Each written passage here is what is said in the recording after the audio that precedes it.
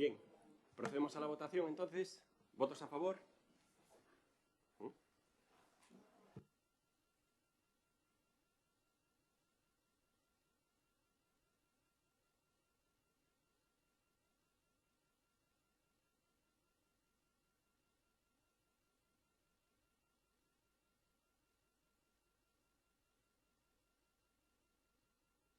Insigno aquí na convocatoria. Punto cuarto. Hai que votar la retirada? No. Vale. Punto cuarto. Ratificación do decreto 387/2025, requerimento da Deputación Provincial relativo á obra incluída no POS 2025, renovación de firmes na carretera municipal 57, 42, Rúa Valle Inclán, Ría de Foz, Rosalía de Castro, Curros Enríquez e Concepción Arenal, incluída no POS complementario 2025. Procedemos a la votación. Sí. Nada, eu iba a tomar a palabra simplemente para decir que, bueno, que era un erro material e que podíamos... venga. Procedemos entonces a la votación. ¿Votos a favor?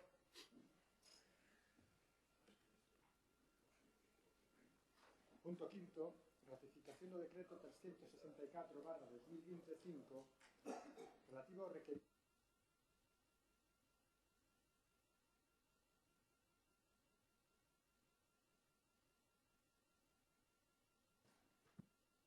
Sí, no, aquí quería facer un comentario breve tamén, porque corrixir o proxecto. Aínda que nos escritos da Diputación pon que hai que redactar un proxecto novo, e de aí, bueno, pois viñan as miñas dúbidas que onte xa solventei con Camaño, falando por teléfono e nada. O noso voto tamén vai ser a favor, unha vez que se corrixen eses erros.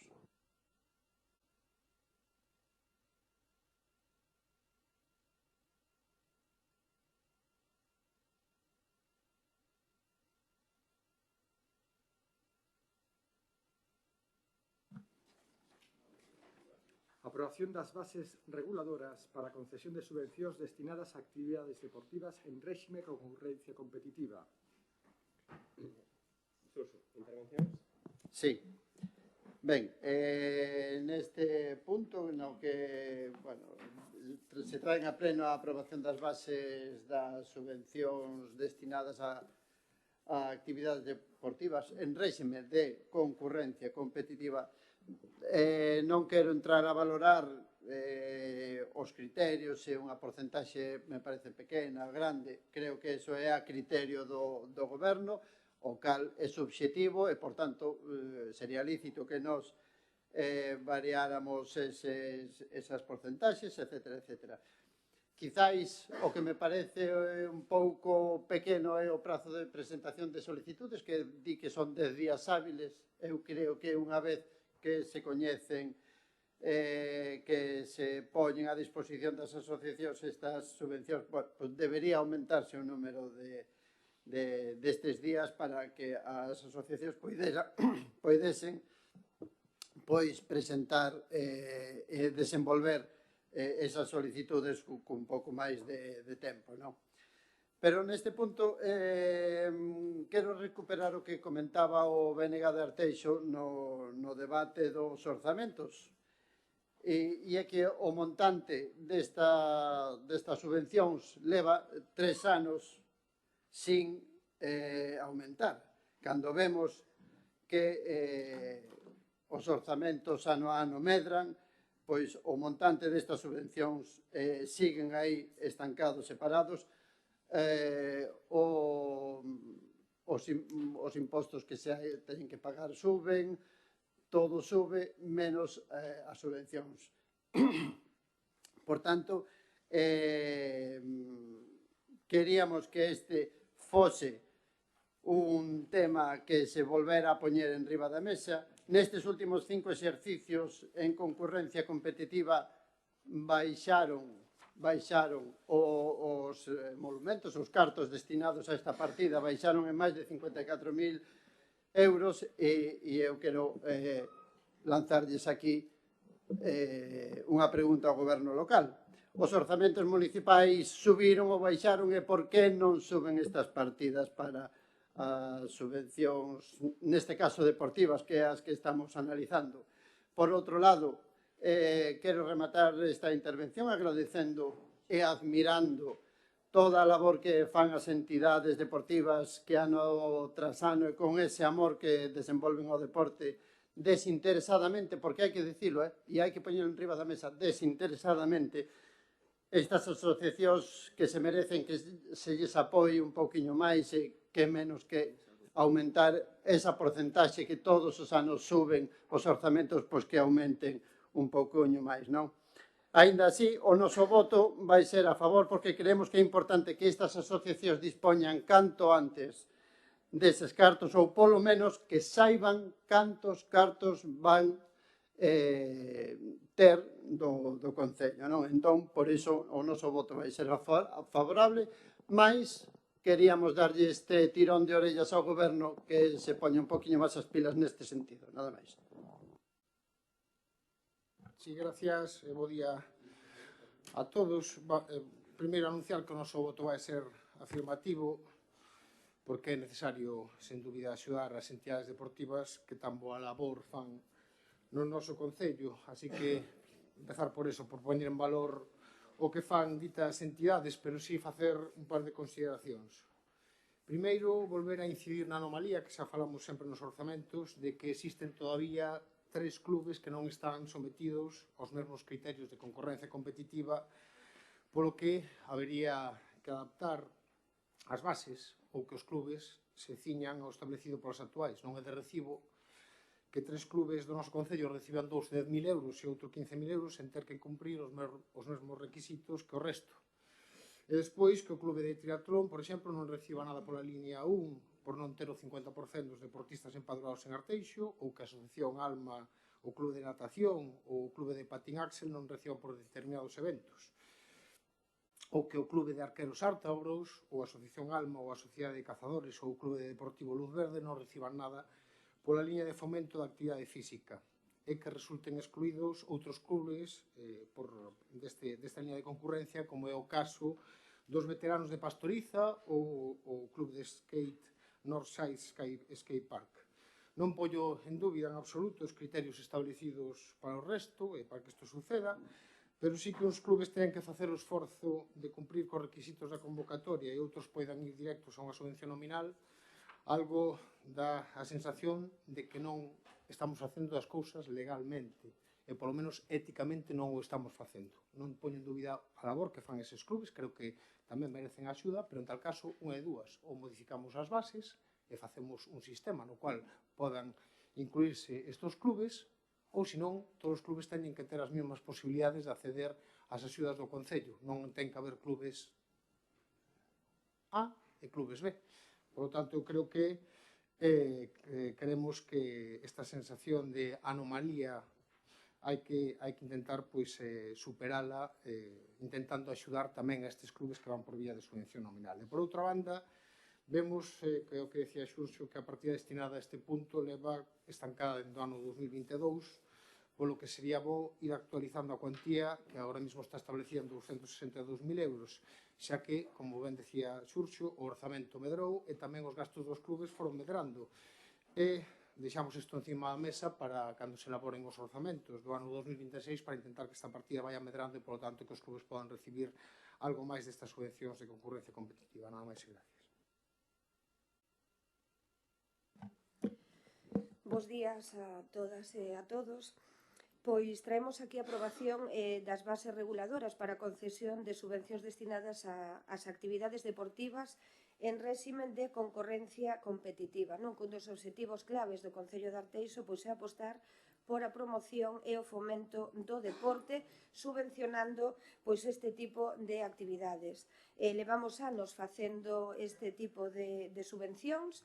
É certo que son subvencións que nun primeiro momento eran nominativas, e logo se ha falado que a intervención municipal e demais é a tendencia ten que ser a que sexa unha concorrencia. Fixose ese esforzo e non fai tantos anos que se sacou a concorrencia competitiva, vale? Que eran todas nominativas.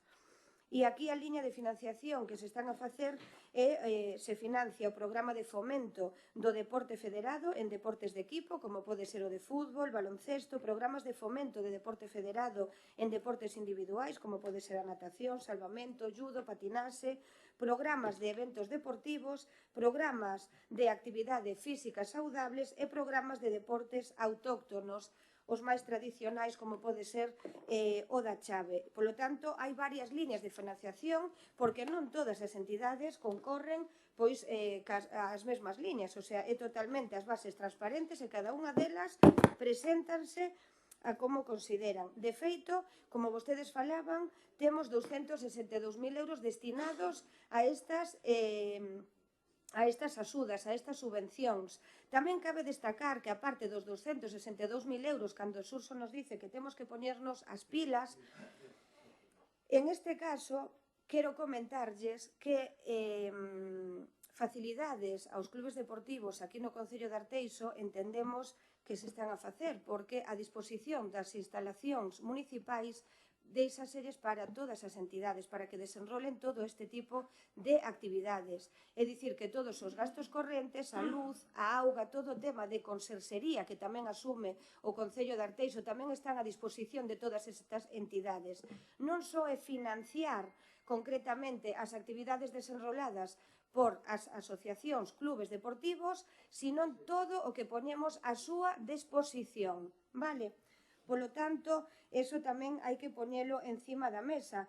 E logo dicir que, en este caso, por un pouco a trayectoria do plazo que comentaba dos 10 días, as entidades e os clubes son coñecedores desto e pola experiencia do departamento consideran suficiente para xestionar este tipo esos 10 días, non? Un pouco a criterio técnico e beneficiarse, polo menos a todo agora que está aberto, véñense beneficiando sobre 24 entidades e en isto tamén chegamos a 2.314 licencias federadas e tamén financiamos 26 eventos e 20 actividades que, como poden ser as escolas deportivas, os campos, o que é a promoción do deporte. Tamén cabe destacar que as cuantías que se venen financiando, en este caso, rondan dende os 48.000 euros, que é a cuantía máxima que se está dando, ata unha cuantía mínima de 500 euros, porque vai en función, dende logo, do que solicita a entidade. Polo tanto, desde aquí, agradecer o traballo que están a facer as entidades, dende logo, e que vamos a seguir apoiándoas en todo momento, como vimos facendo dende fai anos. E, dende logo, dicirlles que en ningún momento se lles fixo ningunha reducción nas cuantías de financiación. Moitas gracias. Ben, comezando por isto último, non se lles fixo unha reducción da cuantía, pero se ano tras ano a vida sube e todos os gastos que teñen as asociacións e entidades suben e non se lles sube proporcionalmente as cuantías que van a levar todas as entidades, pois a verdade é que é como se lles reduciran a cuantía de cartos que se lles dá, non? Eu,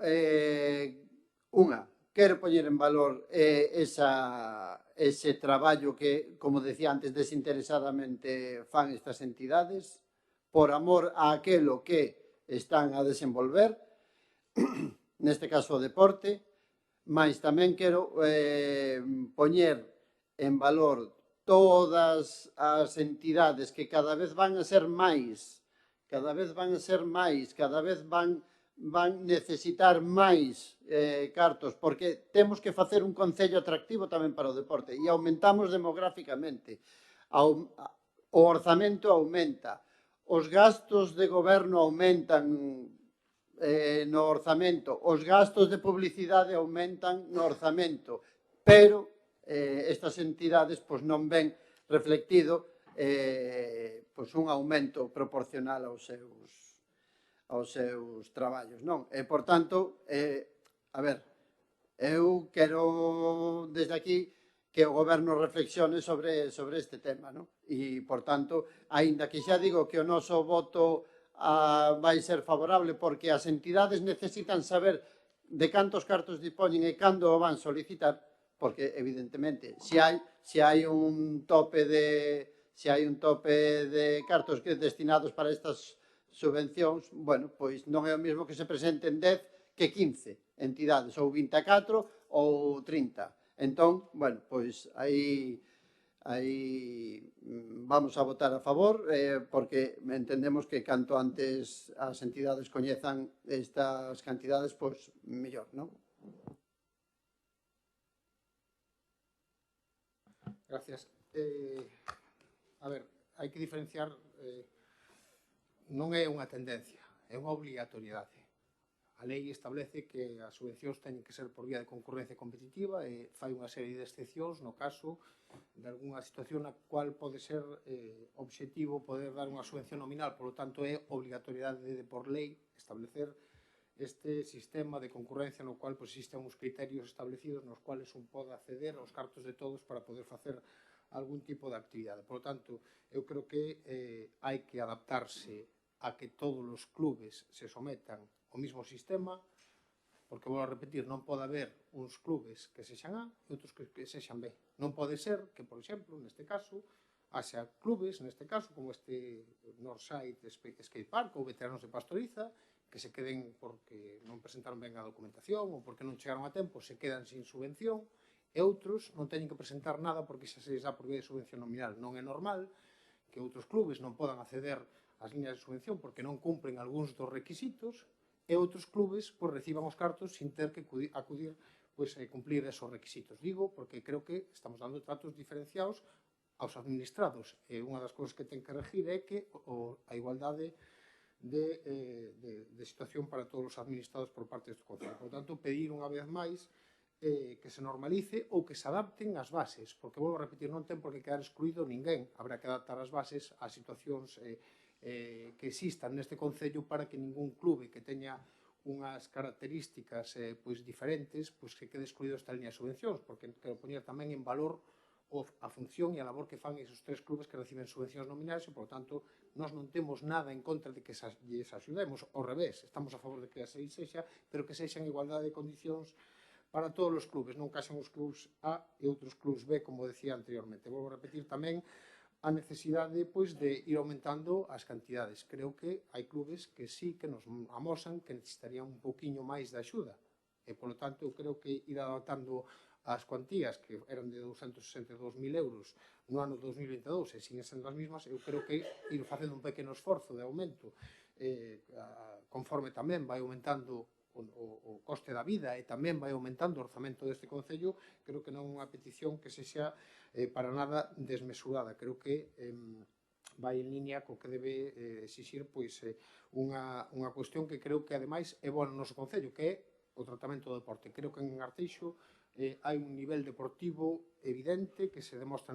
aquí con estes clubes e tamén se demostra coas becas aos individuais. E, por certo, aproveitar para dicir que necesitamos un pabillón xa tiña que estar feito fai anos. O trouxemos en moción e todavía non sale. Espero que saia nos orzamentos do ano que ven. Agradecer o voto favorable de cara a estas bases reguladoras, como digo, que son unhas subvencións para as entidades sociais. Entendo que algo teñen que comentar e algo teñen que dicir. Nos vamos a tomar nota, por suposto, das suxerencias que plantexan, porque efectivamente vai na línea do que estamos a traballar dende hai anos, que é favorecer e fomentar o deporte. Algo teñen que dicir porque gustaríame, por exemplo, Carballo, Culleredo, A Coruña, tamén que comentaran quizáis que cantidades destinan a estes clubes e a estas entidades deportivas, porque realmente podemos dicir que triplicamos, por estudios que temos feito, triplicamos as cantidades de axuda que lle damos ás entidades deportivas aquí en Arteixo, que temos unha partida total, que logo veremos máis adiante, no seguinte punto, as individuais que suman 367.000 euros. E en este caso, como lles dicía, chegamos a 24 entidades. Pódolle mencionar que o Club de Tiro con Arco de Arteixo leva 2.000 e pico de euros. falolle das bases anteriores, que este ano pode variar, vale? Clube de Arqueiros Ártabros 3.245, Club de Arteixo 48.325, a Peña de Autocross 16.000, o Club de Baloncesto 26.500, o Club de Arteixo Balonmano 13.400, o Club Cirquilista de Arteixo 11.000, o Club Deportivo Fervello 12.645, Jarnachas 3.400, Judo Club Arteixo 16.000, Club Deportivo Luz Verde 2.191, Club Montañismo 5.179, Escudirea Arteixo Motosport 1.578, Club de Natación Arteixo 17.964, o Club de Oseiro 553, o de Pastoriza 23.835, o Club de Patín Asel 14.700, Club Patinaxe en Liña Brigantium 3.170, Running Arteixo 100.559, Club Salvamento Arteixo 15.900, Club Sub Arteixo 7.489, Club Teatrón Arteixo 1.340, Club de Xadrez Arteixo 8.208, Club Deportivo Zalaeta 3.336. Son as entidades que optan a este tipo de subvencións e a maiores destas subvencións, como lles digo, o Concello de Arteixo lles facilita todas as instalacións e todos os servicios lles poñen a súa disposición, como é apertura, peche e todos os gastos correntes. E ademais desto non hai clubes A e clubes B. Precisamente como queremos financiar a todos os clubes, vostede menciona, temos concretamente 3 nominativas que son en este caso era co Club de Suevos, o Club de Meicende e o Club de Larín, que reciben o de Suevos 10.000 euros, Meicende 15.000 e Larín 10.000. Precisamente como queremos chegar a todos os clubes, temos estas 3 nominativas concretas que efectivamente a tendencia tomamos as súas suxerencias e estamos traballando para poder adaptarlas e que tamén se metan dentro das convocatorias ordinarias. Por iso que hai que deixar moi claro que non hai clubes A nin clubes B.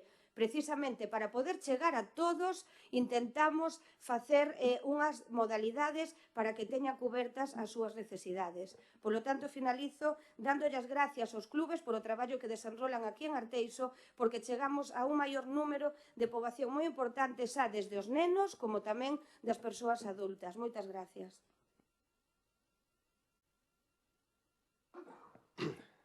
Bueno, por supuesto que entendíamos que algo tenían que decir, también entendíamos que no se iban a atrever a votar en contra. Y, bueno, pues decir que somos el Concello de Galicia de nuestro tamaño que más invierte en subvenciones a los clubes deportivos, de Galicia, el Concello de Galicia de nuestra población que más invierte en subvenciones a clubes y entidades deportivas. Y que, bueno, pues que en este caso ustedes se quejen de la cantidad que damos, bueno, pues yo creo que tampoco ni hacen un análisis específico ni saben exactamente pues, las necesidades de los propios clubs, ¿no?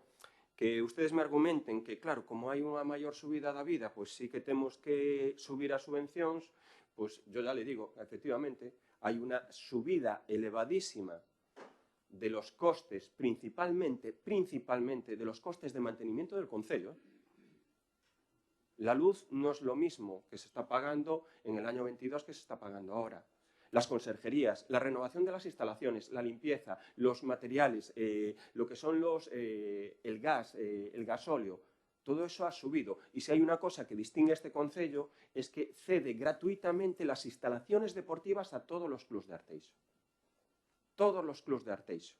Que eso yo creo que es una valoración en positivo, que además nos los trasladan muchos clubs, en este caso las instalaciones que tienen aquí en Arteixo. La mayor subida la asume el concello. Y si quiere, pues oye, vamos a preparar y analizar el coste que teníamos anteriormente y el coste que tenemos ahora, sobre todo lo que son los propios mantenimientos. Y luego, oiga, pues volvemos a decir, clubs A y clubs B, no. Además, hay una crítica reiterada aquí, que siempre había muchas nominativas a las entidades deportivas, que nosotros fuimos, cuando gobernaban ustedes, eran prácticamente todas nominativas. Cuando gobernaba aquí el Partido Socialista, eran todas nominativas. Nosotros, en todos estos años, se ha hecho una evolución para que la mayor parte vaya a concurrencia competitiva. ¿Y que me dice que hay clubs A y clubs B? oiga, si quiere que desaparezca el Meicende, dígalo. Dígaselo a su compañero. Si quiere que desaparezca el Club de Meicende, dígalo aquí abiertamente. Si cree que estamos haciendo un trato discriminatorio con el Meicende, dígalo aquí abiertamente. Si quiere que desaparezca el Club de Suevos, dígalo aquí abiertamente. Dígalo. Queremos que desaparezca el Club de Suevos. Y si quiere, por supuesto, que desaparezca el Club de Larín, dígalo aquí abiertamente. Porque son 3 clubs de entidades deportivas de Arteixo históricas, con unas condiciones y unas singularidades totalmente distintas que los demás, porque algunos de esos clubs te tienen que hacer cargo de sus instalaciones, y que la posibilidad en este caso es ir por vía nominativa. Y luego son los clubs de fútbol que menos subvención reciben.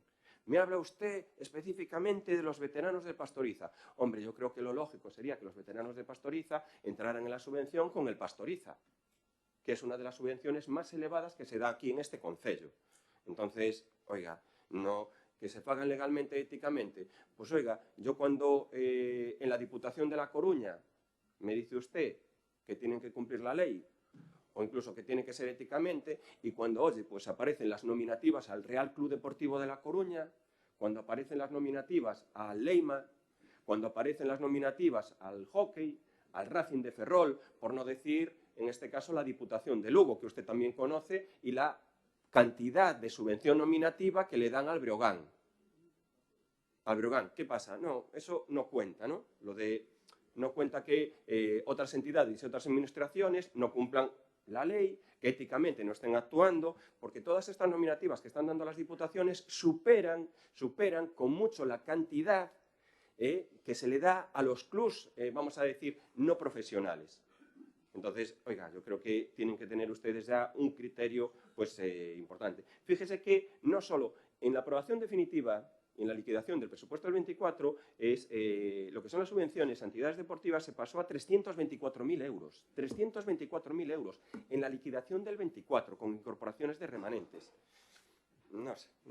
Y luego, también yo creo que es muy importante que nosotros intentemos ayudar y facilitar a los clubs deportivos de Arteixo y yo creo que esto es importante, que también puedan acceder a las subvenciones de la Diputación de La Coruña, a las subvenciones de la Xunta de Galicia y a las subvenciones muchas veces de las propias federaciones. Lo que no puede ser es que sea siempre y exclusivamente el Concello de Arteixo quien tenga que subvencionar, que tenga que pagar todo, actividades, instalaciones, todo que hay en este concello. Entonces, sí que a lo mejor habría que mirar cómo son las subvenciones de la Diputación, la dificultad extrema que tienen muchos clubs para acceder a ellos por la dificultad de presentar la subvención y, oye, pues si todo el mundo colabora y siendo para nosotros una referencia en este sentido que somos el concello también de Galicia, donde más del 50% de su población, y estamos ya superando los 34.000 habitantes, más del 50% de su población está, en este caso, participando en alguna actividad deportiva, de clubes deportivos, instalaciones deportivas de nuestro concello. Más del 50%, que yo creo que eso sí que tendría que ser un orgullo para todos. Procedemos a la votación. Y se me dice pabellón xa. Yo ya no sé lo que quieren ustedes. Pabellón, campo de fútbol, pistas exteriores, pistas de baloncesto, pistas de atletismo, no sé, hoy dicen pabellón xa, seguramente el próximo pleno van a decir campo de fútbol xa, el siguiente van a decir pistas de atletismo xa, no sabemos, no se aclaran ustedes realmente de las propias necesidades que tiene este concello. Procedemos a la votación. ¿Votos a favor?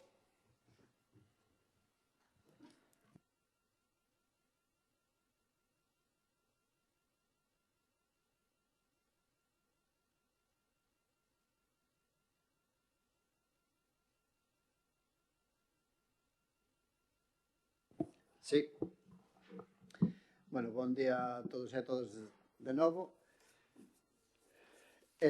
Bueno, un pouco comentado no punto anterior, que tamén eran a aprobación das bases reguladoras para a concesión de bolsa, neste caso de bolsas para deportistas, un pouco tamén continuar na tendencia que comentamos no punto anterior de que siguen sendo os 20.000 euros que desde hai 3 anos e con todo tamén o que conleva, mas e tamén comentar, bueno, pois o noso tamén voto a favor polos mesmos motivos que votamos a favor no punto anterior.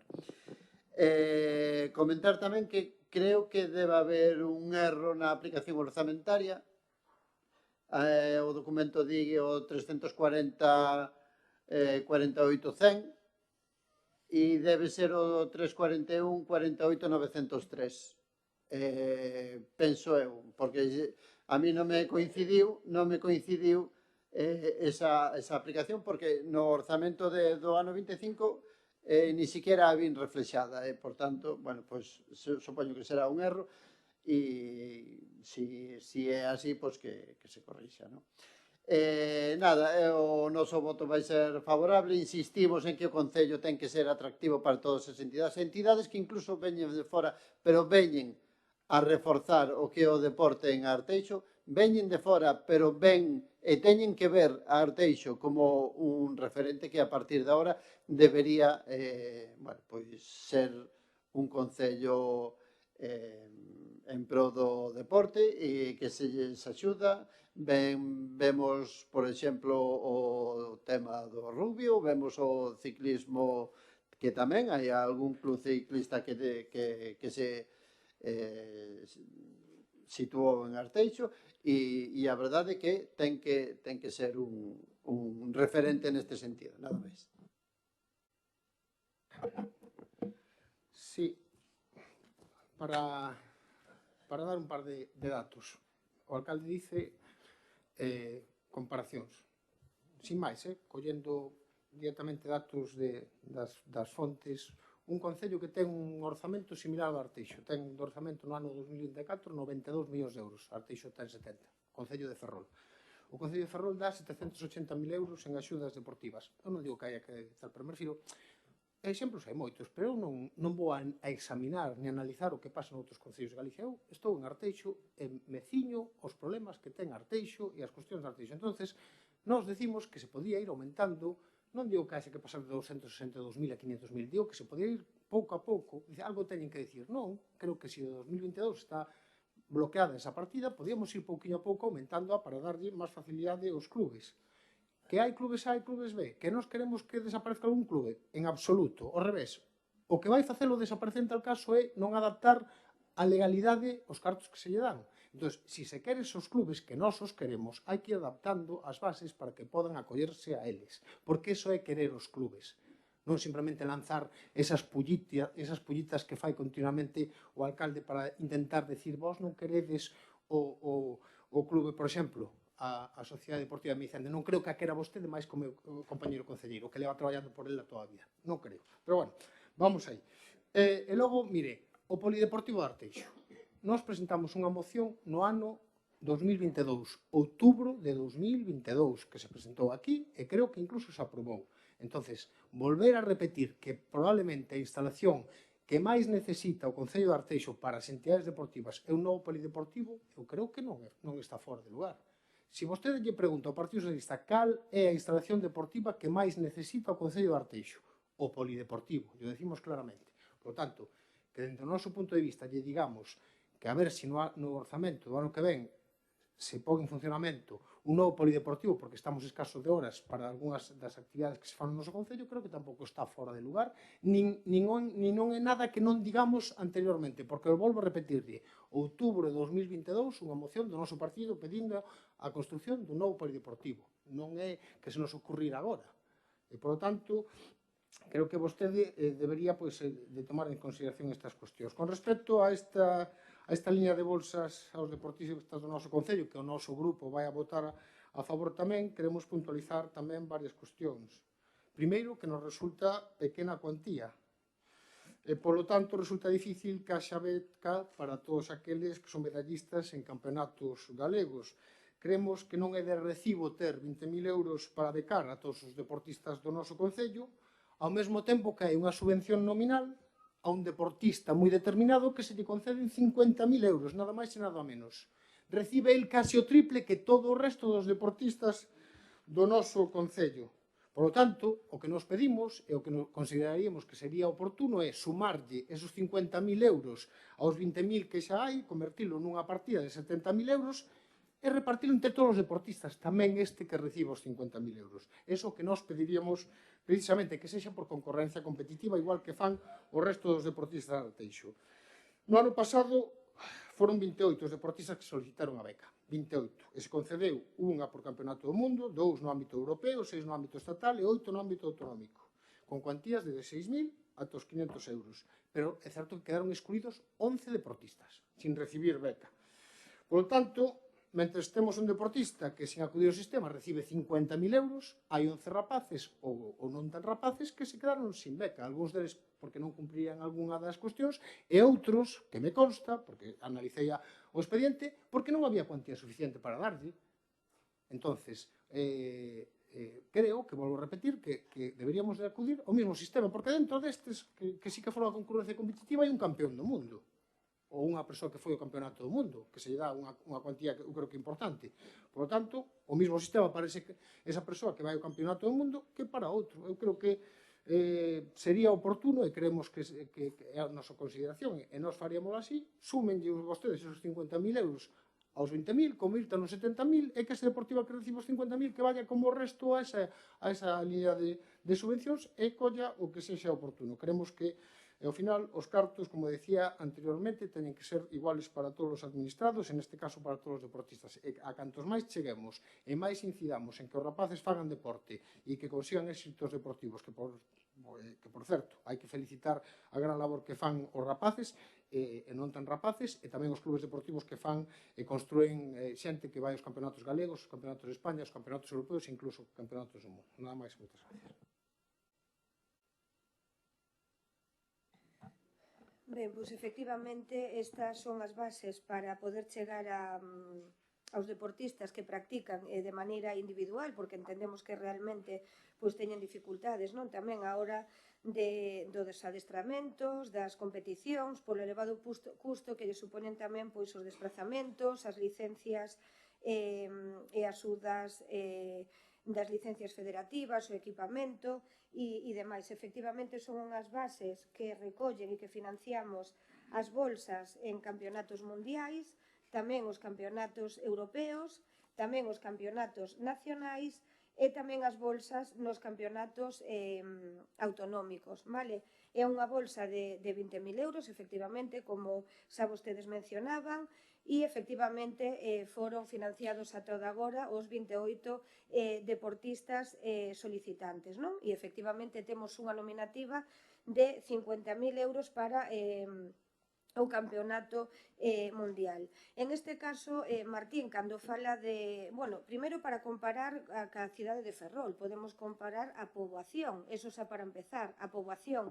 Cando a vostede lle interesa falar de Arteixo, moi ben, e cando non lle interesa falar de Arteixo, tamén. O veremos a posteriori nos seguintes puntos e nas mocións que poidan traer aquí se realmente repercuten en Arteixo ou non repercuten en Arteixo, non? Polo tanto, as pullitas as marca tamén vostede cando fala de se hai A ou hai B e que non teñen que presentar documentación ou teñen que presentar. Cando falamos de subvencións nominativas, o digo por transparencia, e precisamente para aclarar esas pullitas de A e B, cando se financia calquer tipo de actividade, sexa o clube ou a entidade que sexa, teñen que justificala. Independentemente que vaya por concorrencia competitiva ou vaya por unha nominativa, teñen que presentar toda a xustificación. Vale, isto hai que deixalo moi claro de cara ás pullitas de Martín Seco. Eso por unha banda. E logo de cara ás mocións do 2022 e demais do polideportivo, tamén cabe destacar e poñer en valor que vostede sabe que o goberno está a traballar efectivamente en manter, o trouxemos aquí en moitas ocasións, cando falamos incluso do campo de fútbol de Oseiro, cando falamos de tal, de que necesitamos unha instalación, non porque o diga vostede aquí, sino que realmente o goberno aposta por ese tipo de instalacións e a día de hoxe lle recordo que fixemos unha piscina municipal non fai tanto tempo na zona norte de Meicende, fixemos o campo de fútbol de Pastoriza e polo tanto vamos actuando de maneira progresiva na medida que poidamos. Entón, a día de hoxe, como sí que hai unha planificación e xa fixemos todas esas infraestructuras deportivas, pois en breve, na medida que se poida, se vai a facer ese polideportivo, pero non porque o anuncie vostede, sino porque isto só anunciou o goberno, como vostede ben di, en plenos anteriores e incluso públicamente en outros entornos, de que é unha necesidade e se vai apostar sin dúbida por ese tema. Por tanto, remato, dende logo, agradecendo aos clubes deportivos a labor que están a facer, dicir que o goberno lles apoia en todo momento para seguir traballando e fomentando o deporte, igual que aos deportistas individuais, e seguiremos escoitándolos para recoller todas as suxerencias, igual que as que vostedes plantexan hoxe aquí, e seguir canalizando na mellora do deporte en Arteixo. Moitas gracias. Sí. Brevemente, porque creo que está todo dito e hai que facer un comentario. Señores do PP e señores do PSOE, a veciñanza non entende de pollitas. A veciñanza non entende de pollitas. O que hai que facer é mirar o que se pode mellorar e leválo a cabo. E a quen lle toque o goberno nese momento ten que valorar o que di a oposición para leválo a cabo. Nos comentamos que tanto as subvencións de concurrencia competitiva para actividades deportivas como para as bolsas de deportistas comezan a estar escasas e que debería o goberno local tomar en consideración o que, por exemplo, di o BNG de Arteixo, que deben aumentar proporcionalmente ao que aumenta o orzamento. E eso é basicamente o que di o BNG de Arteixo e deberíase levar a cabo, porque non estamos falando de doblar cantidades ni moito menos. Estamos falando de axudar a xente que desinteresadamente leva a cabo unha labor, neste caso deportiva, que merece o noso respeto e o noso quitarnos o sombreiro ante eles. Entón, que ademais levan a Arteixo polo mundo adiante, polo Europa adiante, por Galiza adiante, por Coruña adiante, elevan o nome de Arteixo. E normalmente o fan moi ben. E, por tanto, deberían tomar en consideración aquelo que o BNG di, nada máis. Sí, no, eu non lanzo pollitas, me refiro que se fan consideracións e creo que é interesante sabelo.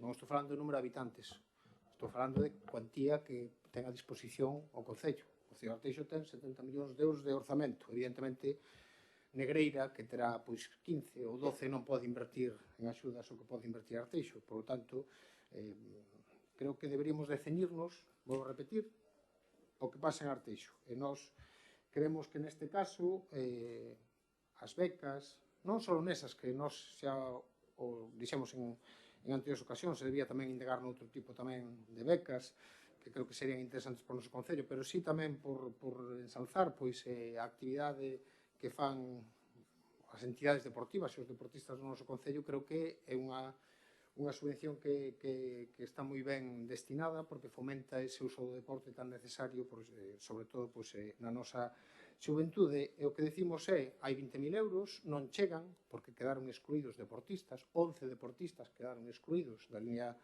de subvencións do ano pasado e, polo tanto, eu creo que sería importante subilo e para elo teñen vostedes moi fácil, non fai falta mover máis nada no orzamento que eliminar esa subvención nominal que se lle dá a un solo deportista de 50.000 euros, sumar os 20.000, facemos 70.000 e repartimos en todos en igualdade de condicións. Eu creo que sería máis que suficiente, quedaría máis que cuberto as becas que se podían dar aos nosos deportistas, que vou repetir, deberíamos de tratarlos a todos igual, porque eu non digo que haxa clubes A e clubes B, a deportistas A e deportistas B. A realidade, o que está encima da mesa é que hainos. Se un deportista individual recibe 50.000 euros por subvención nominal e logo outros deportistas de talla de campeonato do mundo, por exemplo, Unai Cereijo por ir a un campeonato do mundo, se lle dan 6.000 euros. E a un rapaz que vai a un campeonato galego se lle dan 500. Non hai A e B cando a ese Unai Cereijo se lle dan 6.000 e a un deportista individual se lle dan por subvención nominal 50.000? Sí, hai deportistas A e deportistas B. Se o clube skateboard Northside non recibe subvención e outro sin ter que acudir á concurrencia competitiva recibe tal, hai clubes A e clubes B? Sí, Entonces, nos decimos, apoyemos a todos, pero fagámoslo en igualdade de condicións, que todos teñen as mesmas condicións para acceder ás axudas do Concello. Creo que teñen o sistema encima da mesa, facilmente aplicable, que sumar esos 50.000 a esos 20.000 e ir con todos. E co tema das subvencións ao resto dos clubes deportivos, eu creo que hai que ir adaptando para que ningún club quede fora, pero que este adaptado para que todos podan ir da mesma forma, porque unha das cousas que hai que garantizar é que todos os administrados teñan o mesmo tratamento por parte do goberno local. Nada máis, moitas gracias. Bueno, agradecer de novo o voto favorable e tamén que vostedes de alguna maneira se preocupen por este tema e fagan aportacións. Vamos a ter en conta as suxerencias que nos plantexan e nada, sí que quero deixar de manifesto e poñelo sobre a mesa de que hoxe aquí teremos a aprobación das bases para entidades deportivas e tamén para deportistas a título individual con un importe total de 367.000 euros. Vale? Eso que traemos a aprobaros aquí, independentemente das pullitas e de que queiran votar abaixo ou que queiran falar do que non corresponde, pois, bueno, en este caso, remato dicindo que quero agradecer, dende logo, as entidades a labor que están a facer e que, dende logo, como o Departamento de Deportes está en contacto directo, ademais con eles, calquer suxerencia a maiores que queiran trasladar para recollelas e seguir traballando na liña deles, pois estamos abertos, como sempre, e nada máis, darlles as gracias por o seu voto favorable. Bueno, yo creo que ya va a ser un tema generalizado, donde el Partido Socialista lo va a llevar como mantra de que el Concello tiene 70 millones de presupuesto, 70 millones, yo creo que en cualquier sitio al que vaya usted va a tener esa palabra en la boca, y que claro, que el Concello tiene que hacerse cargo de todo, ¿no? O Concello, un Concello rico, e o Concello ten que facer todo. Ahora veñen polo pabellón, fai uns meses polo campo de fútbol. Non sei, vamos a ver como evoluciona según a ocurrencia ou según vai ao vento, vostedes van a explicar. Mire, se seguíramos o criterio que din vostedes de aumentar en proporción que aumentou o presupuesto, este ano non aumentou o presuposto, non aumentou absolutamente nada, mínimo. Pero este ano non aumentou o presuposto. Este ano o presuposto é máis elevado porque se incorporou o tema da sentencia da Ugarza, que houve que incorporar 3 millóns e pico de euros e houve que pagar 2 millóns e pico de euros. Entón, non aumentou o que é o presuposto. E logo, non é verdade, a vostede, sobre todo para o Partido Socialista das Pullitas, non é verdade que ningún dos deportistas individuais quedara excluído por falta de crédito. Non é verdade. Non é verdade. Non é verdade. Bueno, é verdade. A verdade sempre a marca vostede. E senón, a cambia. A verdade é a que sempre di vostede. Non. E iso o poden decir o que son os técnicos deste Concello, que non. Si, tamén é verdade que, mire, tamén lle agradecería, isto é unha cuestión que sí que lle vou a trasladar a vostede, que se ten vostede algunha dúbida, fale tamén ca Concelleira de Deportes. E que o que non pode facer é chamar ás 9:40 da noite ao técnico de deportes para preguntar sobre este asunto que ven aquí ao pleno. Este a vostedes sí que non repercute, non señor, non pode chamar a un técnico municipal ás 9:40 da noite. Non lle chamou vostede a él. Bueno, isto é o meu punto de intervención. Vostede mandoulle un mensaje primeiro, el lle contestou, e lle mandou un mensaje ás 9:40 da noite. E non pode, é que un traballador municipal, vostede non pode interrumpir a vida dun traballador municipal ás 9:40. E, sobre todo, sí que pode interrumpir, neste caso, e se necesita a información necesaria, pois falar ca Concelleira de Deportes, que non falou, que non... Como? Non, é que lle vou decir que ningún funcionario, a partir das unha hora prudencial, non lle digo, bueno, a partir das 8, que non pode atender, neste caso, a nadie que vaya a preguntar por que lle entorpece o que é a vida familiar, a súa conciliación. 9:40. Bueno, yo vou trasladar eu. Ás 9:40, Ás 9:40 non pode ser. E logo que sí que... Que pasa? Non, home. A ver, eu creo...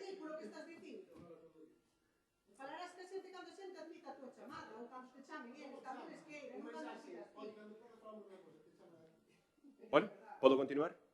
A ver, vostedes que sempre teñen unha defensa a ultranza dos traballadores municipais, dos traballadores en sí, da conciliación da vida laboral, da reducción da xornada laboral, non teñen ningún escrúpulo ás 9:40 da noite, pois chamar e molestar a un funcionario na súa actividade familiar, en vez de cando ten toda a disponibilidade de falar ca concelleira. Que pasa? Non lle gusta? Yo non interrompo. Yo se queres interrompo tamén, Non tengo ningún... Yo interrompo tamén. Sí. Debato? Eu debato. Non me mande usted... No me mande usted lo que tengo que hacer. Lo vuelvo a decir. No me mande usted lo que tengo que hacer, que yo se tengo que hacer. E que pasa? Si cuando vostede se lle din as cousas e se molesta, se lle di que non hai ningún deportista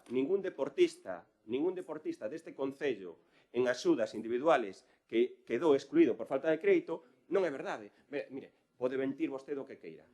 Ao final, que valoren aquí os veciños, non? E pode seguir... A ver, eu na próxima intervención tamén interrompo, ou cando presente vostede unha moción tamén vou a interrumpir. Non me mande a hacer lo que quiera. Tranquilo, Martín, no señales. Tranquilo, estate tranquilo. De verdad, no estés nervioso. Tranquilo, yo soy un cobarde. Luego estamos con el tema de las... Sí, estamos con el tema de los insultos. Pero usted cree que hay alguna persona más cobarde... Martín, ¿hay alguna persona más cobarde?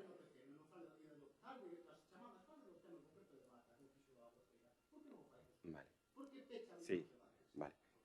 No, cuando quiera, sí, efectivamente. Pero vostede cree que hai... De verdad, tranquilo. Vostede cree que en Arteixo, os veciños de Arteixo, saben cal é o político máis cobarde deste concello?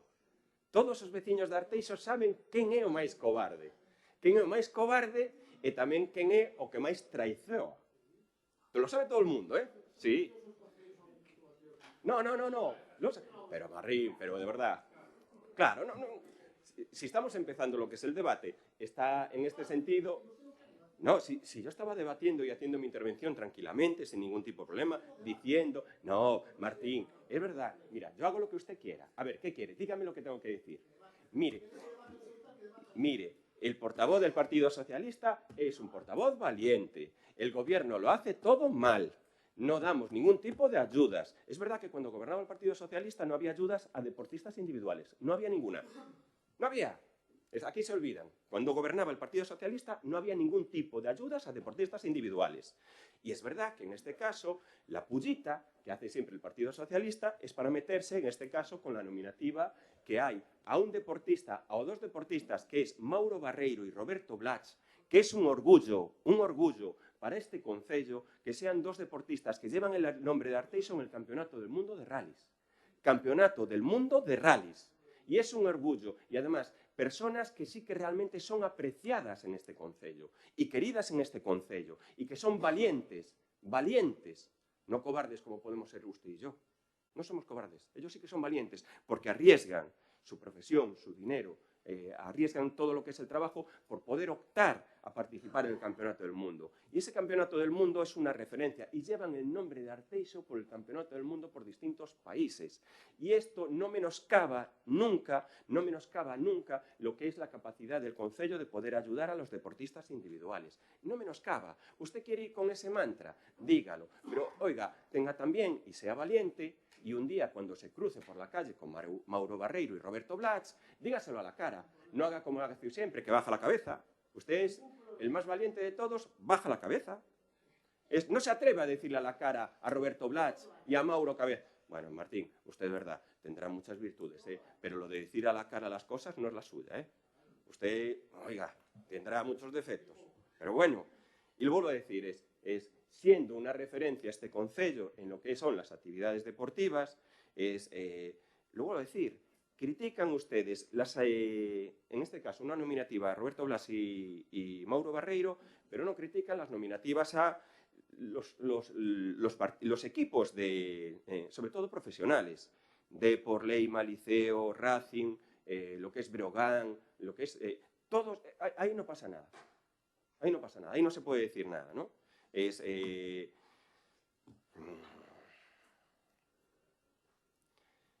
luego, yo por supuesto sí que, y creo perfectamente que en este caso, claro que Fernando defiende al Club Meicende, claro, y también le tengo que decir que si no fuera por el apoyo dado por el Concello de Arteixo, el Club de Meicende a día de hoy no existiría. No existiría. No existiría. Ah, bueno, vale. Estamos hoy graciosos. No existiría. Y es más, y fíjese cuando hacemos... Bueno, pues oye, es una opinión, habrá que hablar también con la gente del club, decirle, no pasa nada, critican también que se le dé una subvención nominativa, pues oye, es un tema que sí que tiene ayuda. No, a día de hoy no existiría. No existiría. Y aún encima que el Concello está renovando constantemente lo que son las instalaciones. Tampoco existiría el Larín si no ayuda al Concello. Es que tampoco... Y mira, la mayor parte de los clubs de este Concello, sin las ayudas del Concello, no existirían. Es que es la realidad. La mayor parte de los clubs de este Concello, sin las ayudas que da este Concello, que no las daba el Partido Socialista, no existirían. Dicho por ellos, no existirían. El Meicende sin la ayuda del Concello no existiría. Sin la colaboración del Concello no existiría. Y a veces esas pullitas, oiga, pues a veces que su compañera desprecie o diga, critique el gimnasio que se hizo en Meicende, pues oiga, no sé qué tal le parece a usted. Tremendo gimnasio se hizo al Meicende. Lo dijo su compañera Ana Cedeira. Tremendo gimnasio se hizo en Meicende. ¡Qué lujo! Palabras textuales de su compañera. Bueno, mírelo usted, revíselo usted. Yo sé dónde lo dijo. Es criticando lo que es el tema de... Parece que... no, el Concello no ayuda al Meicende, pero claro, cuando el Concello hace un gimnasio y unas instalaciones deportivas buenas para Meicende, la criticamos. Porque, claro, hay otros sitios donde no hace los gimnasios. Esa es la actitud de ustedes, joder. Ustedes me llamaron a mí cobarde. Yo no les voy a llamar a ustedes cobarde porque la valoración de ustedes la hace el pueblo. Y la hacen los vecinos de Arteixo, y las hacen los vecinos de Arteixo cada 4 años. No, y debato, y luego replico, ¿qué parece? ¿Les parece mal?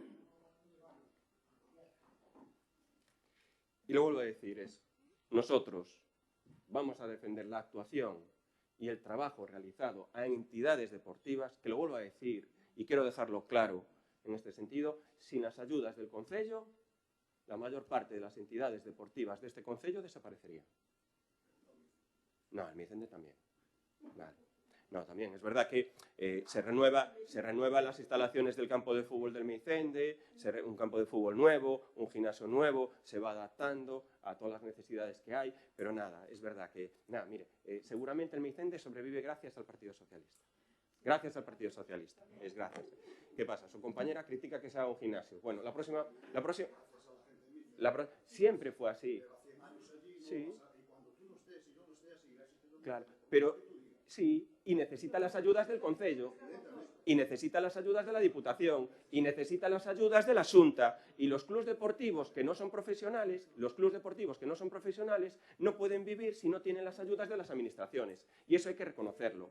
Y las ayudas de esta administración al Meicende se han doblado o triplicado de cuando estaba gobernando el Partido Socialista. ¿Que eso no te acuerdas? Claro, doblado y triplicado de cuando gobernaba aquí el Partido Socialista. Bueno, entonces, procedemos a la votación. ¿Votos a favor?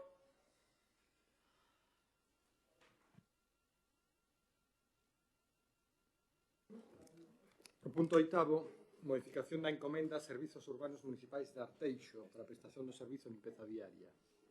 Este hay que retirarlo. Sí, este punto retírase. Se retira del orden del día también. El 8. Falta el informe de fiscalización. Falta el informe de fiscalización. No queremos traerlo aquí sin el informe de fiscalización. Se traerá para el próximo pleno. ¿Para el próximo pleno? Sí. ¿Para el próximo pleno? Sí. Estamos terminando lo que es la liquidación de lo que son los presupuestos del 24, y entonces sí que en el próximo pleno se traerá. Punto 9º, aprobación definitiva da modificación do Regulamento Orgánico Municipal.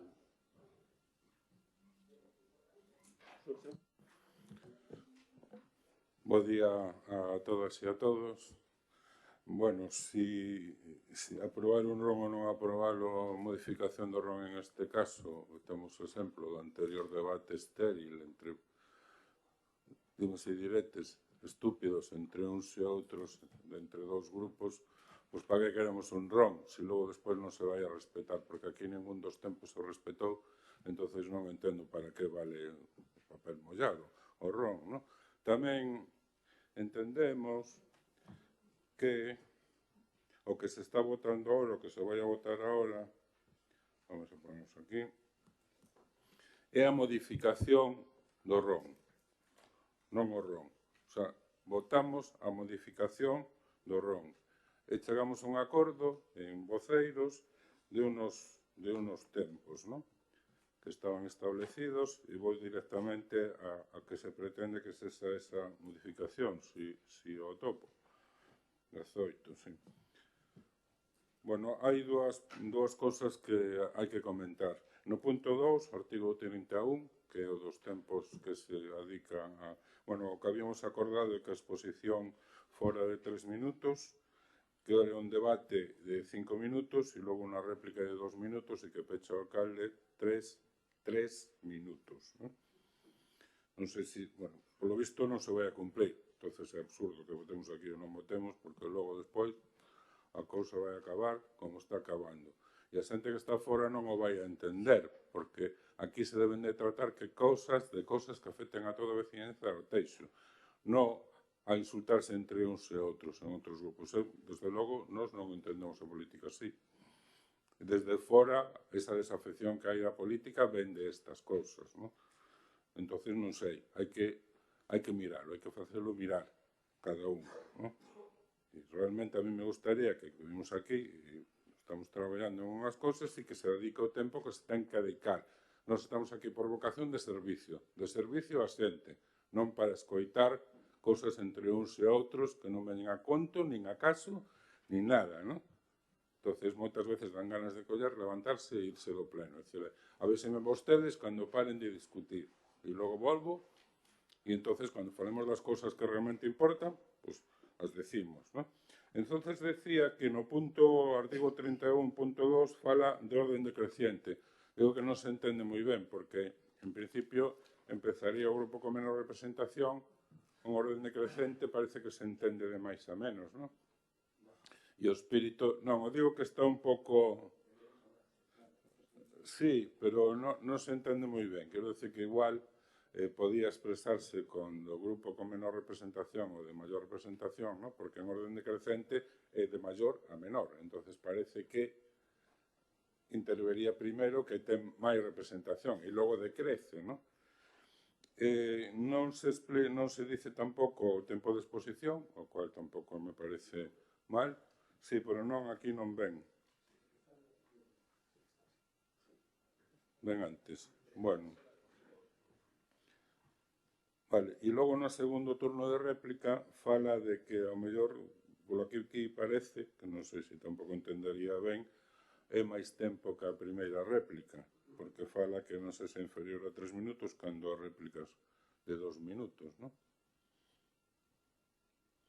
A réplica se fixa en 2 minutos e a contrarréplica se fala de que, sen que sexa inferior a 3 minutos, a mitade do tempo acordado para a primeira intervención, non?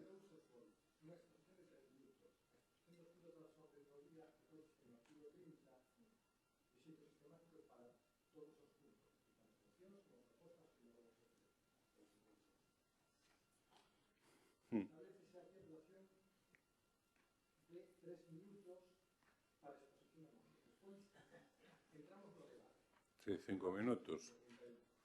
5 minutos. A réplica 2 minutos. Unha primeira intervención de 5 minutos para todos e despois unha segunda intervención do terceiro de 2 minutos. Sí, pero bueno, aquí como ven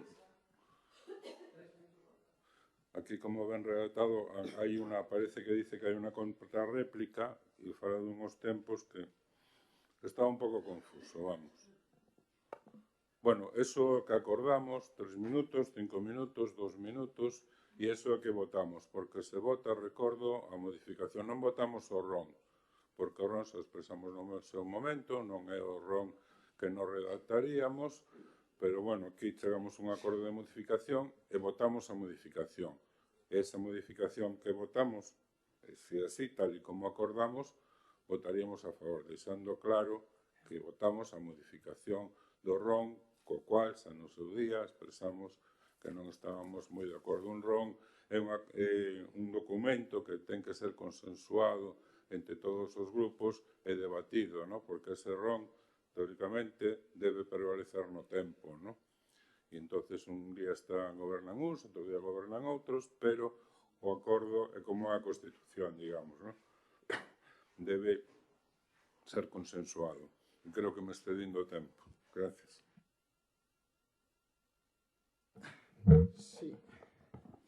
Non estou de acordo con eso. Cando un vota un texto completo, vota un texto... Me refiro jurídicamente. Jurídicamente se modifica o RON e se vota o texto completo que é o acordo. O acordo dice, se modifica o RON e votas este texto, por lo tanto, jurídicamente me refiro, tú cando, imagínate, para poder apelar ou facer un recurso para poder facer moitas veces tens que votar en contra, evidentemente, porque te obliga a lei. En este caso votas a modificación completa. Pero, bueno, é unha cuestión xurídica. En primeiro lugar, sobre este tema, sí quería agradecer que se volvese a cordura no sentido de que evitáramos a modificación do RON que se introducía inicialmente, que privaba a oposición dunhas condicións mínimas para facer o debate.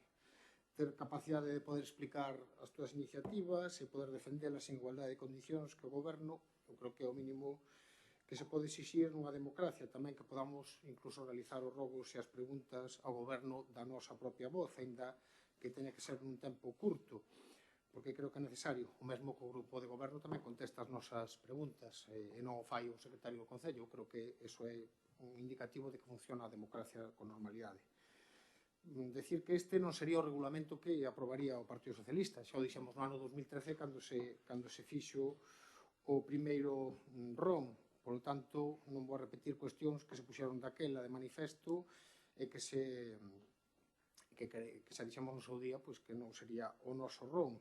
E se fosen outras circunstancias, polo texto completo, como fixemos en outras ocasións, o noso grupo votaría en contra. Pero imos a facer un exercicio de responsabilidade e dado que fomos a buscar acordos e non foi precisamente este grupo que presentou unha serie de alegacións que foron recollidas e atendidas por parte do alcalde, vamos a facer un exercicio de responsabilidade para absternos neste punto, agradecendo, ademais, que se aceptase esa proposta de mínimos que facíamos e pedíndolle, unha vez máis, ao alcalde neste sentido, polo que eu me refiro, aquí non hai un tema de pullitas, nin non hai un tema de non respeto. Eu creo que mentre debato coa voceira do Partido Popular non pasa nada, cada un da súa explicación, cumplimos os nosos tempos escrupulosamente e non hai ningún tipo de problema. O problema xurde cando, e por iso me refiro, o Partido Popular pode expoñer por parte de calquera dos seus concelleiros ou pola súa voceira ou por parte do alcalde. Se quere debatir con nós, fagamos un debate no sentido de que ahora interveño eu, interveña vostede despois e tal, e debatamos, e non cerre abrindo os debates e facendo consideracións sobre cuestións que o único que fan é volver outra vez a empezar un debate que podría quedar pechado simplemente como queda cando debatimos co voceiro do Partido Popular. Por lo tanto, eu creo que se debía facer un esforzo por parte do alcalde de dirixir o debate, de establecer as quendas e dicirle aos intervintes, a min tamén, oye, vostede rematou, por favor, vaya terminando. É unha cuestión que ten que facer o alcalde porque só el o pode facer porque dirixe o debate, ele é a persoa que dirixe este debate, o presidente do pleno. Que se quere debater calquera tema concreto con nosotros, o faga, pode facelo tamén, en vez de o seu voceiro, pois debata vostede igualdade de condiciones con nosotros, non temos ningún tipo de problema e así evitamos esas cuestións que pasan nese peche, no cual se intenta volver a abrir debates que creo que xa están pechados. E vou dicir que os rogos non son preguntas, me refiro, o goberno está obligado, nas situacións que sexan oportunas, a contestar as preguntas. Os rogos non se contestan, é unha pérdida de tempo. Se vostedes queren facer alguna puntualización, me parece correcto. Tamén me gustaría facer unha proposta, pero tamén é unha cuestión de opinión persoal. A mí sí me gustaría que cando se trae calquer tema a consideración da oposición, me refiro, por exemplo, agora se eliminou da modificación da encomenda de recollida do lixo, que os concelleiros responsables, ou o alcalde, ou quen sexa, explicar o punto. Esa exposición que facemos cas mocións todos, que houbera un concelleiro que dixera, mira, vamos a modificar por isto, e vamos a facer isto, porque eu creo que é o inicio do debate, logo empezaremos a debatir sobre se iso o consideramos oportuno ou non. E creo que iso moitas veces pois non se fai, e creo que sería unha cuestión interesante. Eu creo que se cumpríamos este tipo de cuestións que estou dicindo que son simples e que é o que fai a maioría de casas consistoriais de toda España, faríamos un debate moito menos agrio, sería máis levadeiro, independentemente de se somos máis voraces, máis duros, menos duros, eso xa non é un tema importante. Cada un ten o seu estilo e tamén fai a oposición que cree convinte, gústelle ou non lle guste a quen este do outro lado, pero iso é unha cuestión. Pero eso non significa que non haxe un debate productivo e que cada un faga a súa exposición sin faltarlle ao respeto ao que ten enfrente, porque creo que sería unha boa forma de rematar rápido os plenos e rematalos ademais con bo espírito, non máis eu. Bueno, decir que sí que es verdad que se intenta consensuar lo que es esta modificación del RON. Se habló con los grupos políticos, incluso se aceptó la propuesta del Partido Socialista de un poco de regular lo que son los tiempos y, bueno, llegamos al acuerdo, sobre todo para que esto se va a aprobar, se va a votar ahora, ¿no? Es en los temas expositivos 3 minutos de exposición, en las mociones 3 minutos de exposición. Pensar muchas veces que vuestras mociones a veces exceden de los 5 o 6 minutos lo que es la exposición, ¿no? Entonces hay que ceñirse. Yo ahí sí que vamos a intentarlo dentro de las posibilidades que tengamos, como dice Martín, de advertir también de los tiempos para todos. Y después sí que hay un turno de intervención de 5 minutos decrecientes de menor a mayor. Por ejemplo, si presenta una moción el Partido Socialista, 5 minutos alternativa, 5 minutos el bloque, 5 minutos el Partido Popular y, en este caso, en este primer debate, cierra el Partido Socialista. Y después se produce lo que es, si hay réplica, la solicitud de réplica, pues hay también lo mismo, 2 minutos alternativa, 2 minutos, en este caso, bloque, 2 minutos el Partido Popular, y cierra, en este caso, el Partido Socialista, en el ejemplo de lo que son las mociones, ¿no? Y lo que se hace, vamos a decir así, se autoimpone que el cierre, en este caso del alcalde, se limite a 3 minutos. Yo creo que es la mayor autoimposición o lo más restrictivo que se hace dentro de la participación del Pleno, se lo hace el propio alcalde. No digo que no tengáis razón, que yo creo que muchas veces sí que se tiene razón. Y tengo que, probablemente, el alcalde o la persona en quien delegue, eso es también importante, que puede cerrar el debate el alcalde o la persona, o el concejal en quien delegue. Pero sí que hay que intentar, en este caso, ceñirnos a esos tiempos de 3 minutos de intervención, de última intervención, y no exceder. Que muchas veces, lo vuelvo a decir, quien más alarga, en este caso, lo que son los plenos del debate, es el propio alcalde. Entonces, dentro de la aprobación y la modificación de este RON, la mayor limitación que se autoimpone es al propio alcalde en intervención de cierre. Y luego, que la otra modificación que hay, y sí que vamos a pedir lo que es el cumplimiento estricto, es que en vez de los ruegos y las preguntas que los lea el secretario, se permite que los ruegos y las preguntas los lean, en este caso, los partidos que la proponen, pero hay 3 ruegos y 3 preguntas.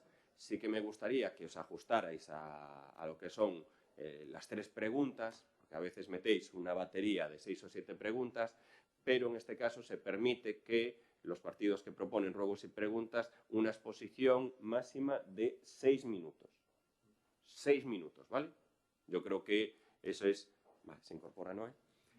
6 minutos de exposición. Y luego quiero dejarlo también aquí claro que, en este caso, el grupo del gobierno va a contestar siempre, si lo considera necesario, los ruegos. Va a contestar siempre, si lo considera necesario, los ruegos.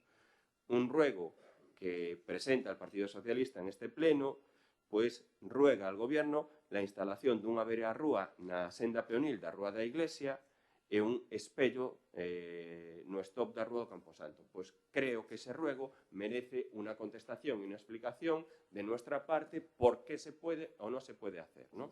Entonces, yo creo que queda claro, en este caso, para aprobar el RON, cuáles son las modificaciones y, bueno, pues a partir de ahí, pues yo creo que intentar desarrollarlo dentro de lo que es el debate, cumpliendo básicamente lo que son los tiempos, ¿no? Estamos, no sé si quieres, estamos en el tema del RON. ¿Estarías en la segunda intervención?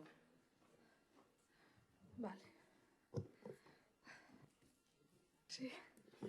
Bos días a todos e a todas. Perdonade o retraso. Te damos tiempo para respirar, si quieres. Sí, veño un pouco ajetreada, verdad.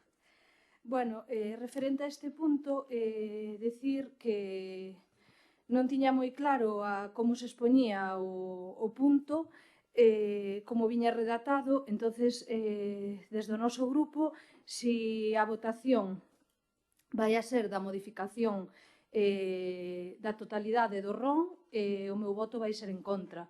Pero si a modificación é sobre os puntos concretos que tratamos tanto na portavocía como nas comisións, e que, bueno, neste caso se aceptou as propostas do PSOE a cal nos compartimos, pois o meu voto vai ser a favor, porque non tería sentido que o dixera nas comisións que estaba a favor desas propostas e que nos parecían razonables incluir e modificar o RON e agora que o vote en contra. Si se vota eso o total do RON, porque hai puntos que nós non compartimos e que xa manifestamos en ocasións, o voto será en contra. Si son esas modificacións puntuales, o meu voto vai ser a favor, porque creo que sí que hai que limitar os tempos. Non é normal salir dun pleno ás 5 da tarde, que non quere dicir que eu non queira estar aquí hasta as 5, ao final é o meu traballo, senón que ese tempo non é invertido para tratar os asuntos que veñen ao pleno e os problemas e melloras que incumben os veciños de Arteixo, senón que a maioría dese tempo é para enfrentamentos e para temas que os cidadáns pouco ou nada lle importa. En referente aos rogos e as preguntas, estou de acordo que as podamos expoñer os portavoces ou os compañeiros que forman cada grupo, porque podemos darlle voz ao noso traballo, entonces, bueno, pouco máis que decir. Que si é votar as modificacións, eu estou a favor desas modificacións, pareceme coherentes e correctas. Si é votar, pois, todo eso, todo o que incluye o RON, pois non, porque eu, por exemplo, non estou de acordo que se fagan os plenos pois no horario que se fan e sempre de mañáns. Entonces, xa sería un punto no que eu non estou de acordo, como outros tantos. Nada máis que decir, non sei se xa aclarache deso contido do punto que eu non escoitei ou... Isto é a aprobación dunha modificación únicamente do réxime de intervención. O que sucede é o que xa expusen na Xunta de Voceiros de que por razóns de seguridade xurídica hai que transcribir íntegramente como queda o texto unha vez modificado, porque senón os veciños, se nós únicamente adoptamos un acordo de modificas o punto terceiro do artigo 31 e o publicamos no Boletín Oficial da Provincia, despois cando un veciño quere ver como funciona o Concello, non lle vale andar collendo o texto inicial e despois buscando nos boletís como quedou o artigo 31.3 e andar comparando. Por razóns de seguridade xurídica, hai que refundir os textos normativos. Isto é unha modificación puntual do ROM, non é unha aprobación nova do ROM. E, de feito, o informe xurídico versa exclusivamente sobre estes puntos que se modifican.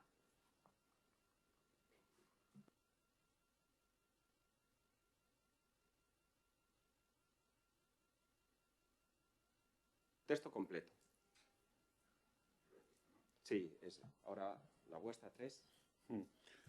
Bueno, cando antes falaba de orden decrecente, tal era o texto que parecía que non estaba, se entende que está claro, tal e como expresou o alcalde na súa anterior intervención, que é o que acordamos en voceiros, pois efectivamente é así.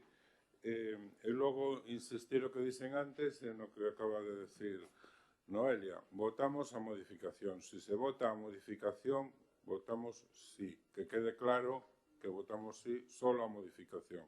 Non o RON, porque hai moitas cosas do RON que non nos gusta, que non sería o que nos redactamos, non? Entonces, que quede claro que vamos a votar que sí, si, como dixo o secretario, se está votando única e exclusivamente a modificación e que o texto quede íntegro para publicar e por unha cuestión de procedimento, non? Entonces, o noso voto vai a ser favorable en ese contexto, non? E logo pedir respeto ao que acordamos hoxe e agora por parte de todos, non? Home, non podemos pasar ao mellor medio minuto ou tal, porque non asustamos ben os tempos o que estamos falando, porque se nos escapaba algo, pero estar 10, 15, 20 minutos máis do tempo que corresponde, pois non procede. Entonces, o principal aquí, para que isto teña un pouco de sentido, é que respetemos estos tempos, que é o que votamos hoxe e o que falamos hoxe, tanto aquí como en preguntas e robos, en mocións como en preguntas e robos. E dito isto, gracias. Sí, volvo a repetir que agradezo que se aceptasen esas alegacións que fixen a modificación precisamente para salvar uns mínimos, me refiro. Sería o ron que nos teríamos? Non.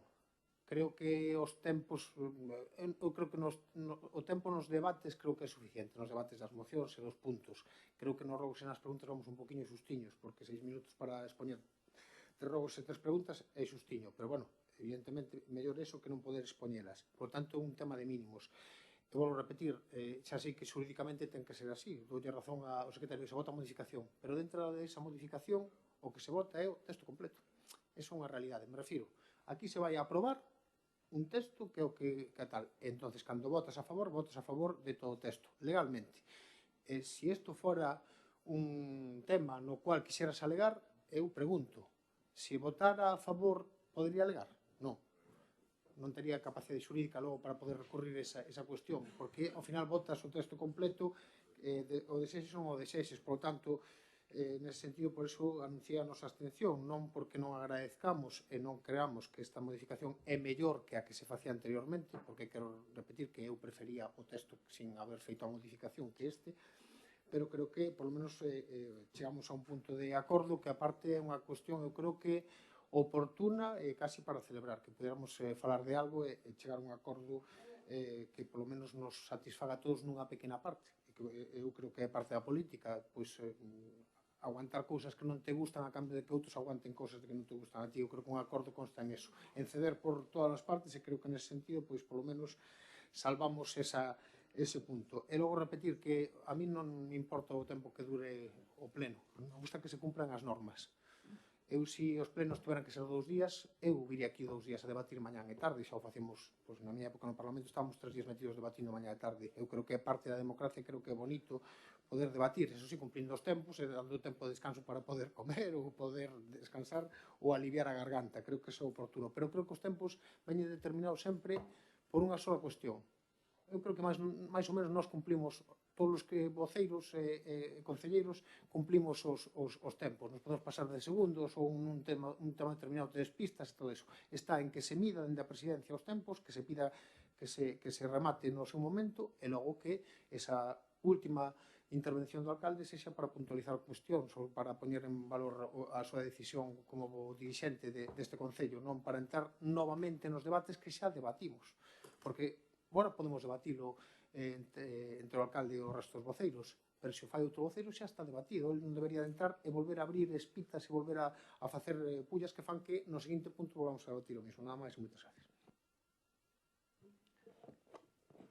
Yo lo vuelvo a reiterar, y no me cansaré de decirlo. La mayor autolimitación y la mayor restricción que se pone en esta modificación es al propio alcalde. Y el alcalde o la persona que delegue cerrará el debate como considere oportuno y necesario. Como considere oportuno y necesario, como hacen todos los alcaldes de Galicia. Lo vuelvo a decir, es porque si vamos y si voy a hacer un esfuerzo, en este caso, de reducir los tiempos de intervención, por supuesto, pues podré decir y estimar lo que quiera dentro del ámbito del punto que se presenta. Así que yo creo, y quiero dejarlo muy claro, y que llevamos 14 años 14 años, en este caso, pues dirigiendo lo que es el debate en este pleno. 14 años. Entonces, creo que ya tenemos la experiencia muy necesaria para saber cómo tenemos que hacer en el debate. Y lo vuelvo a decir, la mayor limitación, el mayor recorte que se hace a la hora de intervenir es para el propio alcalde o la persona que delegue. Procedemos a la votación. ¿Votos a favor? ¿Abstenciones?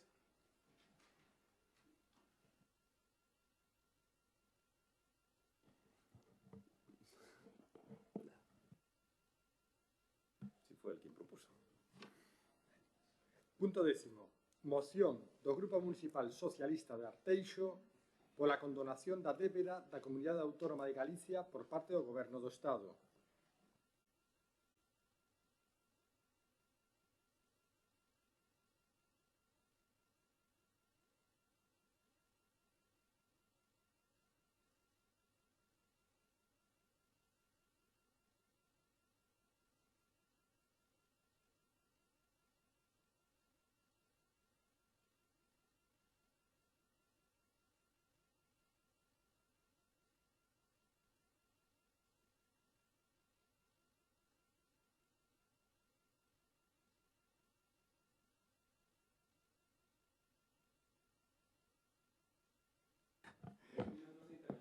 Gracias.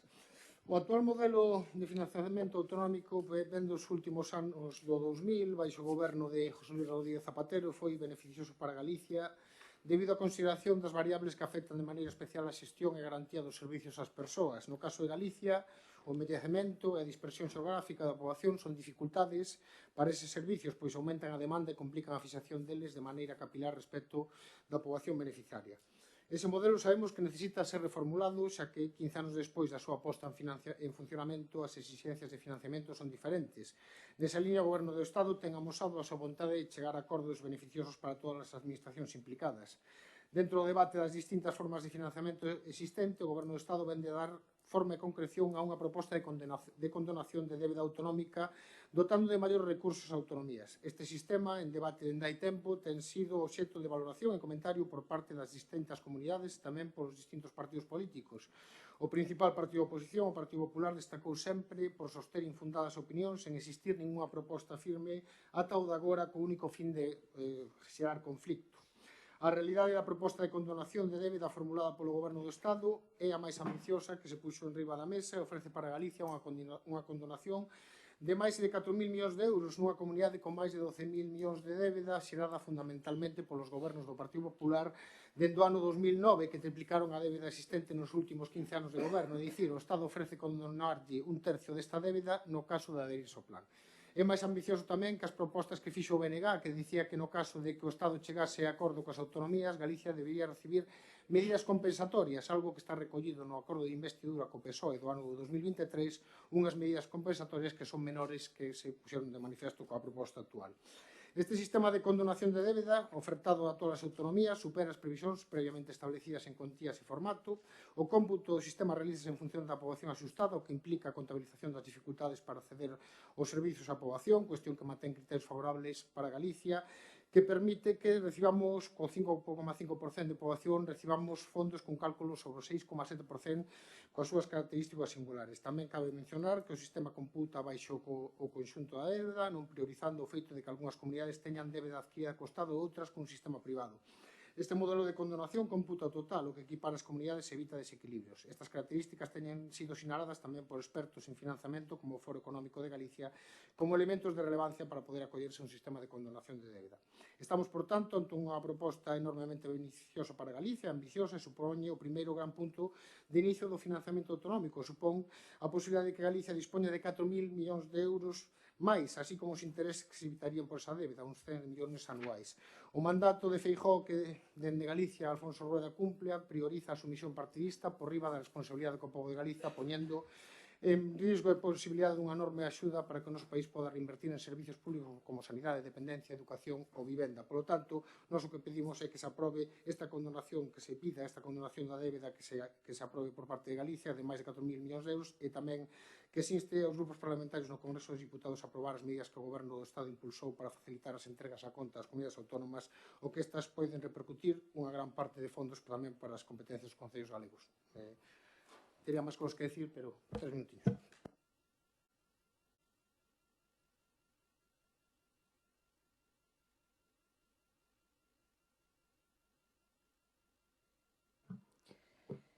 Bueno, o noso grupo vai votar a favor desta moción. Sabemos de onde deriva e de onde parte esta proposta do Ministerio de Facenda. Podemos estar máis ou estar menos de acordo coas formas de tramitación e demais circunstancias, pero o que non se pode negar é que se trata dunha proposta beneficiosa para todas as comunidades autónomas, teñan estas ou non deuda co Estado, xa que aquelas comunidades que non teñan deuda co Estado tamén se beneficiarán desta condonación, xa que o Estado asumiría parte da deuda que teñan con terceiros. No que se refiere a feta a nosa comunidade autónoma, estaríamos a falar dunha quita de 4 millóns, de condonar case o 33% da deuda existente na actualidade. Imos dicir que non é isto? Creo que sería difícil de entender para os cidadáns rechazar algo así. A condonación de parte da deuda autonómica permitiría a todas as comunidades liberar recursos do pago da deuda para destinalos a servicios públicos en beneficio de todos os cidadáns. En definitiva, trátase dunha proposta que beneficia a sustentabilidade das finanzas autonómicas, facilita o seu acceso aos mercados e mellora as condicións, reduce o nivel de débeda e de intereses, fortalece o estado de benestar e permite ás comunidades destinar máis recursos, por exemplo, á educación ou á sanidade. Polo tanto, como xa anunciara, votaremos a favor. Nada máis. Gracias.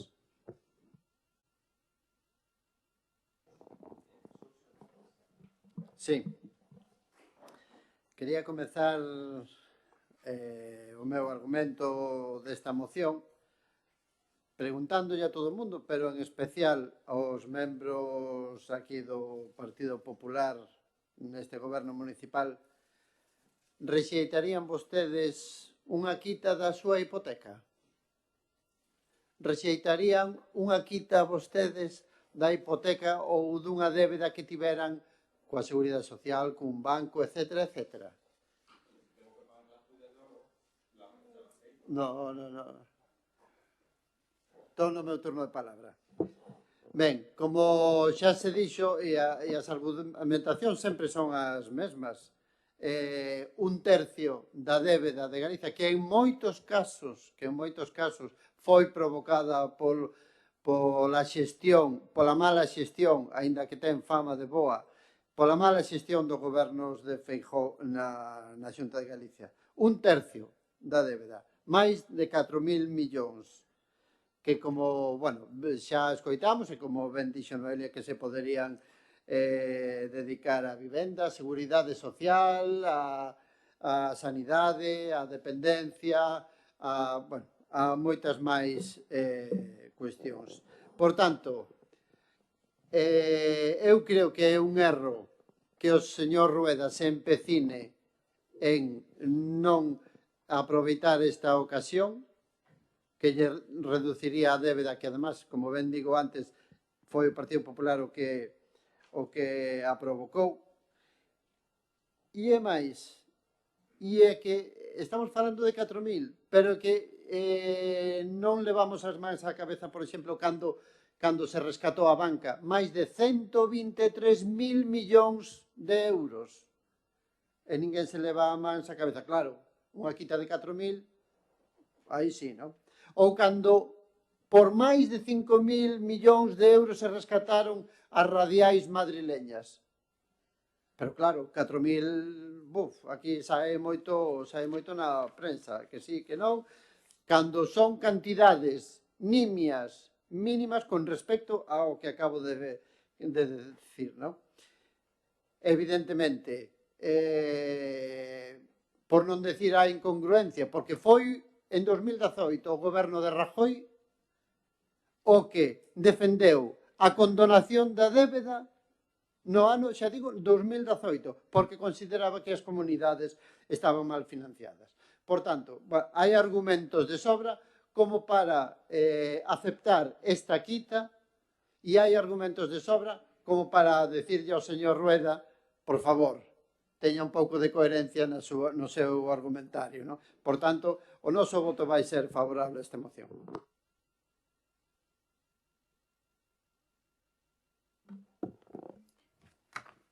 Bos días a todos e a todas.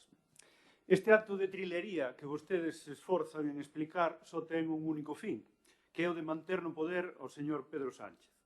Enfrentámonos a unha vulneración total das normas democráticas a acordar unha asunción ou absorción de 83.000 millóns de euros para aliviar a débeda independentista. Isto é chantaxear o resto das comunidades autónomas e enganar o conxunto dos españois facendo creer que coa quita a débeda desaparece, cando non é certo. Esta débeda non desaparece.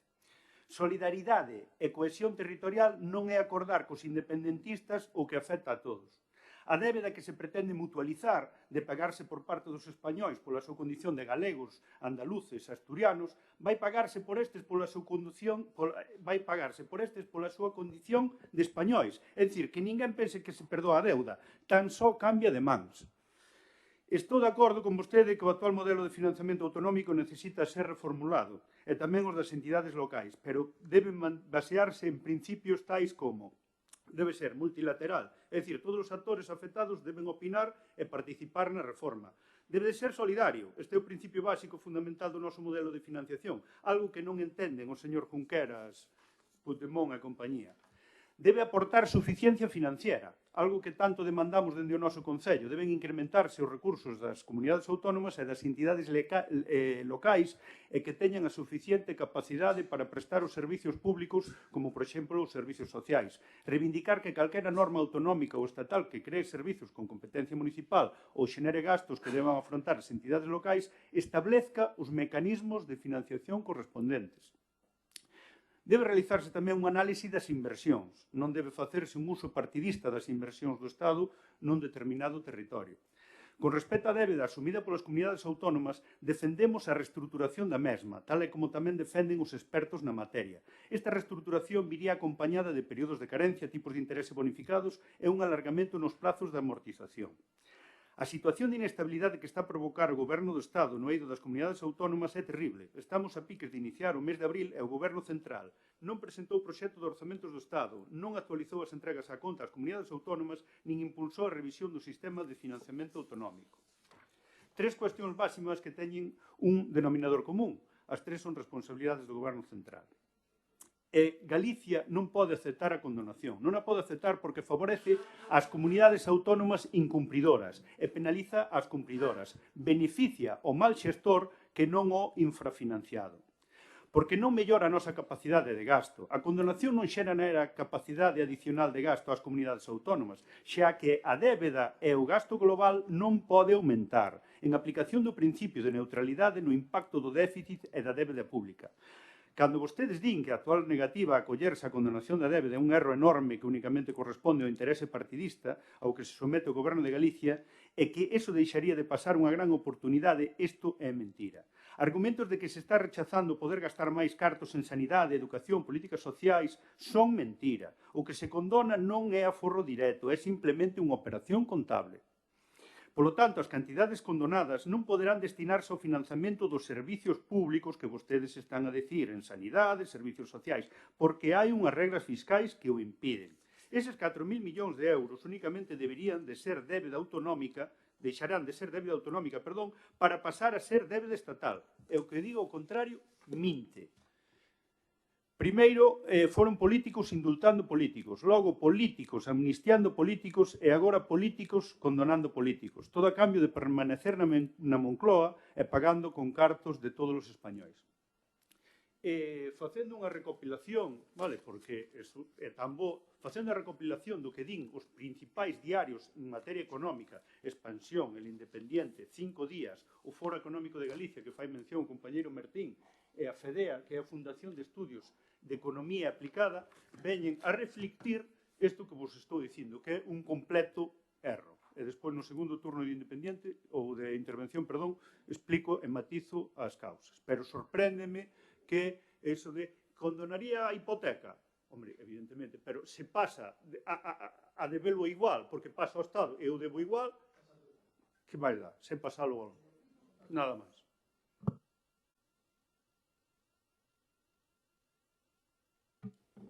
Está ben o argumentario do Partido Popular.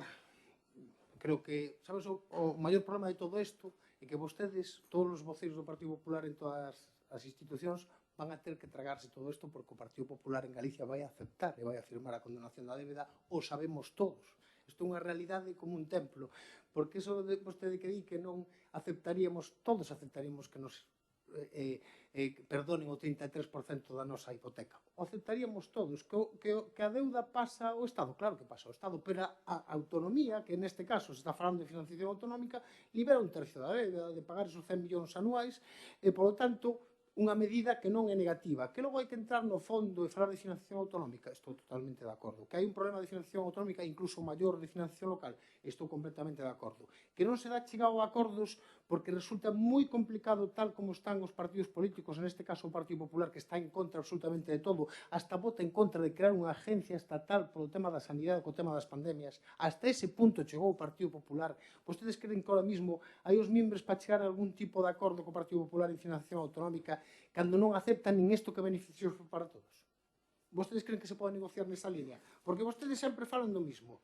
Isto é unha cuestión dos cataláns para manterse no poder. Despois do espectáculo que estamos asistindo en toda España, do señor Mazón, esa persona indigna de andar pola rúa, indigna, porque a cuestión chega moito máis lonxe, e chegar a ter que firmar e decir o que dixo, cedendo ante Vox toda a súa dignidade por conseguir uns orzamentos e aguantarse un poquinho máis no poder, un señor que teria que estar na súa casa dende fai moito tempo, que o Partido Popular diga eso do resto, ten tela marinera, O sea, o Partido Popular que sostén a Amazon, porque sostén o señor Feijóo e os sostedes todos vos, os membros do Partido Popular sosteñen a esa persona indigna que están na presidencia do goberno da Generalitat, que estaba facendo, non sei que estaba facendo, pero non estaba gobernando e por culpa deso morreron 200 e pico persoas, eu creo que ten tela. Pero que aparte non é certo eso de que isto sexa só beneficioso para Cataluña, non é certo, vamos aos datos. Cataluña ten unha condonación do 20% da súa débeda, Galicia ten o 33%. A comunidade autónoma que máis débeda condonada recibirá será Andalucía, 18.900 euros, goberno do Partido Popular. A comunidade autónoma que máis porcentaxe da súa débeda verá condonada é Canarias, onde goberna tamén en coalición ao Partido Popular, con 50%. As comunidades con máis débeda que serán condonadas por cápita son Andalucía, a Comunitat Valenciana e Murcia, as tres do Partido Popular. Por lo tanto, podemos falar do financiamento autonómico, de que está mal, de que habría que chegar a acordos, totalmente de acordo. O Partido Popular tamén con Rajoy durante os seus 7 anos de goberno non chegou absolutamente a nada. Pero podríamos falar deso.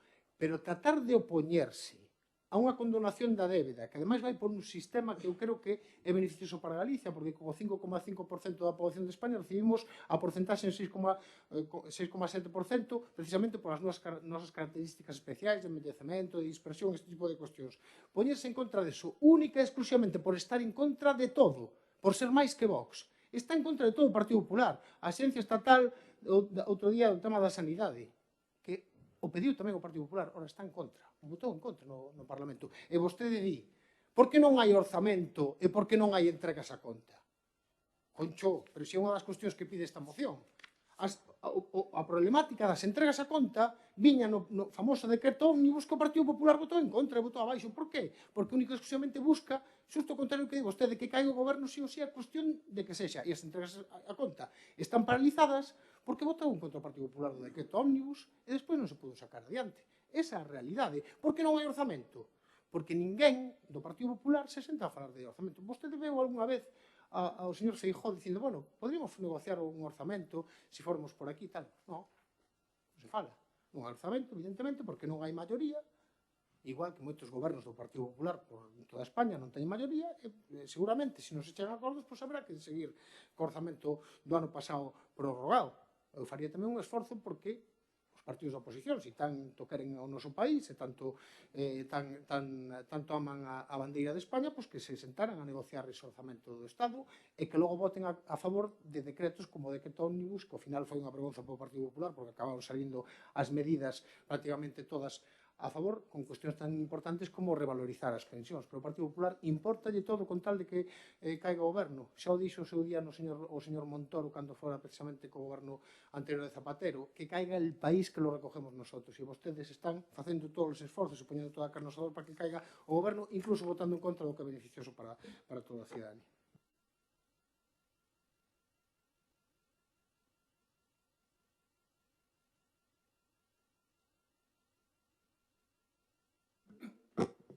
Bueno, eu xa dixen na miña primeira intervención o que pensaba sobre esta moción, podendo estar máis ou menos de acordo, como dixen, sen entrar en profundidades. Pero chegado a este punto, como dixo o compañeiro do Bloque Nacionalista, imos decir que non e que deixen a nosa comunidade sin a parte económica que lle corresponde. E outra cousa, referente ao compañeiro Emilio, que se equivocou dicindo independiente, eu si que podo decir independiente, e que falou das mentiras. A día de hoxe, na política, alguén sabe cal son as verdades e as mentiras? Se alguén tuvera esta gran capacidade de diferenciar as mentiras da verdade, creo que a cidadanía volvería a confiar nunha política limpia e transparente. Mentras tanto, pois, habrá que chegar a acordos e utilizar a coherencia. Bueno, cando quixeches dicir que pasaras o turno de palabra, dixestes independiente, confundidamente. Eu, como independiente que son, que non son nin do Partido Popular, nin do PSOE, quero dicir que con este tipo de mocións e con este tipo de cousas que están pasando no Estado, na comunidade autónoma, en todos os puntos, creo que a política se está convertindo en algo que non se sabe nin cal é a verdade nin cal é a mentira. E a min gustaríame que alguén tuvera esa capacidade de diferenciar esas cousas para que a cidadanía podera volver a creer neso. Vale, gracias.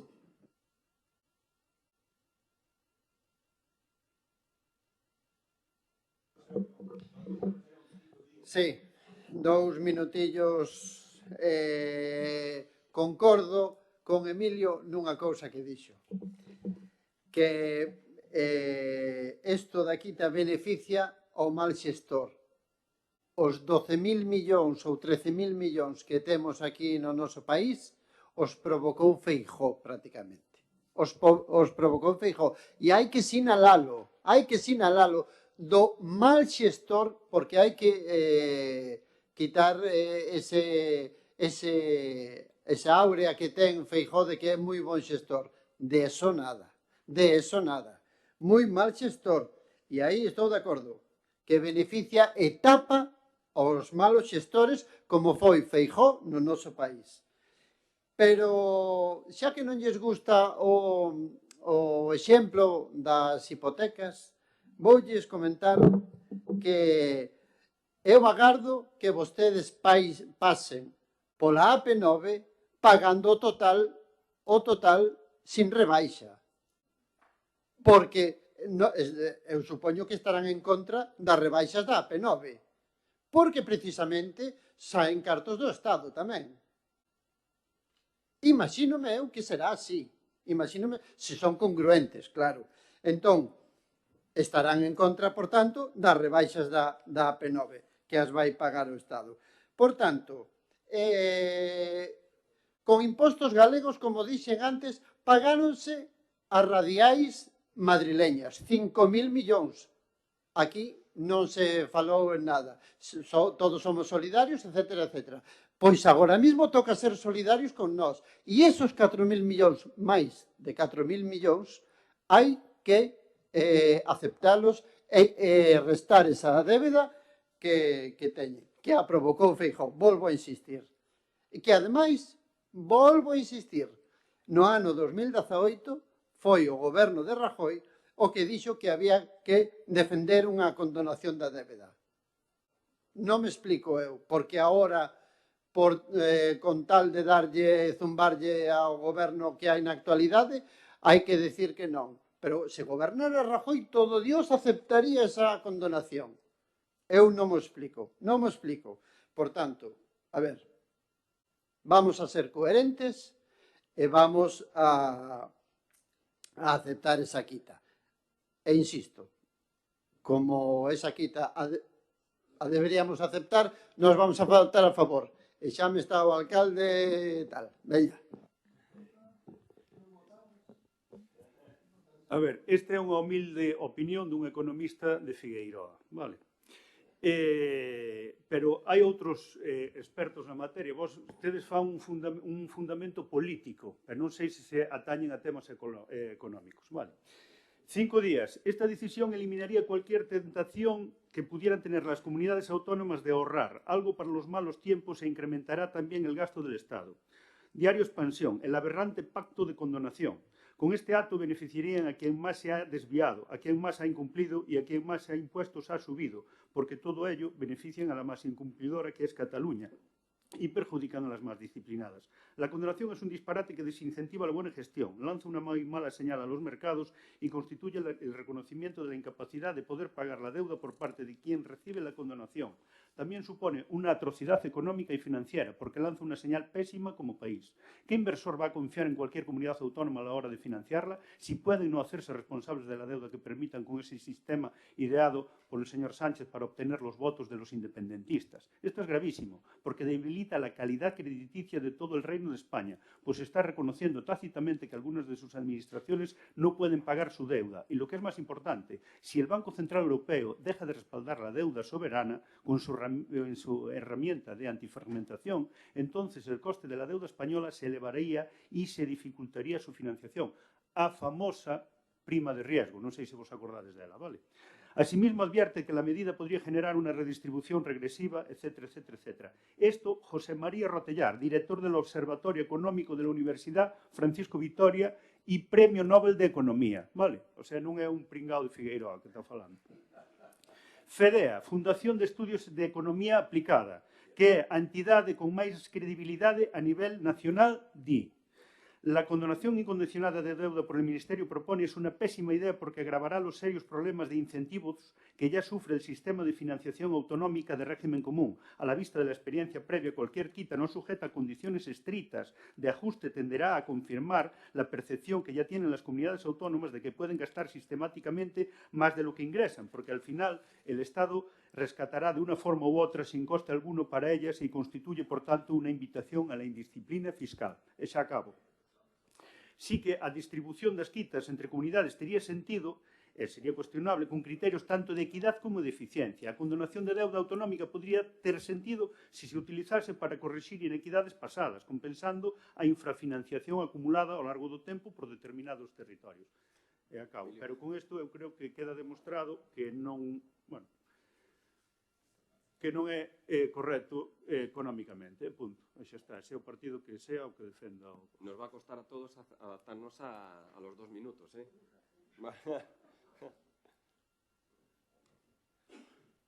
Sí, tengo palabras. Sí.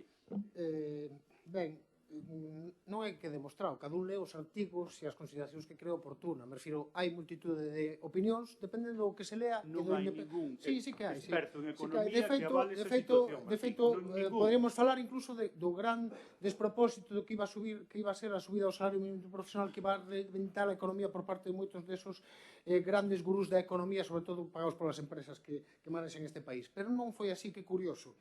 Vou repetir que eu creo que o problema é que todo o que vostedes están dicindo, porque xa decía Rajoy, como dixo Xurxo, Rajoy opinaba que había que condenar a débeda no ano 2018. E vostedes van a ter que tragar o que din, porque dentro de pouco, cando chegue o plan, as comunidades autónomas van a firmar, porque ninguén vai a non estar de acordo con que lle condonen a súa débeda. E vostede di que había mala xestión en Galicia, se pasou de 4.000 millóns a 12.000, dentro do ano 2009 a 2025, baixo a xestión do señor Feijóo, que non foi a mellor posiblemente, pero tamén é certo que hai un problema de financiación nas autonomías e nas entidades locais. Vostede o sabe. E aquí temos a sorte de ter as condicións económicas que temos, pero un si lle toca dirixir o goberno de Santa Comba ou de Negreira ou de Mazaricos, estaremos falando de outro tipo de cuestións en concellos que a veces non dan financiado o servicio de axuda a domicilio, non teñen cartos nin para mantelo. Por lo tanto, creo que existe un problema. Non facemos nada. Eu creo que isto é unha posibilidade. E, ademais, abre unha vía de negociación. Cataluña non é a máis beneficiada, se lle din datos antes. e con moito Andalucía, en renta per cápita e Canarias, pero bueno, sigan vostedes co seu discurso de que isto é para entregarlle os nacionalistas, non sei canto. Xa o decía tamén, na época de Zapatero decía tamén o señor Rajoy que íbamos a entregar España e vendela, non sei canto tal e cual. Eu creo que o problema é que, ao final, isto vai salir adiante. E o Partido Popular vai ter que tragar todo o que está dicindo porque vostedes saben que é beneficioso para Galicia desfacerse de 4.000 millóns de euros de débeda que dá capacidade económica ao noso país. Nada máis. Bueno. ¿Quieres que te deje la última réplica?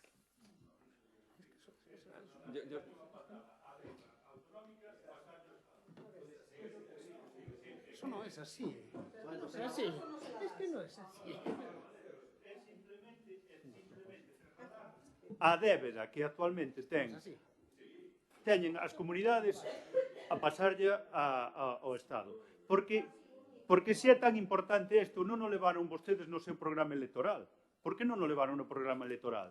E por que anunciou antes Junqueras? Por que anunciou antes co presidente do goberno o tema da quita? Porque é un pacto oculto que teñen para perpetuar no poder ao señor Sánchez, única e exclusivamente. Ningún galego se vai a beneficiar da quita que se lle faga a nadie. Ningún galego. E nada, é pouco máis. Non teño máis que dicir, é malgasto os 2 minutos, pero quero dicir, non. É que non hai criterio económico que sustente eso. Non hai ninguén, poden mirar aí en internet e todo, non hai ningún economista que avale esta situación. Ningún. Se dixéramos, oye, porque non a elimina totalmente, non, é porque é unha parte. Claro, non, pero vostedes véndeno como un beneficio para todos, que non é verdad, non é verdad. A deuda trasládase. Non é verdad que se pode gastar máis en gasto social. Non é verdade. Bueno, por el RON es así, se cierra el alcalde o la persona en la que delegue. Vale. Claro. Sí, espera un momento, hombre. Ya, hombre, estamos iniciando lo que es ir adaptándonos. No, lo dice el RON, lo dice así el RON. Pero es que no es trampa en el debate, Martín. Oye, Martín, que non gastei nin os camiones, así que tal, só comentei que non ten fundamento.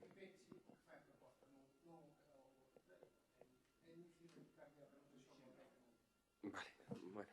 Es muy difícil explicarle las reglas de juego a alguien que se acaba de probar hace 5 minutos. Pero vuelvo a decir, y lo dije aquí, y lo maticé antes, lo dije, es en el turno de intervención del alcalde o el concejal en el que delegue, el alcalde cerrará y comentará lo que estime oportuno dentro del debate.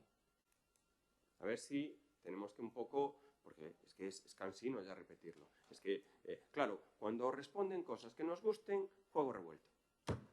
El partido del juego revuelto, eso es el PSOE. Procedemos la votación. ¿Votos a favor de la moción? ¿En contra?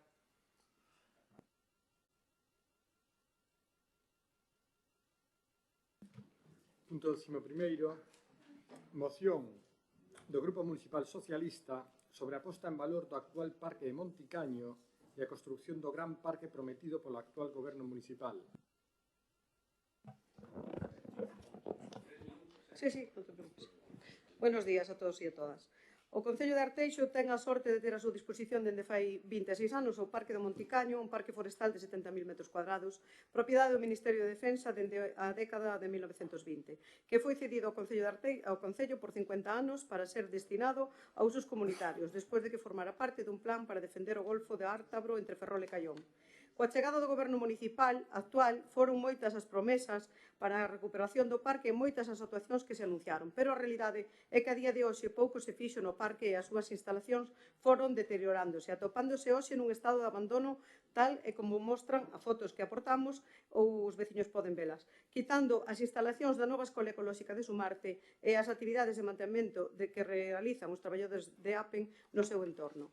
No ano 2015, o actual alcalde, Carlos Calvelo, anunciaba un plan especial para cambiar o uso do solo do parque e a negociación co Ministerio de Defensa para conseguir a titularidade dos terreos. Incluso se contratou a unha empresa para redactar os documentos necesarios para efectuar o cambio urbanístico. Ademais, no ano 2014 se anunciou que o vertedoiro situado no entorno do parque incluiría coa súa rexeneración un espacio de 182.000 metros cuadrados unindo as parroquias de Suevos, Pastoriza e Oseiro, cun parque de enormes dimensións, cun circuito para percorrer todo o parque e con distintas zonas, unhas partes dependentes menores na zona este que conecta co parque e unha zona máis forestal, na zona oeste unha parte superior plana con miradores. Unha na parte de Pastoriza, unha parte da Coruña e outro con vistas a Monticaño e cara a Langosteira. Neste plan se ubicaba unha das grandes áreas unha praza de grandes dimensións para celebracións populares e incluso un anfiteatro. Ademais, tería 2 aparcamentos, un na zona de Pastoriza e outro na zona de Suevos, un área acuática con 2 balsas. Este proxecto sumaba un gasto de 900.000 euros. O actual alcalde tamén prometeu a creación dun centro de interpretación cos restos do castro de Cabo Cociñadoiro que apareceron coa construción do porto exterior e que tamén o arranxo do restaurante, que ia a constar dunha planta superior para darlle mellores vistas e rentabilizar a concesión.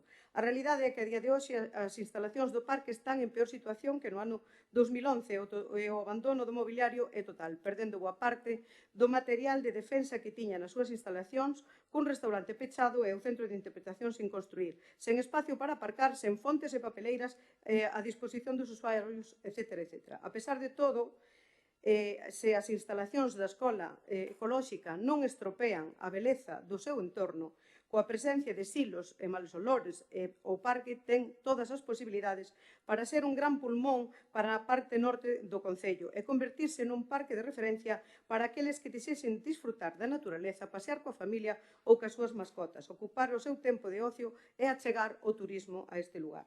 Diante desta situación, propoñemos ao Pleno da Corporación o seguinte acordo: instar ao Goberno local a poñer en valor as instalacións actuais do Parque do Monticaño e a cumprir coas súas promesas para facer deste entorno o gran pulmón da zona norte do concello, construindo un gran parque municipal co centro de interpretación do castro de Cociñadoiro e contando cun aparcamento e un novo restaurante para atraer os visitantes.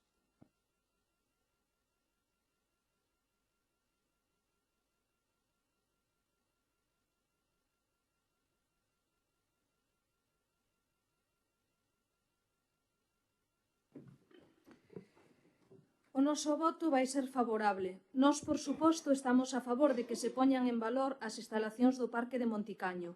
Sin entrar en promesas anteriores do actual goberno, que case sempre son pantallas electorales, nós si pensamos que é un espazo único que nunca se debeu deixar caer nun abandono absoluto.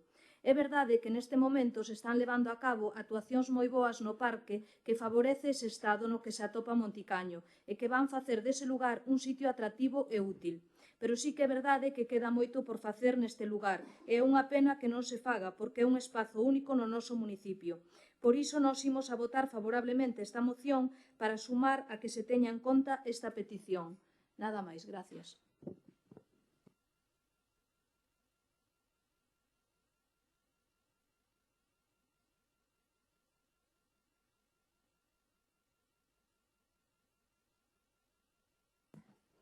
Vale. Se lemos o punto de acordo, estamos absolutamente a favor e desexamos a posta, obviamente, desexamos a posta en valor deste gran activo do que dispón o noso concello, que é ademais un privilexio, ¿no?, en todo o seu entorno e que está bastante infrautilizado e, digamos, un pouco deixado de van, ¿no?, quitando esta actividade que se está empezando a desenvolver na escola ecolóxica. Porén, no texto, na exposición de motivos, ten algunha inexactitude que vamos a explicar. É a autoridade portuaria, segundo o acordo para a instalación do porto exterior en Punta Langosteira, que ten que construir o centro de interpretación do castro de Cociñadoiro, e máis o parking e o restaurante, en Rañobre, en Suevos, non? Un castro que se veo afectado pola construción do porto exterior e que hai que repoñer, non evidentemente no mesmo sitio que estaba, pero sí en un sitio anexo. Lervar que en ese castro había tumbas tardorromanas e unha historia, porque de aí ven o nome que se lle dá a parroquia, ¿no? Suevos. Entonces, este centro de interpretación debería estar, non necesariamente ten que estar instalado no Parque de Monticaño, sino no entorno ao Porto Exterior na parroquia de Suevos, ¿no? Por lo tanto, imos propoñer unha emenda de adición, o sea, que sería un punto 2, que incorporaría un punto 2, que sería instar e reclamar a autoridade portuaria a construción comprometida no seu día dun centro de interpretación cos restos do castro de Cociñadoiro, aparecidos na construción do Porto Exterior. Por outro lado, por a nosa banda, imos trasladar a nosa representación no Congreso esta mesma instancia, este mesmo requerimiento á autoridade portuaria para que o faga, así se levará. Gracias. Tamén me...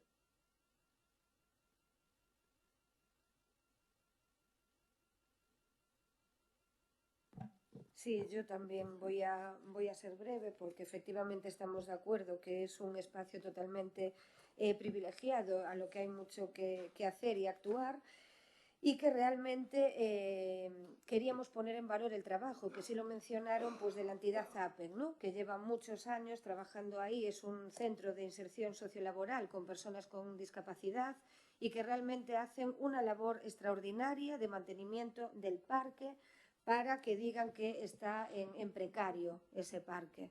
Y además que el Partido Socialista se acuerda hoy de traerlo aquí cuando realmente ve que se están haciendo actuaciones como es la Escuela de Agricultura Ecológica, que empezamos a tener movimiento, que empezamos a hacer actividades y es cuando ustedes se acuerdan de traer este punto al Pleno Municipal.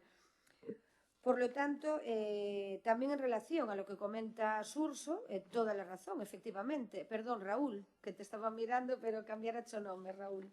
Pois, tes toda a razón. É dicir, realmente ese é un compromiso que se adquiriu pois, en esa colaboración e que realmente quen ten que facerse cargo, pois en este caso, pois sería a autoridade portuaria. Por tanto, non sei se o tema do punto de aceptación non o vemos do todo claro, a incorporación do que plantexa o BNG. E entón, polo tanto, o noso voto vai a ser en contra desta moción. Ben, puntualizarlle, Raúl, que nós nos baseamos nas declaracións que fixo o señor alcalde a diferentes medios de comunicación en diferentes anos, que compartimos que ese punto que se lle poida pedir á autoridade portuaria non temos ningún problema en añadilo, pero nos baseamos non en algo erróneo, sino nas declaracións do propio alcalde a diferentes medios de comunicación. Ahora, como teño pouco tempo, se as teño que buscar, xa non me vai dar tempo. Sí, sí, perfecto. Pero non me interrompas, que teño máis cousas que dicir. Pois entonces.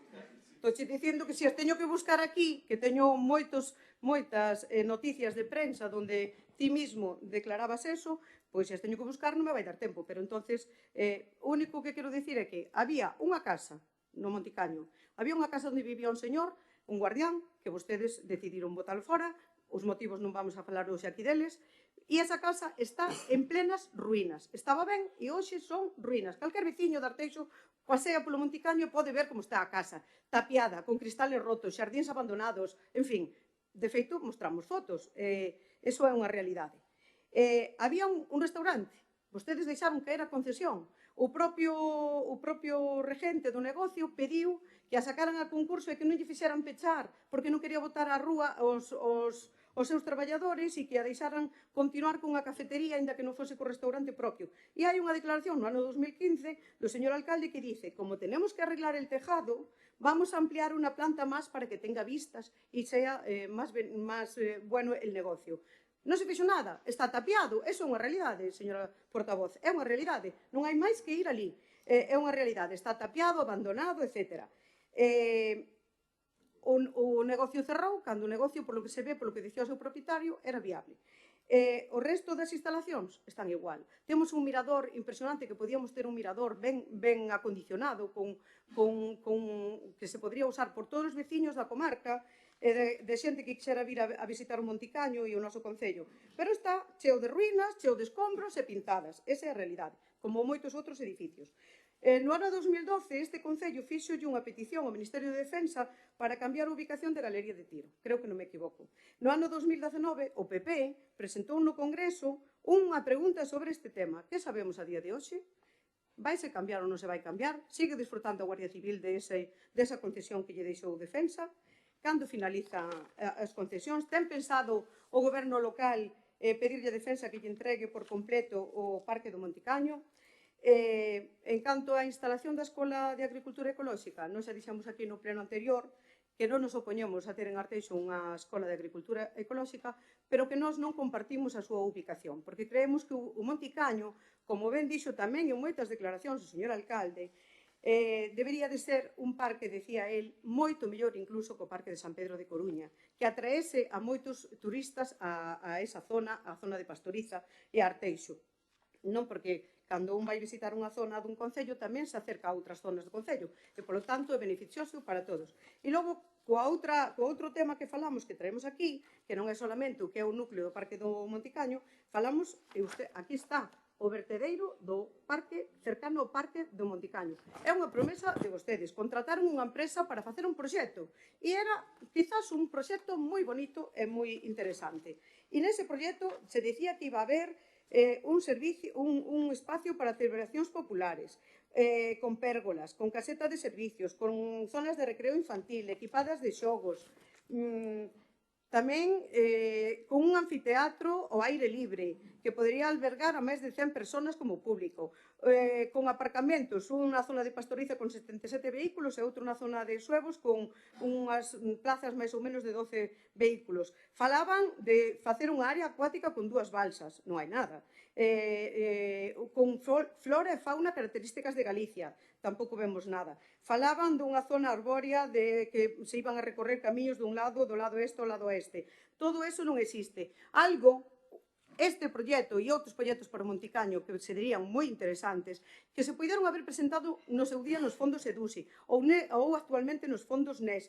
Non se fixo absolutamente nada. Deixaron abandonar o Parque do Monticaño. Esa é a realidade. E agora meteron ali unha valla grandísima, quitándolle servicios a veciños e veciñas que percorrían ese parque e ustedes instalan que eu non digo que este mal a creación dunha escola ecolóxica, pero para min non, e para o noso grupo non é o sitio idóneo. Conclusión, que vostedes non tuveron nin idea do que querían facer co Parque de Monticaño. Eu diríalles que se vostedes non teñen idea, recollan ideas dos veciños, que sí que as teñen.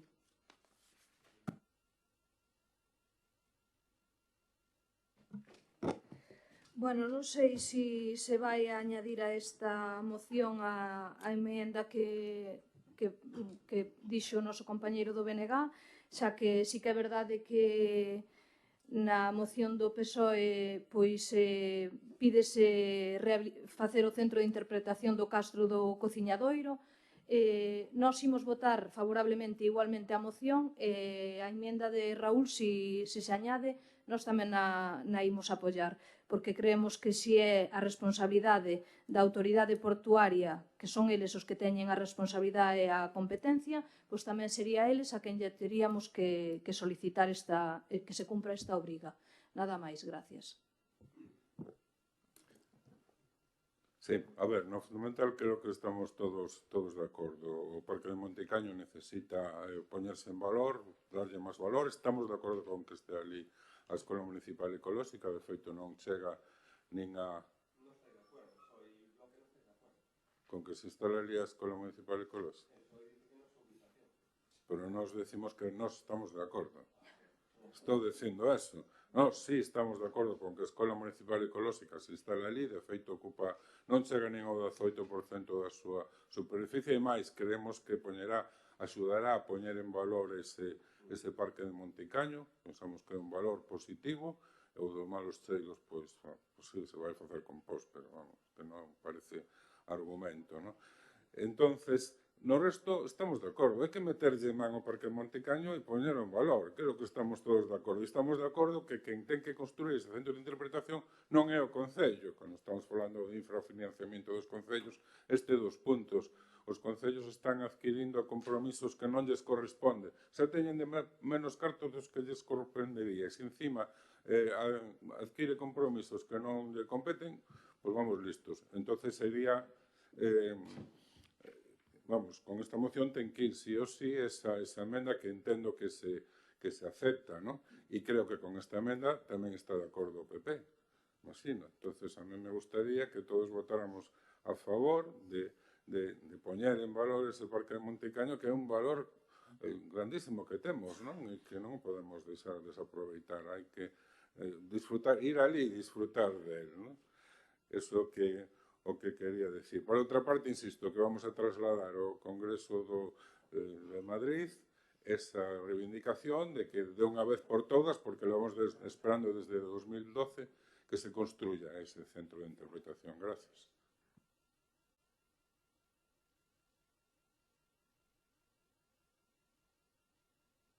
Bueno, nosotros vamos a votar en contra de esta moción. Y además totalmente justificada, ¿no? Lo que propone el Partido Socialista es, como siempre, tono destructivo y en función también, en este caso, a lo que a la puesta en funcionamiento de la Escuela de Agricultura Ecológica. Después hay otra moción del Bloque Nacionalista Galego y a mí me gustaría que la gente, los vecinos, se dieran cuenta de lo que es una propuesta destructiva y una propuesta completamente constructiva. Porque cambia. Yo creo que ahora es una ocurrencia, en este caso del Partido Socialista, de decir no le gusta la Escuela de Agricultura Ecológica. Y nosotros vamos a votar en contra, primero, nosotros no vamos a hacer nada para que se construya el centro de interpretación de Castro Cociñadoiro en el Parque Monticaño. No vamos a hacer nada. Es más, ya lo vamos a decir aquí públicamente, cuestión de la autoridad portuaria, y nosotros no nos vamos a hacer cargo ni responsables después del mantenimiento de ese museo cuando se construya. Porque vamos a decir, ya basta. Seguramente el Partido Socialista le dirá a todos los vecinos que lo construya el Concello y que lo pague el Concello. Que sea el Concello quien lo tiene que hacer. Y aún encima que tenga que matizar la moción, el bloque, tela. Nosotros no vamos a hacer absolutamente nada para que se construya el centro de interpretación de Castro Cociñadoiro en Monticaño. Nada. Cero. Y si lo quieren hacer y lo quiere hacer la autoridad portuaria, que se encargue de mantenerlo. No vamos a asumir un coste de mantenimiento de 250 o 300.000 euros para allí. No lo vamos a hacer. Yo creo que es una cuestión que tiene que quedar claro. El Partido Socialista propone ahora en el 2025 actuaciones. Ustedes gobernaron desde el 2007 al 2011. ¿Sabe lo que hicieron en el Parque de Monticaño? Cero.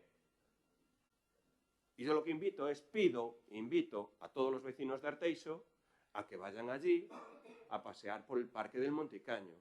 Y efectivamente, las instalaciones y las construcciones están en mal estado, hay un tema de mobiliario en mal estado, pero el trabajo que ha hecho, en este caso APEN, durante todos estos años de mantenimiento es excelente. Y ahora la incorporación de lo que es la Escuela de Agricultura Ecológica es excelente. Y todo el mundo puede pasear por allí de manera tranquila. ¿Que están los bancos mal? Sí, es cambiar los bancos. Pero no puede nadie de ustedes decir que el estado de conservación es mal. Sí. Te toca a ti. 2 minutos, Ana. Bueno, é alucinante escoitar ao señor alcalde. Alucinante. Dicir que os edificios que están no Monticaño non teñen mal estado, vamos... No, dije que tiene mal estado. Bueno, vamos a ver. Que tiene mal estado, que están en mal estado. Los edificios están en mal estado. Deixe de divagar, estou no meu turno de palabra, deixe de divagar. Nós non estamos en contra da escola ecolóxica, da agricultura ecolóxica, simplemente, pois, ao contrario que os nosos compañeros de BNG, e cada un ten a súa forma de pensar e de ver as cousas e hai que respetala de todo o mundo, nós non creemos que sea a ubicación correcta, porque tiñamos ou pensábamos en proxectos diferentes para Monticaño. Vostedes xa vexo que non tiñan ningunha idea que facer con Monticaño. Por lo tanto, meteron ali esta escola ahora porque se lles ocurriu metela ali. Pero porque tiñan completamente abandonado. E eu non me baso a quen ten, e con isto yo digo tanto vostede como os compañeros do BNG, a quen ten o deber de crear ese museo.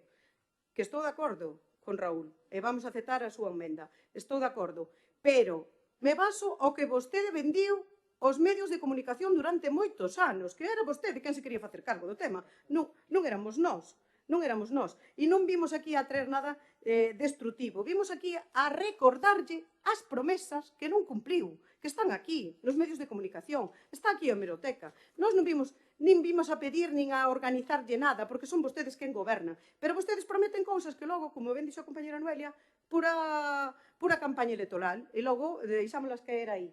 Nós o único que queremos é que o Monticaño sea un pulmón verde para o norte do concello, un sitio ideal para pasear veciños e veciñas de Arteixo e outros veciños da comarca, que veñan turistas, que se movan por Pastoriza, que se movan por Arteixo, e que se dé a eses edificios arruinados un uso correcto, pois ao mellor, pois incluso a nivel social, non sei. Pregúntenlle vostedes aos veciños, porque os veciños teñen moitas ideas. E se non son capaces de ter ustedes ideas coas dedicacións exclusivas que teñen ustedes, que todo o goberno prácticamente vive da política do seu goberno, se non teñen, saquen un concurso de ideas, que é o que suelen facer. Nada máis.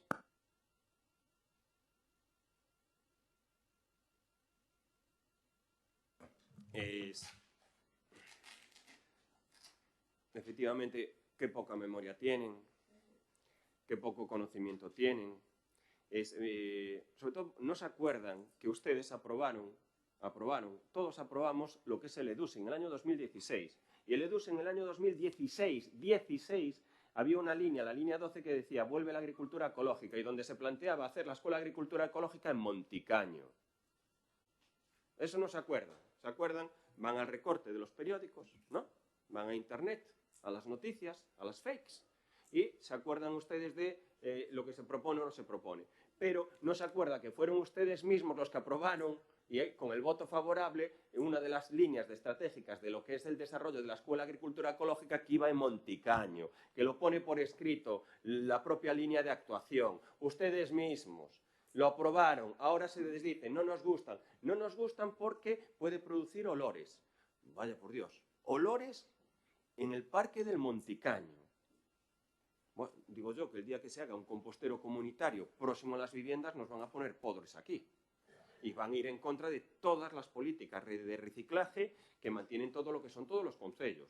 Pero tela, es que puede producir olores. ¿Saben lo que es Monticaño? Monticaño es un parque forestal. Parque forestal, utilizado actualmente por muchísima gente. Que, oye, para el Partido Socialista la mayor propuesta para lo que es el tema de revitalizar Monticaño sea la creación de un restaurante. No, lo dicen ustedes aquí, lo proponen ustedes, Es la mayor propuesta del Partido Socialista es contando con un aparcamiento e un nuevo restaurante. Estoy en mi turno de intervención.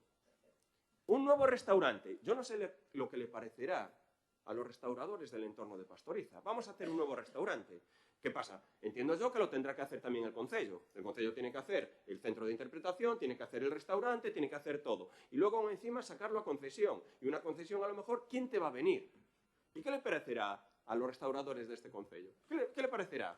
Vamos a hacer un restaurante. Lo más importante para nosotros en Monticaño es hacer un restaurante. No han hecho ninguna actuación ustedes. No han hecho ninguna actuación cuando estaban gobernando. Mira, la escuela es el germen del nacimiento y sobre todo de relacionar todos los que se usan el Monticaño. APEN, la asociación APEN está haciendo un mantenimiento excelente. Las instalaciones están para ir a verlas y disfrutarlas. ¿Que tendremos que darle un uso a los edificios? Valoraremos el dar el uso. La galería de tiro que usted me pregunta cuesta 2,5 millones trasladarla de allí. 2,5 millones trasladarla a la galería. Depende del Ministerio del Interior, depende del Gobierno. ¿Qué va a hacer el Concello? Sí, solicitar la cesión definitiva y gratuita de los terrenos de Monticaño al Ministerio de Defensa. Y a partir de ahí, con el nacimiento de este proyecto, del proyecto de la Escuela de Agricultura Ecológica, pues en este caso seguir potenciando todo lo que es la actividad en Monticaño. Pero bueno, un restaurante, perfecto, la máxima propuesta. Un restaurante para Monticaño, para ir a tomar cafés. No, si usted lo acaba de proponer, lo pone aquí, es contando con un aparcamiento y un nuevo restaurante. Efectivamente, restaurante que se caía porque la estructura estaba a punto de caer, Restaurante que no fue que se acabara la concesión, estaba a punto de caer la estructura del restaurante. Sí, bueno, hombre, nosotros cuando entramos es que ya caía la estructura y ustedes estuvieron gobernando esos 4 años ni se preocuparon por ella. Nosotros evitamos un riesgo. Procedemos entonces a la votación de la moción. ¿Votos a favor de la moción? ¿En contra?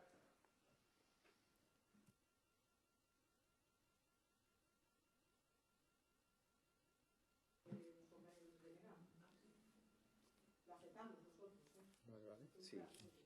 Vamos entonces a proceder. Raúl, dinos la enmienda. ¿La tienes apuntada tú? A ver, despaciño. Instar e reclamar a autoridade portuaria. Estás apuntando o... No. Pero...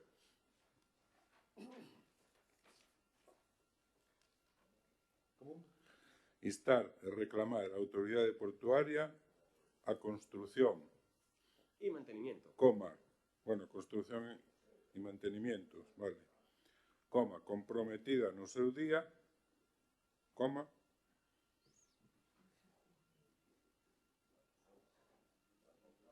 dun centro de interpretación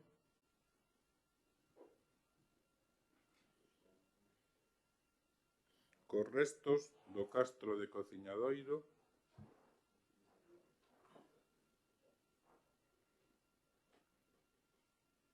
aparecidos na construción do porto exterior.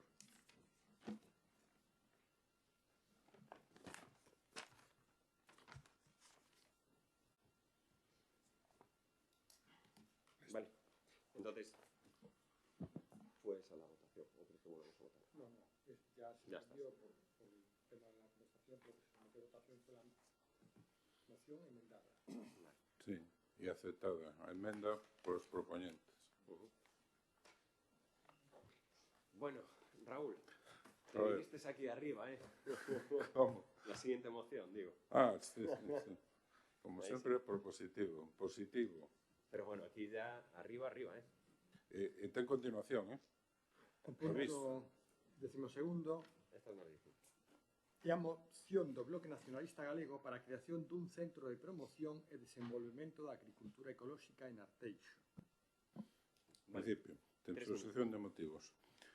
Entendemos a agricultura ecolóxica como unha alternativa sustentable e respetuosa co medio ambiente que utiliza sistemas de produción baseados na biodiversidade, a conservación dos solos e a reducción de produtos químicos de síntese. Ademais, fomenta o desenvolvemento rural, contribuindo á fixación de poboación no territorio e a dinamización da economía local. Recentemente pusose en marcha a Escola Municipal Ecolóxica no Parque de Monticaño, abríndose con ela un horizonte de grandes potencialidades que temos que ser quen de aproveitar e convertela en sérmolo dun proxecto moito máis ambicioso como pode ser o Centro de Promoción e Desenvolvemento da Agricultura Ecolóxica en Arteixo. Este actuaría como motor para impulsar a transición agroecolóxica no municipio, ofrecendo formación, asesoramento e apoio aos produtores locais, así como sensibilización á cidadanía sobre a importancia do consumo responsable e sustentable. Podemos e debemos poñer en valor o rural do noso concello que ten unha grande potencialidade e que non debemos abandonar se centramos toda a nosa actividade no industrial. Ademais, debemos sustituir árbores como os eucaliptos, auténticos vampiros dos nosos bosques que anulan a posibilidade de crecemento de outras especies e magnifican o perigo dos lumes no noso territorio. Debemos apostar por especies autóctonas, que, aparte de dar madeira de moitísima maior calidade, resultan moito máis rendibles co tempo. Contrariamente ao que se pensa, evitan ademais en sobremaneira o dano dos lumes. Por esos motivos, o BNG propón o pleno da corporación a adopción dos seguintes acordos. Primeiro, crear e poñer en marcha o Centro de Promoción e Desenvolvemento da Agricultura Ecolóxica no municipio, enmarcado no EME, a Escola Municipal Ecolóxica, que define entre os seus obxectivos. Promocionar e tutelar a creación de plantacións ecolóxicas no concello. Formar e acompañar todas as iniciativas particulares e empresariais do municipio que o demanden interesadas na transición cara a modelos productivos sostibles. Definir e levar a cabo un programa subvencionado de sustitución de eucaliptos con zonas rotatorias temporais en cuadrícula por especies autóctonas, tales como piñeiros, carballos, castiñeiros, abeleiras, nogueiras, etc. Poñer a disposición tutelada do laboratorio do EME as iniciativas locais que o demanden. Dispor de maquinaria da propia EME para o seu lugueiro, as plantacións particulares ou empresarias de Arteixo interesadas. Definir e establecer un produto estela da Horta de Arteixo que se converta en símbolo. Así mesmo, tamén unha lista de produtos que constitúan a marca Horta Arteixo. Establecer un selo quilómetro cero Arteixo para os produtos e os establecementos de hostelería de Arteixo que cumplan os obxectivos marcados. Promover no feirón os produtos de Arteixo. Definir un programa de recollida en composteiros comunitarios de residuos orgánicos e o seu posterior tratamento en Monticaño onde se considere. Poñer a disposición da veciñanza interesada en Monticaño compost, sustrato, abono e demais elementos producidos ecolóxicamente. Converter o M por extensión ao centro en referente onde acudan e dean charlas aspectos de recoñecida zona mundial.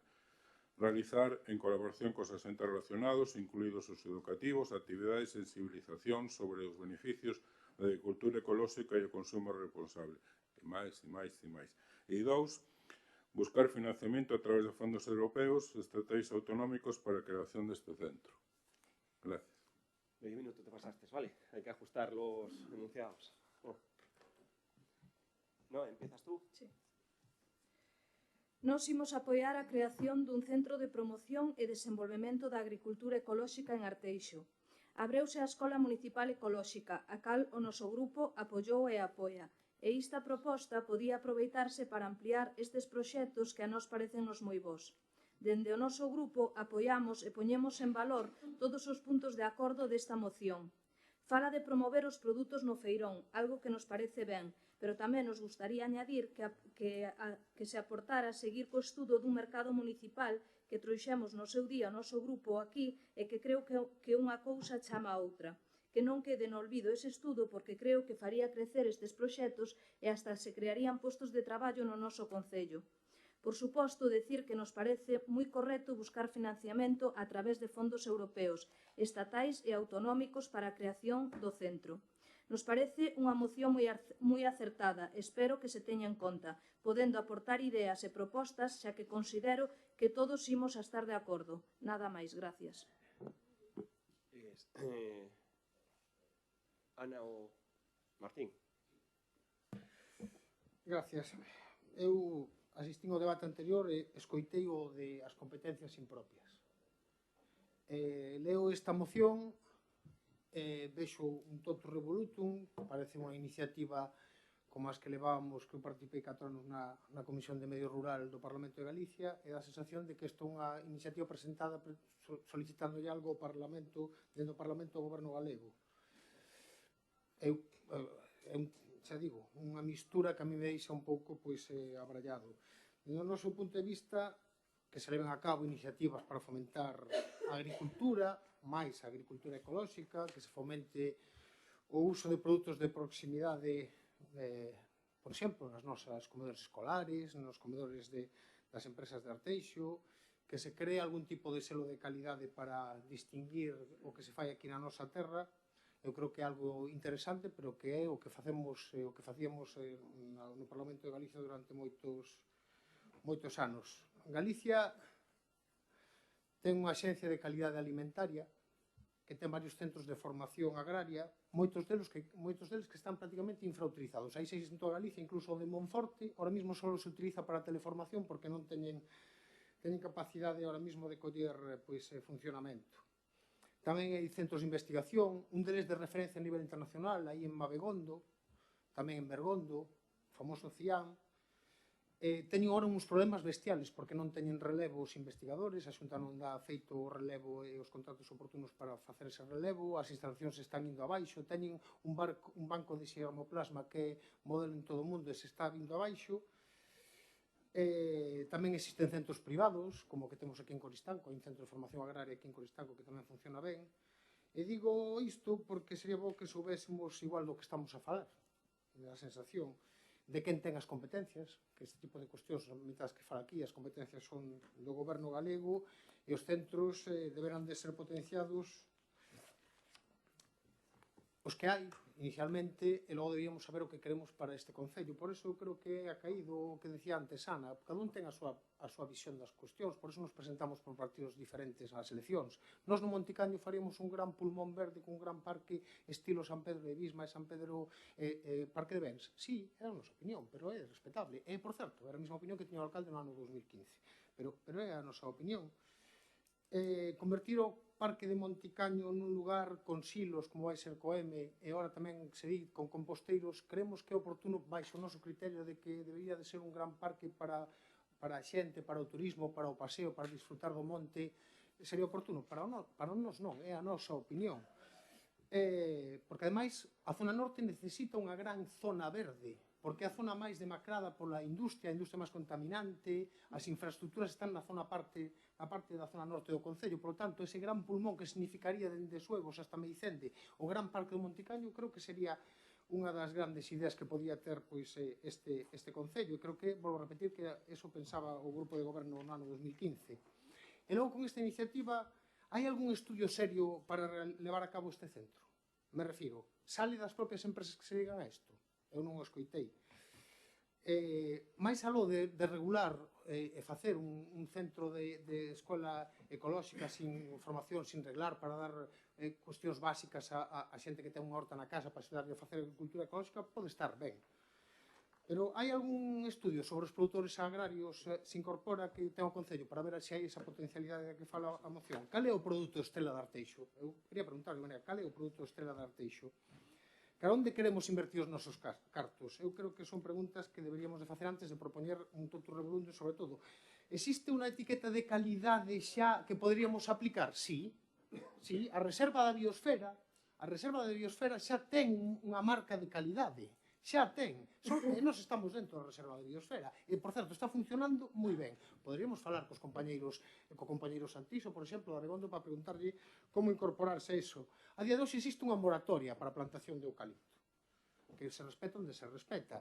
Eu estou de acordo que a Xunta promocione e incentive e dé cartos para que se cambien para cultivos, para que boa parte del se vaya por cultivos. Temos que facer dentro do Concello pagarlle para que cambien os cultivos.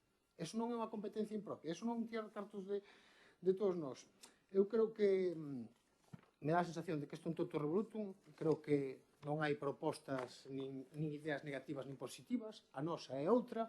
Esta é un centro que eu creo que xa o hai no entorno, creo que se pode dar, e aquí temos outra cuestión que é unha escola ecolóxica a nivel local, eu creo que para pequenas cuestións, e creo que isto sería un gasto que para nós non creemos que este justificado a día de hoxe, nada máis. Ben, en primeiro lugar, agradecer ao BNG, pois, en este caso, a mostra de apoio, non? O proxecto que estamos a levar a cabo do Espazo Municipal Ecolóxico no Monticaño, que é un espazo pois, que realmente pretende impulsar con ese enfoque ecolóxico actividades tanto do medio urbano como tamén ecolóxico, non? Como se viu na encomenda que xa trouxemos de xestión recente aprobada no pleno anterior, pois no espazo inclúense actividades de formación e promoción en agricultura ecolóxica e outras máis vinculadas tamén pois ao medio urbano, non? Sistemas urbanos de drenaxe sostible, mantemento de infraestructuras e mobiliario de madeira, o viveiro municipal. Este tipo de actuacións de maneira progresiva se poden ir dando resposta a algunha das imaxes que nos poido Ana, o Partido Socialista, mencionar como pode ser un banco que está en mal estado, pois que se poida condicionar e traballar en esa línea de maneira progresiva, pero cando vostedes falan dun pulmón verde, o Monticaño de maneira natural é un pulmón verde. Do que vostedes están a falar aquí é de cemento, están a falar de crear edificios e están falando de crear cafeterías e bares. E realmente é un espazo natural, verde, que a día de hoxe, como repito, está a manter persoas con discapacidade, unha empresa de reinserción sociolaboral que está en perfecto estado e non hai nada que dicir, e que veñen de outras zonas precisamente a pasear e disfrutar dese espazo totalmente natural con vistas á costa que temos que é espectacular e o que é toda a zona verde que é espectacular. Entón, iso hai que poñelo en valor e non que vostedes digan que é un pulmón, estamos de acordo que é un pulmón dunha zona verde natural.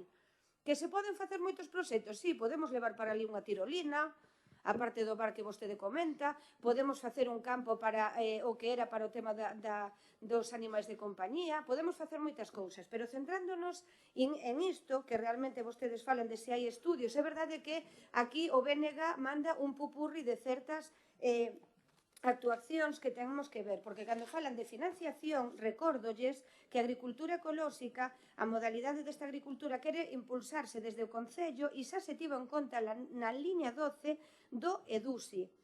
volve a agricultura ecolóxica, que aumentaba antes o alcalde. E máis, as instalacións do espacio municipal ecolóxico foron financiadas polos fondos europeos.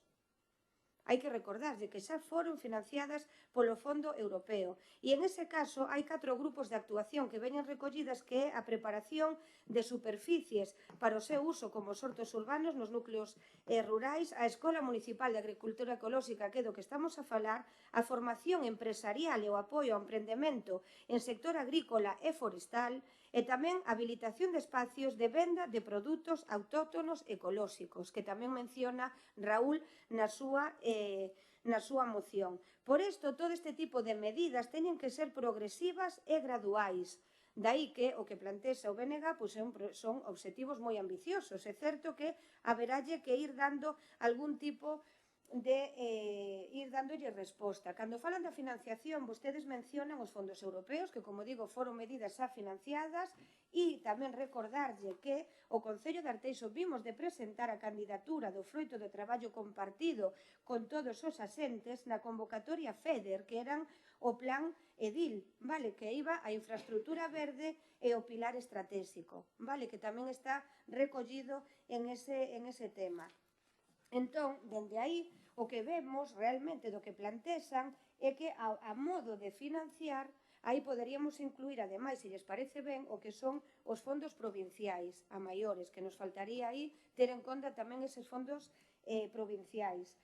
E logo, ademais, a hora de articular todo isto, cando falamos de competencias ou incluso de financiación, estas propostas ven da necesidade de autorizacións sectoriais tamén, ou directamente por competencia incluso de outras administracións, que non todas son competencias propias.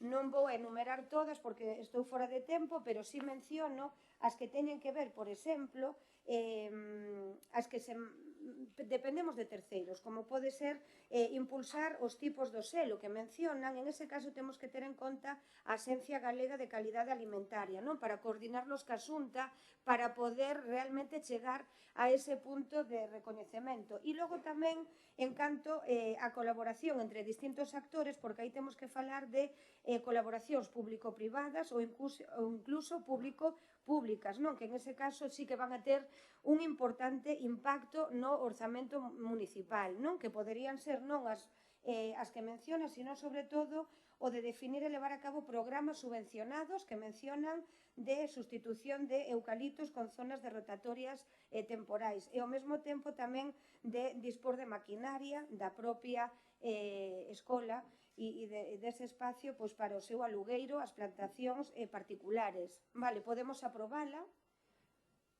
progresivamente, pero isto sí que é un tema de financiación que a corto prazo non está previsto. Surso, sí que nosotros nuestra intención sí que es tienes ahora el turno de intervención, es aprobar la moción. Lo que pasa que sí que hay cosas que vamos a pedir que no estén presentes. Nosotros no estamos de acuerdo en definir y llevar a cabo un programa subvencionado de sustitucións de eucaliptos con zonas rotatorias temporais en cuadrícula por especies autóctonas como piñeiros, carballos, castiñeiros. Es que un poco era lo que decía Martín, ya no es nuestra competencia. Es que y estamos ahí supliendo competencias de otro lado. Aparte que esto no tiene ningún sentido ni lógica que sea el concello quien intervenga, en este caso, a hacer una subvención para cambiar eucaliptos. Ya sé que el concello puede subvencionar y pagar todo lo que se le ocurra a todo el mundo, pero, Dios mío, es que es de locos. Hablamos de competencias, cuando cuadras son las competencias. Entonces, este es un punto que sí que, dentro de lo que es el debate, sí que te pediríamos que lo quitaras. ¿Y cuál era el otro punto que...?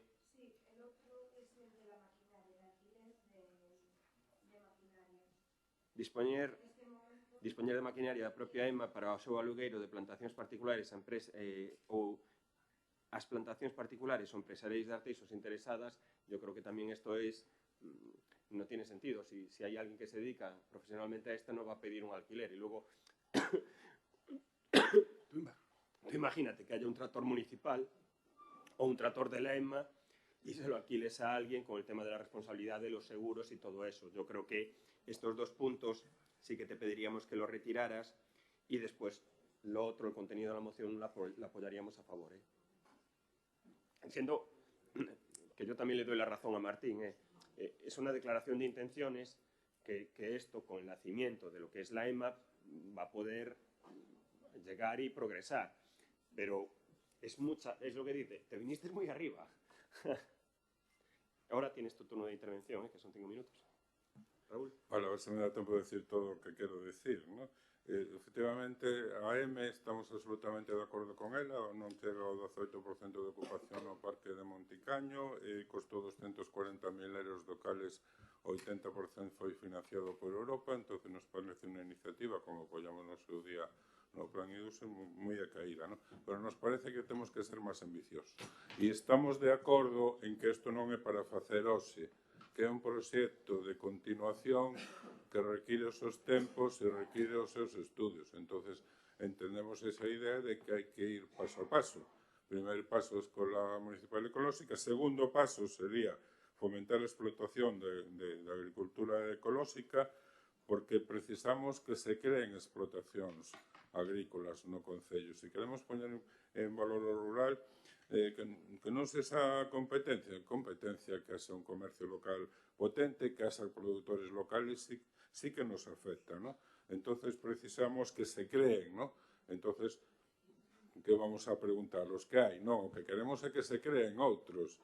Queremos creer esa necesidade, que a xente que está dedicada a outras cosas ou que non ten traballo, sinta a necesidade de crear, ou pode haber unha salida na creación de esas explotacións agrogandeiras ecolóxicas, ¿no? Entonces, unha terceira pata, que probablemente va a ser unha seguinte opción, digo que non nos estamos volvendo arriba porque son paso a paso, non é para aplicar ahora. É entendible que isto ten que ser o objetivo que nos temos marcar no futuro. Que Arteixo produzca no seu rural, que haxa explotacións agrogandeiras ecolóxicas e que para eso, para que se creen, o Concello ten que estar detrás, apoyándoas, ¿no? Ahora mismo hai, creo, 3.000 hectáreas de terreno en todo Arteixo que podían ser utilizadas en explotacións. 3.000 hectáreas son moitas hectáreas, ¿no? Que están ahora baldías, que non están aproveitadas, que se podrían aproveitar e que dar riqueza a todos os veciños e veciñas de Arteixo mediante un produto que devolvería a xente ao rural e que o potenciaría en sobremanera, non só a industria. Arteixo, a maioría do Arteixo é rural, a maioría do Concello, na súa extensión. Entonces, é un pouco a nosa obriga promocionarlo, ¿no? Entonces, a marca de calidade, debería ser marca de calidade de Arteixo, que é unha marca de calidade que poña a horta de Arteixo e que a xente o velo dice, anda, e a compre, ¿no? Que está demostrado que cando son produtos de proximidade a xente o compra, ¿no? O financiamento de Europa, bueno, isto tamén o falei co xerente de Sumarte e estaba de acordo en que as líneas que prevén os programas europeos encaixan perfectamente tanto en este centro, na creación deste centro, como despois na promoción do produto local e os selos de calidade, ¿no? Das cosas de poñer que tamén se reclame subvención aos entes provinciais, estamos de acordo, que se quiten os eucaliptos, estamos de acordo en que igual se nos escapa un pouco das competencias municipais, efectivamente, entonces, sendo unha seña de identidade que temos que ter e cando se recomende desde o Concello, ten que ser en ese sentido, que se fagan cuadrículas, que co tempo é moito máis rendible a madeira autóctona, pero moitísimo máis, non? Eso do eucalipto, o eucalipto non deixa que creza nada ao seu redor, son vampiros do bosque encima, crean un peligro enorme co tema dos lumes. Entonces debería ser unha iniciativa do Concello, está ben, o quitamos, non hai problema, pero que sexa como unha filosofía, non? E que me quedaba? A maquinaria. A maquinaria, estábamos pensando máis ben en temas como cando metes os restos de poda en estas máquinas, non me acordo como se chaman, que o trituradoras, ¿no? Entonces, a mellor hai explotacións pequenas que non teñen capacidade, non unha grande, que xa ten que ter a súa e toda a maquinaria e tractores, non estaba pensando precisamente en tractores, ¿no? Senón en maquinaria dese tipo que é moi cara en unha explotación pequena e que ao mellor, pois, para unha actuación, se teño que triturar todos os restos de poda, pois, sí podía solucionar ese problema. Estamos falando dese pequeno material con un alugueiro e con un consumo, bueno, con utilización responsable, ¿no? Que non as deteriore e que si hai un deterioro, pues case unha compensación tamén, ¿no? E que se estudia a viabilidade según que tipo de máquinas. E creo que xa estou acabado e creo que xa o dixen todo. Gracias. Bueno, simplemente decir que eu comparto cos compañeiros do Bloque Nacionalista que seguro que hai moitos sitios inutilizados e hasta que poden ser similares a estes que propoñen eles, pero creo que o noso Concello ten a población necesaria e os medios para poder abrir un centro de promoción e desenvolvemento da agricultura ecolóxica, tendo en conta, como ben din eles, a busca de financiamento que xa nombraron.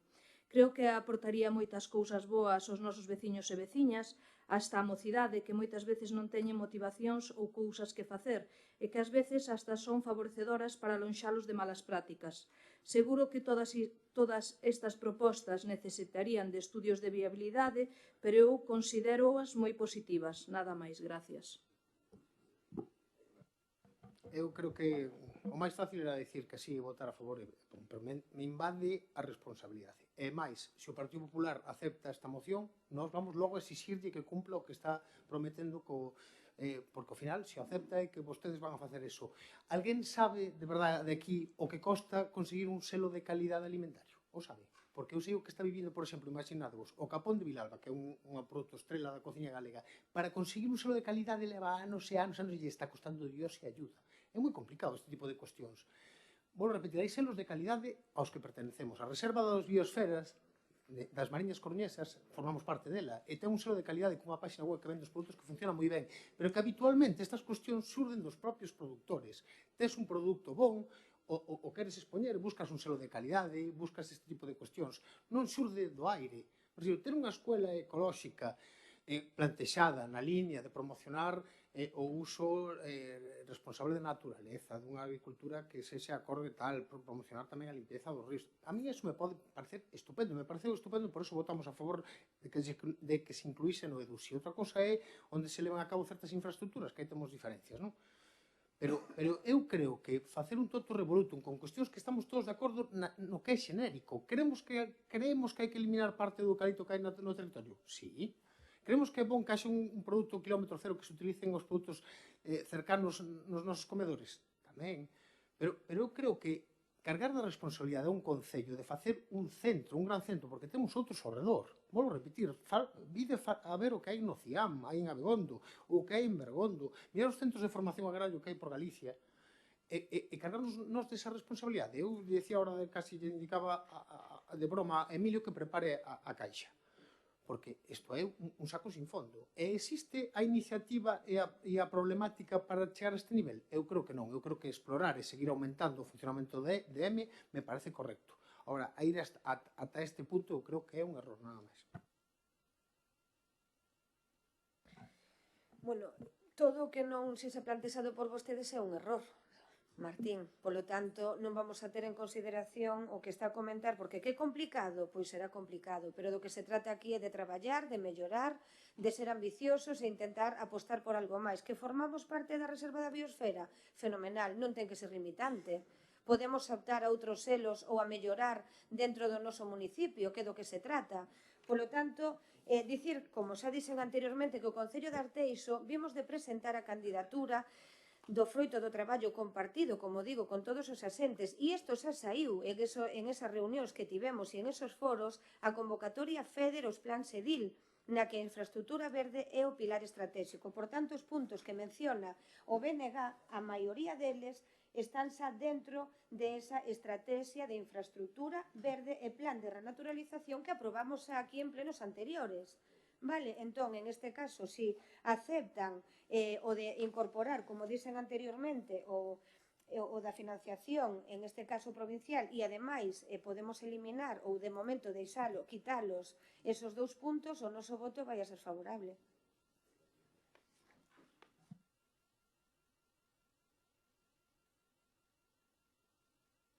Yo creo que tiene razón también mi compañera Inés, efectivamente. Lo que no propone el PSOE no vale. Es inaudito escuchar aquí en este pleno cuando habla el PSOE de que nos vamos a cargar de otra competencia más, cargar de responsabilidade por facer un centro de agricultura ecolóxica, Emilio, vai preparando... Perdona un momento, non sei se hubo turno de réplica, Ai. xa me perdín.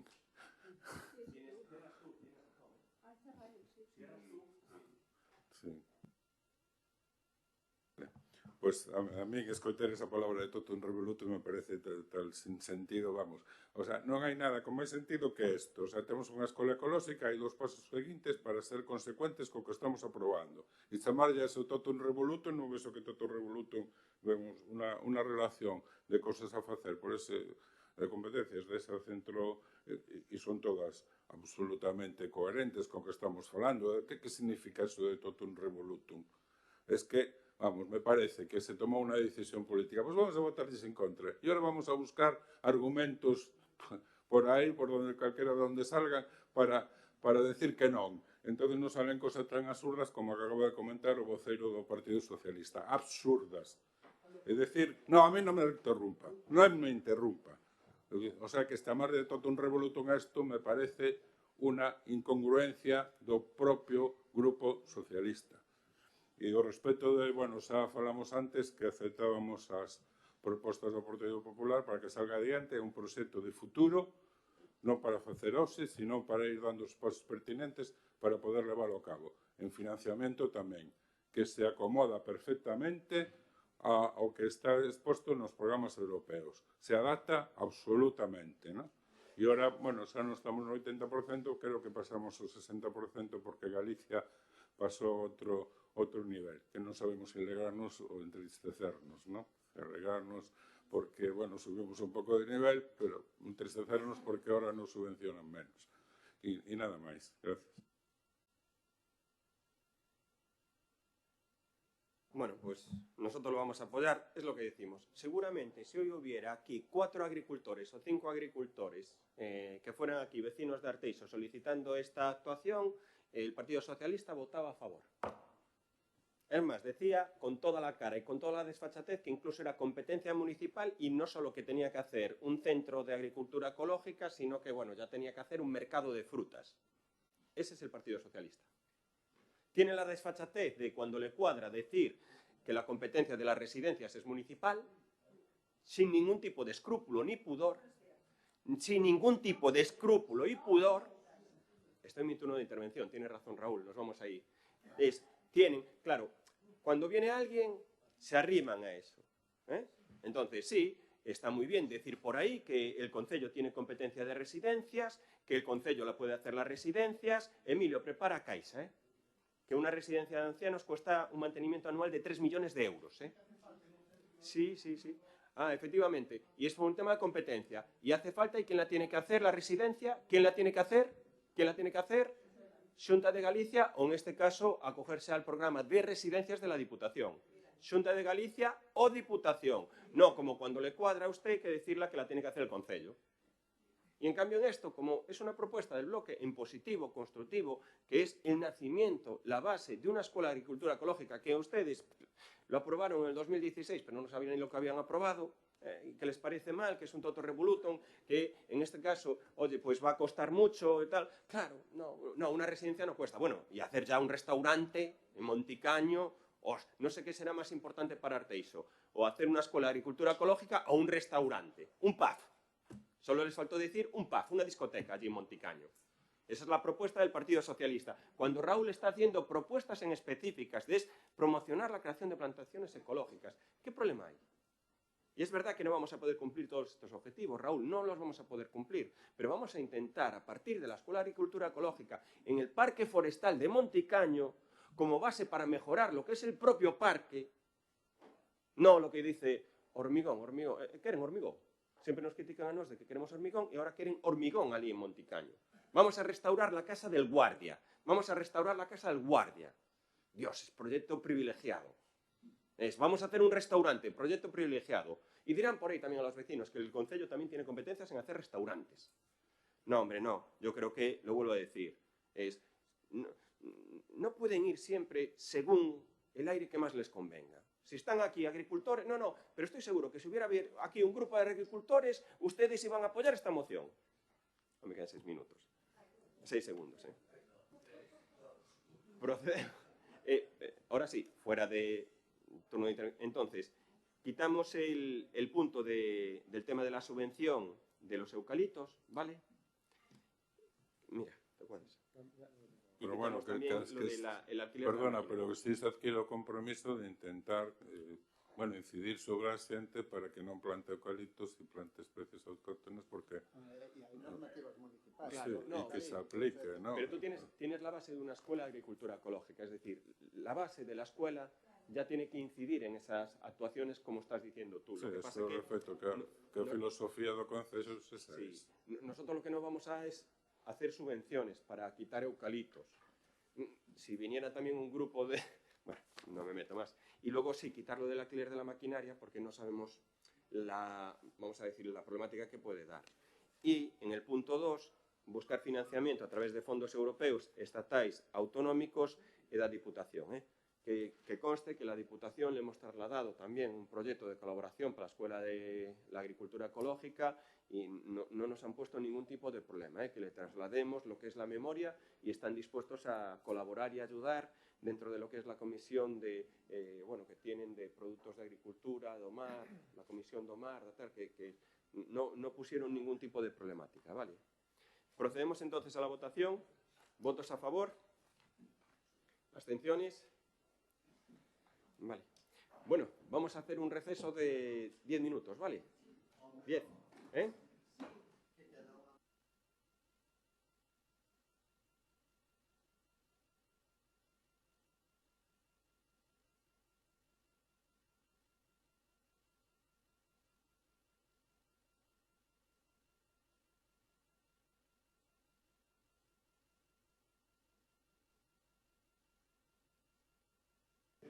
Continuamos entonces. Vale, vamos.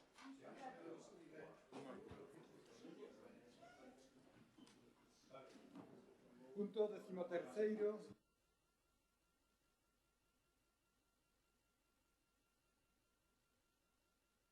Moción do Grupo Municipal do Bloque Nacionalista Galego de apoio á sanidade pública e manifestación do día 6 de abril.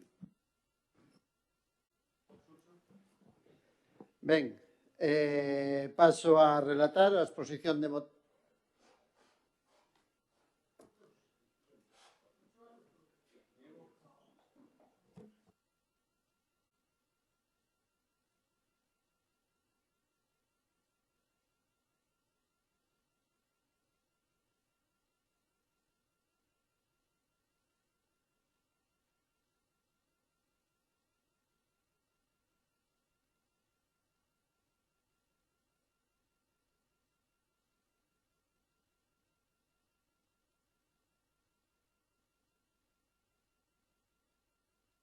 Ben, paso a relatar a exposición de motivos. A plataforma SOS Sanidade Pública de Galicia, despois da gran manifestación celebrada cun enorme éxito en Vigo, organizada pola plataforma desta cidade e do resto de plataformas da área sanitaria, acordou convocar unha nova manifestación en Compostela para o 6 de abril ás 12 horas desde a Alameda, dada a nula resposta da Xunta de Galicia e da Consellería de Sanidade ás reivindicacións expostas para incrementar os recursos, mellorar a organización e o funcionamento da atención primaria, reactivar e aproveitar plenamente os recursos dos hospitais públicos para afrontar o incremento das listas de agarda e frear a deterioración, desmantelamento e privatización de todo o sistema sanitario público galego por parte do PP. As organizacións que forman parte desta alianza social e profesional consideran fundamental o apoio dos concellos como administracións máis próximas aos problemas da cidadanía e piden o apoio ás reivindicacións que se expoñen de xeito consensuado. Máis atención primaria, centros de saúde e PACs dotados de persoal suficiente de todas as categorías, ben equipados, accesibles en 24-48 horas como máximo, consultas presenciais á solicitude do paciente e reorientar a atención primaria á promoción, prevención, traballo comunitario e participación social. Máis atención hospitalaria, utilización plena dos recursos instalados en hospitais mañán e tarde, deixar sen efecto os recortes aplicados nos hospitais comarcais, acabar coa política de concertación coa privada, restitución ao sistema público de centros privados, plans para reducir listas de agarda e non ocultación das mesmas, acabar coa precariedade laboral e recuperar a exixencia da dedicación exclusiva do persoal médico. Mais sanidade pública, incrementar o orzamento sanitario público, plan de saúde galego que adapte os recursos ás necesidades, recuperar os servizos privatizados e as áreas sanitarias pechadas e potenciar a saúde pública para combater as posibles epidemias para a saúde. Por estes motivos, o BNG propón ao Pleno da Corporación Municipal a adopción dos seguintes acordos. Primeiro, apoiar as reivindicacións da plataforma SOS Sanidade Pública e, segundo, difundir a través dos medios ao alcance do Concello a manifestación convocada pola plataforma SOS Sanidade Pública para o día 6 de abril en Compostela e facer un chamamento ao conxunto da veciñanza para participar nela.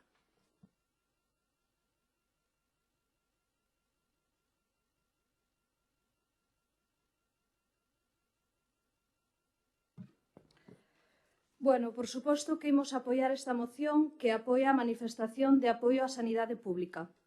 A verdade é que este é un tema sensible para min, xa que temos unha sanidade de calidade gracias aos profesionais que traballan nela, non os recursos económicos que se invirten. O exemplo témolo moi recente no COVID, que xa olvidamos, pero que se levou moitas vidas por diante e que eu de primeira man vin e sufrín como nos enfrentamos a unha pandemia na que apenas ao principio falo tiñamos mascarillas e batas e os profesionais puxemos en risco as nosas vidas para salvar moitas outras. A recompensa simplemente foron uns aplausos. A sanidade é de todos e de todas, non importa a ideoloxía nin os cores, nin nada que nos diferencie. Deberíamos loitar todos na mesma dirección para que a nadie se lle pase pola cabeza aproveitarse dun servicio público de calidade que tanto traballo e esforzo costou conseguir. Que respeten os traballadores que seguen tendo contratos precarios, que non se pechen servicios, que non se aproveiten do privado para encher bolsillos traseiros. Eu que traballo na sanidade sempre a defenderei porque non hai cartos que poidan pagar uns servicios como os públicos. Nada máis, gracias. Ben, antes de nada, quero deixar claro unha cousa aquí, porque despois de escoitar o peche do señor alcalde no anterior punto, as trapalladas e as mentiras que dixo cara a este grupo municipal, non lles vou permitir. O grupo municipal e o Partido Socialista de Arteixo non quere máis cemento nin máis bares no Monticaño. O que quere é que non haxa edificios arruinados que deixaron vostedes que se caeran e que vostedes botaron dali as actividades que había, sin darlle outra solución. Deixaron que todo se convertira nunha ruína. Eso quero deixar claro. E paso, con todo o respeto do mundo, por esta moción que traen os compañeros do BNG, que apoiamos completamente. É certo totalmente o que expoñen na súa moción. Conocémolo todos os que usamos a sanidade pública, que a atención primaria está desatendida porque cando un queda sin médico porque está de baixa ou está de vacacións non é suplente e, sin embargo, hai médicos maltratados porque están contratados por tempos e por meses e cubrindo baixas por todo o territorio de Galicia, correndo para arriba e para baixo, porque o conocemos. Quen conoce a un médico que acaba de sacar a súa carreira sabe perfectamente o maltrato que sufre para poder encontrar unha plaza na sanidade pública que sea con condicións de traballo dignos e ben pagados. Estamos por debaixo do ratio nacional tanto en médicos de atención primaria como en enfermeiras, como en matronas por habitante, como na pediatría, que Galicia chega ao 85% das prazas en atención primaria con pediatras, cando Asturias, por exemplo, xa alcanza 98%. Estamos moi lamentablemente por debaixo da sanidade de saúde mental, que hai unha espera superior a 4 meses para poder acudir a un psiquiatra ou un psicólogo, e, polo tanto, creo que, desgraciadamente, todos sufrimos estas listas de espera. As listas de espera son tan grandes que, por exemplo, cando unha persoa queda de baixa por enfermidade e non pode acudir ao seu traballo, pasa a maior parte do tempo de baixa esperando a que o atenda un especialista.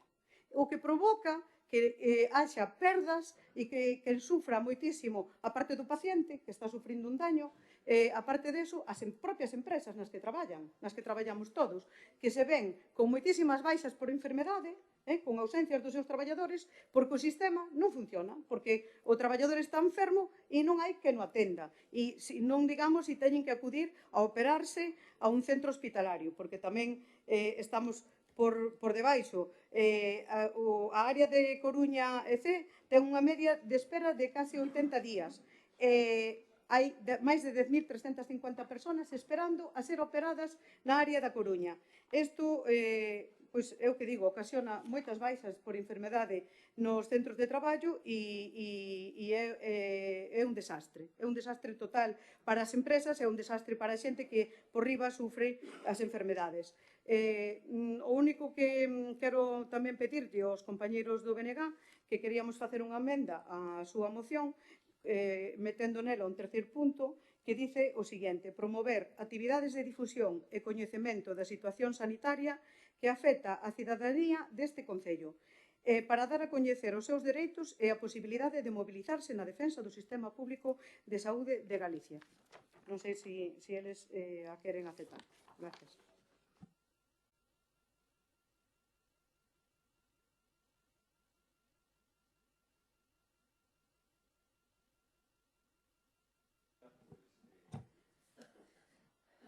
Ben, pois o noso voto de cara á moción vai a ser en contra, non de cara ao que é a aposta da sanidade pública, senón realmente aos acordos e o que plantexa aquí o BNG, que ven sendo o tema da manifestación, non?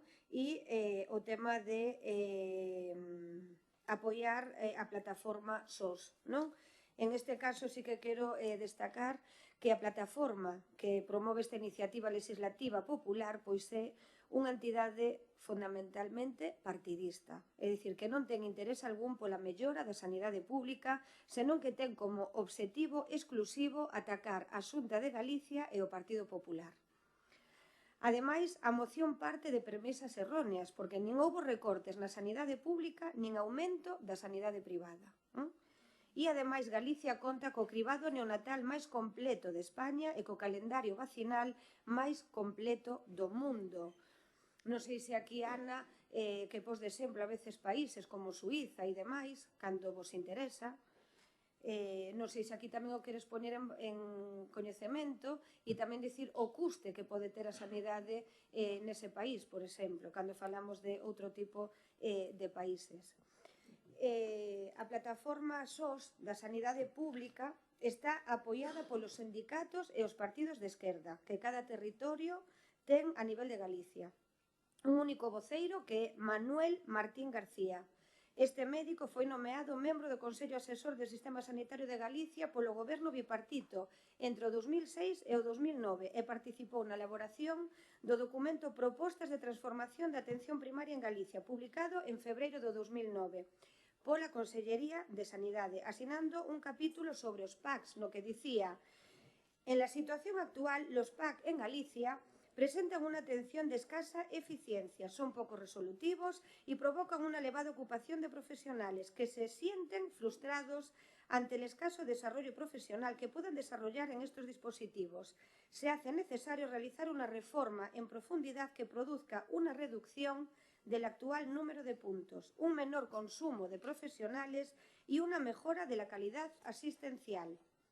Martín compasinaba ese asesoramento ao bipartito, propoñendo pechar os PACs en aquel momento coa presidencia dunha presunta plataforma en defensa da sanidade pública que en realidade defendía o goberno ante reivindicacións sindicais como ocorreu coa folga da atención primaria xa no ano 2008. En aquel momento, Martín apoiaba o goberno. Decía, la Asociación Galega para a Defensa de la Sanidad Pública emitiu un comunicado cuestionando os paros que convocan sindicatos, co apoio dos colexios médicos, reduto tradicional dos sectores máis conservadores da profesión médica.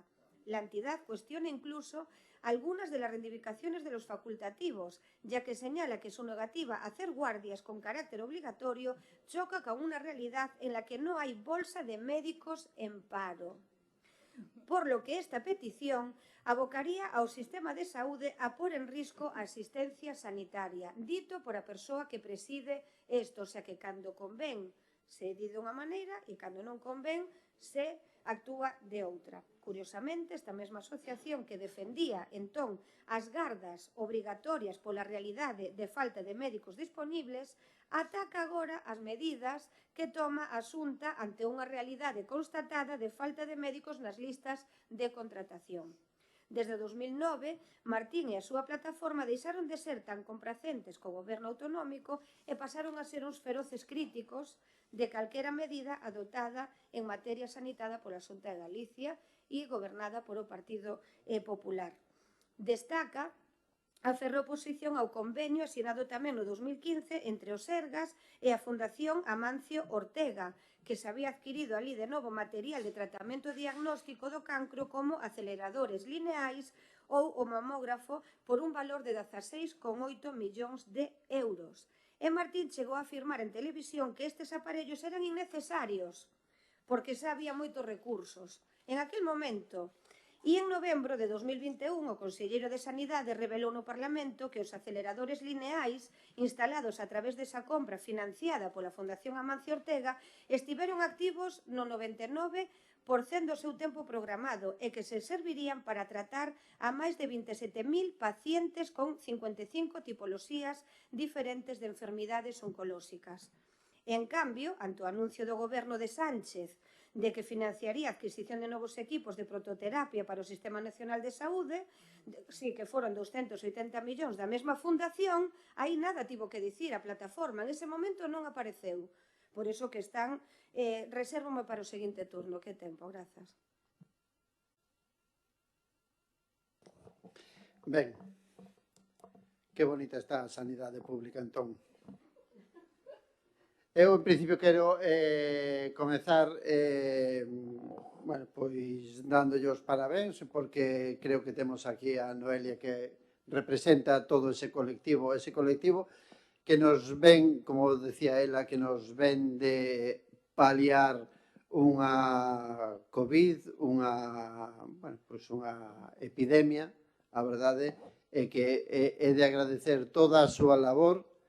Non cambiaron para nada os contratos que siguen sendo por días e por horas deste colectivo sanitario, pero tampouco é que quixera eu volver a nomear todos os problemas que atinxen a sanidade e que si se revirten tamén económicamente na sanidade privada, porque a sanidade privada tamén vive do carto público. Tamén vive do carto público. Eu non son nada partidario de expoñer nunca a miña vida privada, pero vou falar do meu libro. Vou falar do meu libro porque eu teño un problema de vesícula, levo 9 meses agardando por unha operación que non dá chegado. Esa operación resulta que provoca problemas nas cordas vocais. Xa van 2 veces que me operei das cordas vocais porque non me dan operado a vesícula, porque esa é a consecuencia. E levo xa 9 meses agardando por unha operación de vesícula que non dá chegado. Pero resulta que hai mes e medio recibo unha chamada do Sergas dicindo que se quero operarme na privada en 15 días teño resolto o problema, que senón terei que esperar. E a miña contestación foi que espero, porque non pode vivir a sanidade privada da pública, e me joderei con todas estas letras e con todas estas palabras. Me joderei porque os problemas gástricos son importantes, pero tamén otorrinolaringolóxicos. Pero é o que hai. A sanidade pública necesita, máis que nunca, un cambio de goberno nesta Xunta de Galiza. Máis que nunca. porque a sanidade vai de mal en peor. Eso sí, se nos queremos operar pola privada, enseguida nos tenden unha alfombra vermella. Enseguida nos tenden unha alfombra vermella. Da igual se é de cataratas, seguramente todos coñecemos que hai que os nosos maiores van a operarse de cataratas a un privado pagado polos Sergas. Eso sí que é unha quita importante. Eso sí que é unha quita importante. Mas, bueno, pois miramos para outro lado. Pois non. A sanidade pública necesita máis que nunca un cambio de goberno da Xunta de Galiza. E mentras non cambiemos o goberno da Xunta de Galicia, a verdade é que teremos unha sanidade que irá de mal en peor e promocionando e pagando a sanidade privada.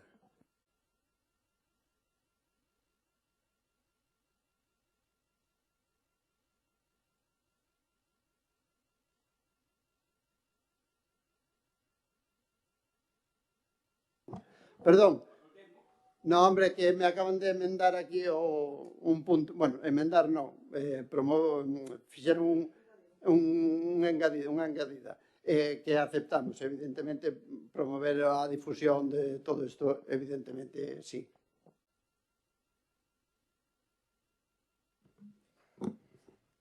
Bueno, dicir que eu podo entender que non se apoien plataformas, podo entender moitas cousas dentro da sanidade. Agora o que non comparto, e tendo conocimiento deso, é que se diga que a sanidade pública non se fan recortes. Na sanidade pública o que se fai é queimar os traballadores con miles de contratos, moitos deles que son de un só día, e o que provoca é que os profesionais deixen a sanidade pública e se vayan á privada porque teñen unha estabilidade ou hasta a deixen para emigrar. É dicir, que non creciu a sanidade privada xa me parece hasta unha coña, xa que o mal servicio que hai hoxe en día na atención primaria o que fai colapsar os hospitais fai que a xente acuda á sanidade privada. Rueda pode decir o que queira, pero que llo diga a quen non sepa do que fala, porque os que temos constancia do que sucede na sanidade sabemos que tristemente vai marcha atrás e sin frenos. Que invirtan no necesario, que invirtan no que é de todos, porque nós non o veremos, pero os que veñen atrás, se non teñen cartos para pagar, morrerán a miñoca. Nada máis, gracias. Ben, contestar por parte do Grupo do Goberno a súa portavoz a esta moción simplemente falando mal do portavoz da plataforma de SOS Sanidade Pública é triste e lamentable, pero é a única vía que ten, porque xo fixo o ano pasado, cando este grupo presentou unha moción similar a esta, cando se achegaba, como todos os anos, a manifestación que convoca esta plataforma. Decir que non hai problemas é mentir. Os médicos escapan porque están maltratados, escapan, van á privada ou, como dice a compañera Noelia, emigran, porque prefieren emigrar, van incluso a traballar a Portugal, que os trata mellor. Os médicos desespéranse por non conseguir unha plaza, no que sea. É mentir dicir que cando un ten que facer unha resonancia, xa poño un exemplo como unha resonancia, cando un se ten que esperar pola pública, bota meses e meses e meses de baixa esperando por ela. Meses. E o problema máis grave é para os pacientes, porque sufren o problema de saúde. Pero hoxe en día un problema moi grave que se está abrindo é para as empresas, para os centros de traballo que teñen os traballadores de baixa porque o sistema non funciona. E que sucede? Que moitas empresas, fíjese ben, veña ao mundo real, porque parece que non está nel, moitas empresas contratan seguros privados, colectivos, para axilizarlle as súas atencións aos seus empleados.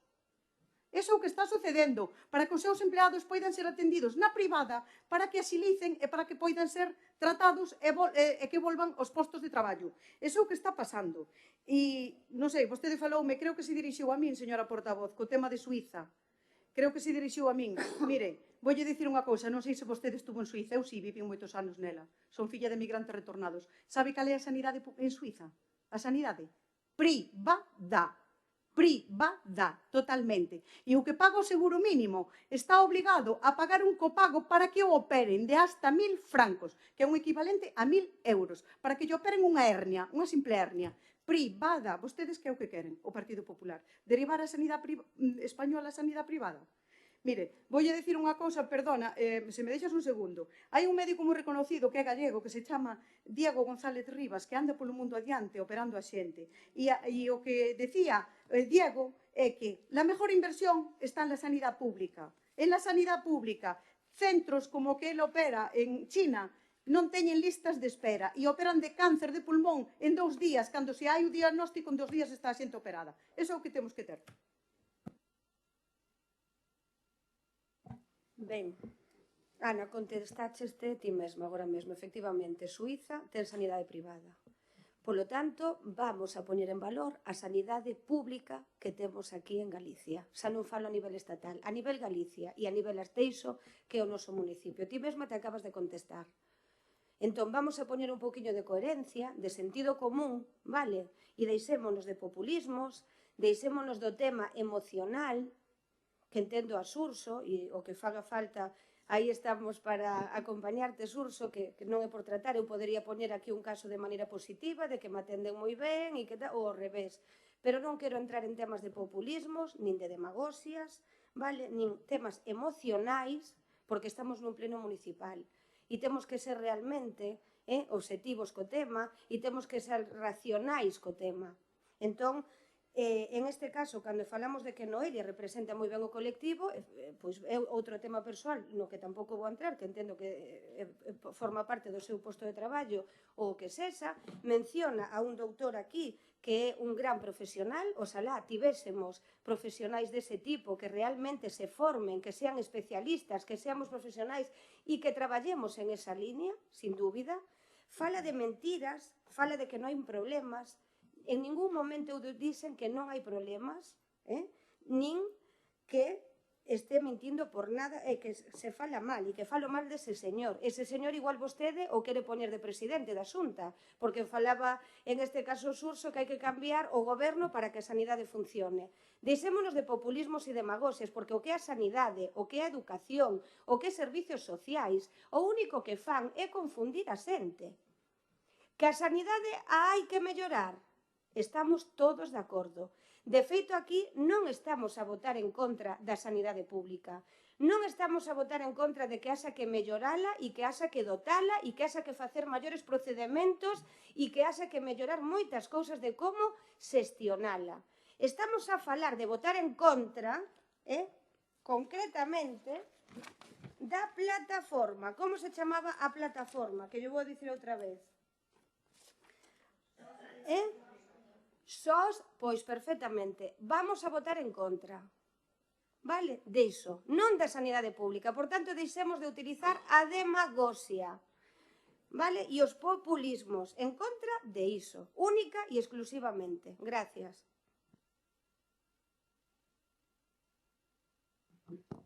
Ben, hai un programa na TVG, esa que temos que defender, que di era visto.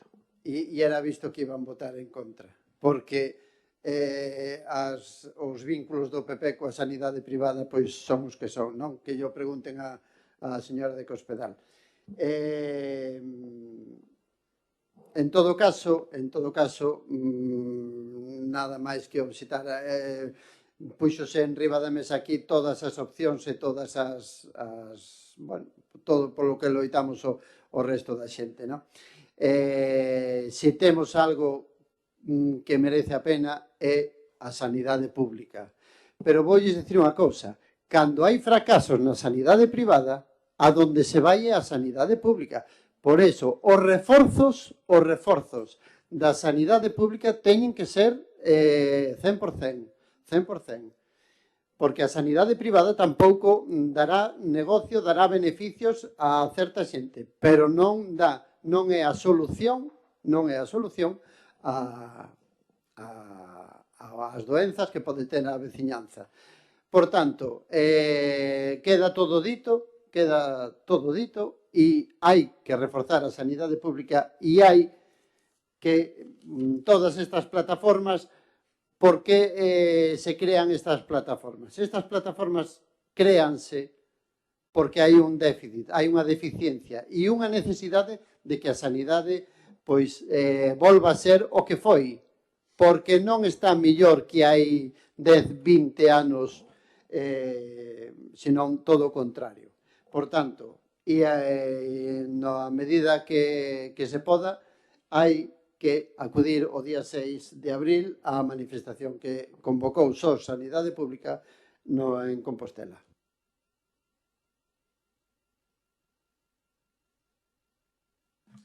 Bueno, ¿por qué se crean estas plataformas? Se lo digo yo. Es una actuación política por parte de los partidos de la oposición. Eso lo sabe todo el mundo. Yo creo que hoy traen esta moción, puedo casi asegurar, poner la mano en el fuego, que hasta las próximas elecciones autonómicas 6 o 7 más van a caer en este pleno. 6 o 7 más. Es la referencia que siempre hacen ustedes. Educación, sanidad. Y, bueno, está muy bien manifestarse, criticar, poner todo en una situación de negro, pero no propuestas también en positivo ninguna. No, ninguna. No, ellos sí, aquí en Arteixo sí hay, Martín. No es como tú en Arteixo. Que haga referencia usted al programa de Eravisto, que yo soy un fan del programa de Eravisto, yo creo que, bueno, si es la manera, seguramente se encontrarán muy cómodos en ese programa porque casi la característica de hacer política es la que sale en el programa de ustedes. Que diga usted que sanidad pública necesita un cambio. No sé, yo creo que los gallegos, durante 4 mayorías absolutas del señor Feijóo, le han demostrado que no. Durante la presentación de lo que es el nuevo presidente, Alfonso Rueda, que ha sido respaldado hace poco también con mayoría absoluta, le dijeron que no. Quizá a lo mejor lo que se necesite un cambio es ya de su líder de partido, de Ana Pontón, que lleva ¿cuántos? 4 fracasos, 5, 6, ¿no? No sé cuántas veces se presentó. No vale, eso no vamos a entrar ahí, ¿no? Yo creo que todo el mundo sabe que la sanidad es un pilar básico de esta sociedad aquí en Galicia y en España. La sanidad pública. Como decía Ana, hay que ir a otros sitios para ver lo que es la sanidad pública o qué tipo de servicio dan. Aquí, por supuesto que hay problemáticas y necesidades y, sobre todo, falta de personal en algún sitio. Pero a mí que me expliquen cómo una actuación, un servicio público, si un médico se pone de baja a las 8 de la mañana, ¿cómo se puede cubrir? Que me digan cómo se hace. Claro, entonces lo que tenemos que hacer es, se necesitan 100 médicos y tenemos 200 en plantilla. Si eso es la manera... Además, la demagogia que tienen ustedes, sobre todo los partidos de la oposición, es que dicen una cosa, pero cuando gobiernan no son capaces de hacerlo. Y efectivamente, la sanidad que tuvieron ustedes cuando estuvieron gobernando en el bipartito, ¿cómo era? ¿Cómo era? Ahora, que en este caso, que digan ustedes que la sanidad está peor que hace unos años, no, ¿sabe cuál es la diferencia? Que cada vez, en este caso, los vecinos, los ciudadanos de este país utilizan y se preocupan más por el tema de la salud y hay un seguimiento más constante. Y todo el mundo está muy preocupado y cada vez está mejorando lo que es la atención. Y a lo mejor hay una saturación de médicos, o lo que dicen ustedes, la falta de pediatras. A mí dígame, ¿dónde hay un pediatra? ¿Dónde hay un pediatra? En la privada, sí. En la pública no hay pediatras porque no hay pediatras en paro. No hay. Pero bueno, es verdad que esperemos que efectivamente haya un cambio, que gobiernen ustedes y demuestren que saben gestionar perfectamente. Son un ejemplo de gestión, sobre todo aquí en Galicia, un ejemplo de gestión el Partido Socialista y el Bloque. Sabemos que esta moción va a ser reiteradamente traída aquí a pleno y nosotros en este caso pues la vamos a votar en contra. Procedemos a la votación. ¿Votos a favor? ¿En contra? Era visto.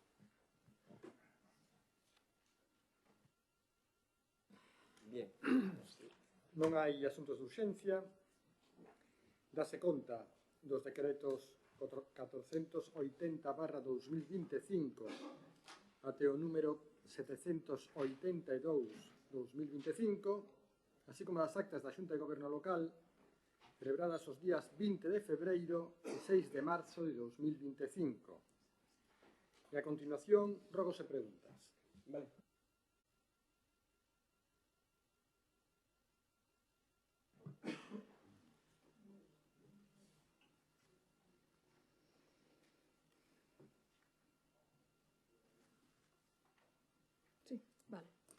Primeira pregunta. Recheo das praias afectadas no noso municipio polo impacto ambiental do porto exterior da Langosteira. Debido á construción do porto exterior da Langosteira e o que isto provocou co impacto ambiental, deixou sen utilidade moitos areais do noso concello, debido á chegada de bolos que recubren a totalidade dos areais. Sabemos que o recheo de area non é unha solución definitiva, pero é unha mellora puntual para que os veciños e veciñas poidan utilizar estas praias na época de verán que se aproxima. Preguntamos, ten pensado o equipo de goberno solicitarlle á Autoridade Portuaria da Coruña o recheo dos areais afectados no noso municipio para este ano? Segunda pregunta. Modificación da ordenanza que regula as terrazas no noso concello. Hai varios meses este equipo de goberno trouxo a unha comisión informativa a modificación da ordenanza de terrazas para evitar posibles problemáticas que estas causan a veciños e veciñas que viven nas proximidades de ditas instalacións e tamén para garantirlle aos locais unha normativa segura e clara que tamén evitelles conflitos coa veciñanza. Pero esta foi anulada da orde do día porque se quería mellorar. A día de hoxe, aproximándose épocas onde se utilizarán máis estes espazos e ata horas máis altas, seguimos sen saber nada desta ordenanza. Preguntamos, en que fase ou situación se atopa a redacción da mesma? Rogo 1. Que se cumpran as condicións establecidas no prego de prescricións técnicas que rexen o contrato do Servicio de Xestión de Biomasa na rede de vías municipais do Concello de Arteixo. Atendendo ás peticións que nos achegaron veciños e veciñas por mor das queixas relacionadas coa roza da maleza nas vías municipais, xa que en determinados puntos as empresas adxudicatarias non están a cumprir correctamente coa limpeza manual nas zonas que o require, coa recollida, a carga e transporte dos produtos procedentes da roza e co barrido, soprado e retirada de calquera resto orixinado polos traballos, unha situación que está a provocar que tanto as estradas como as cunetas non queden debidamente limpas para o correcto drenaxe das aguas pluviais, rogamos que se proceda a exixirlle ás empresas adxudicatarias o correcto cumprimento das condicións establecidas no prego de prescricións técnicas que rexen o citado contrato, principalmente as condicións establecidas no punto 3º. E último rogo, arrombar as inmediacións da Escola Infantil Vilarrodís Oseiro, atendendo as peticións que nos achegaron veciñas e veciñas, especialmente pais e nais do alumnado da Escola de Educación Infantil de Vilarrodís Oseiro, por mor da situación na que se atopan as inmediacións da citada Escola Infantil, onde existen importantes fochancas no acceso e na zona de aparcadoiro, zonas con abundante maleza e mesmo un cadro eléctrico sen porta que ademais leva moitos meses cercado por uns valos provisionais e que non garanten a seguridade. Rogamos que se proceda a arrombar as inmediacións do IESES Vilarrodís Oseiro. Dicir neste rogo que agradezco de parte de pais e nais que xa se está levando a cabo dito rogo. Vale, gracias. Nada máis.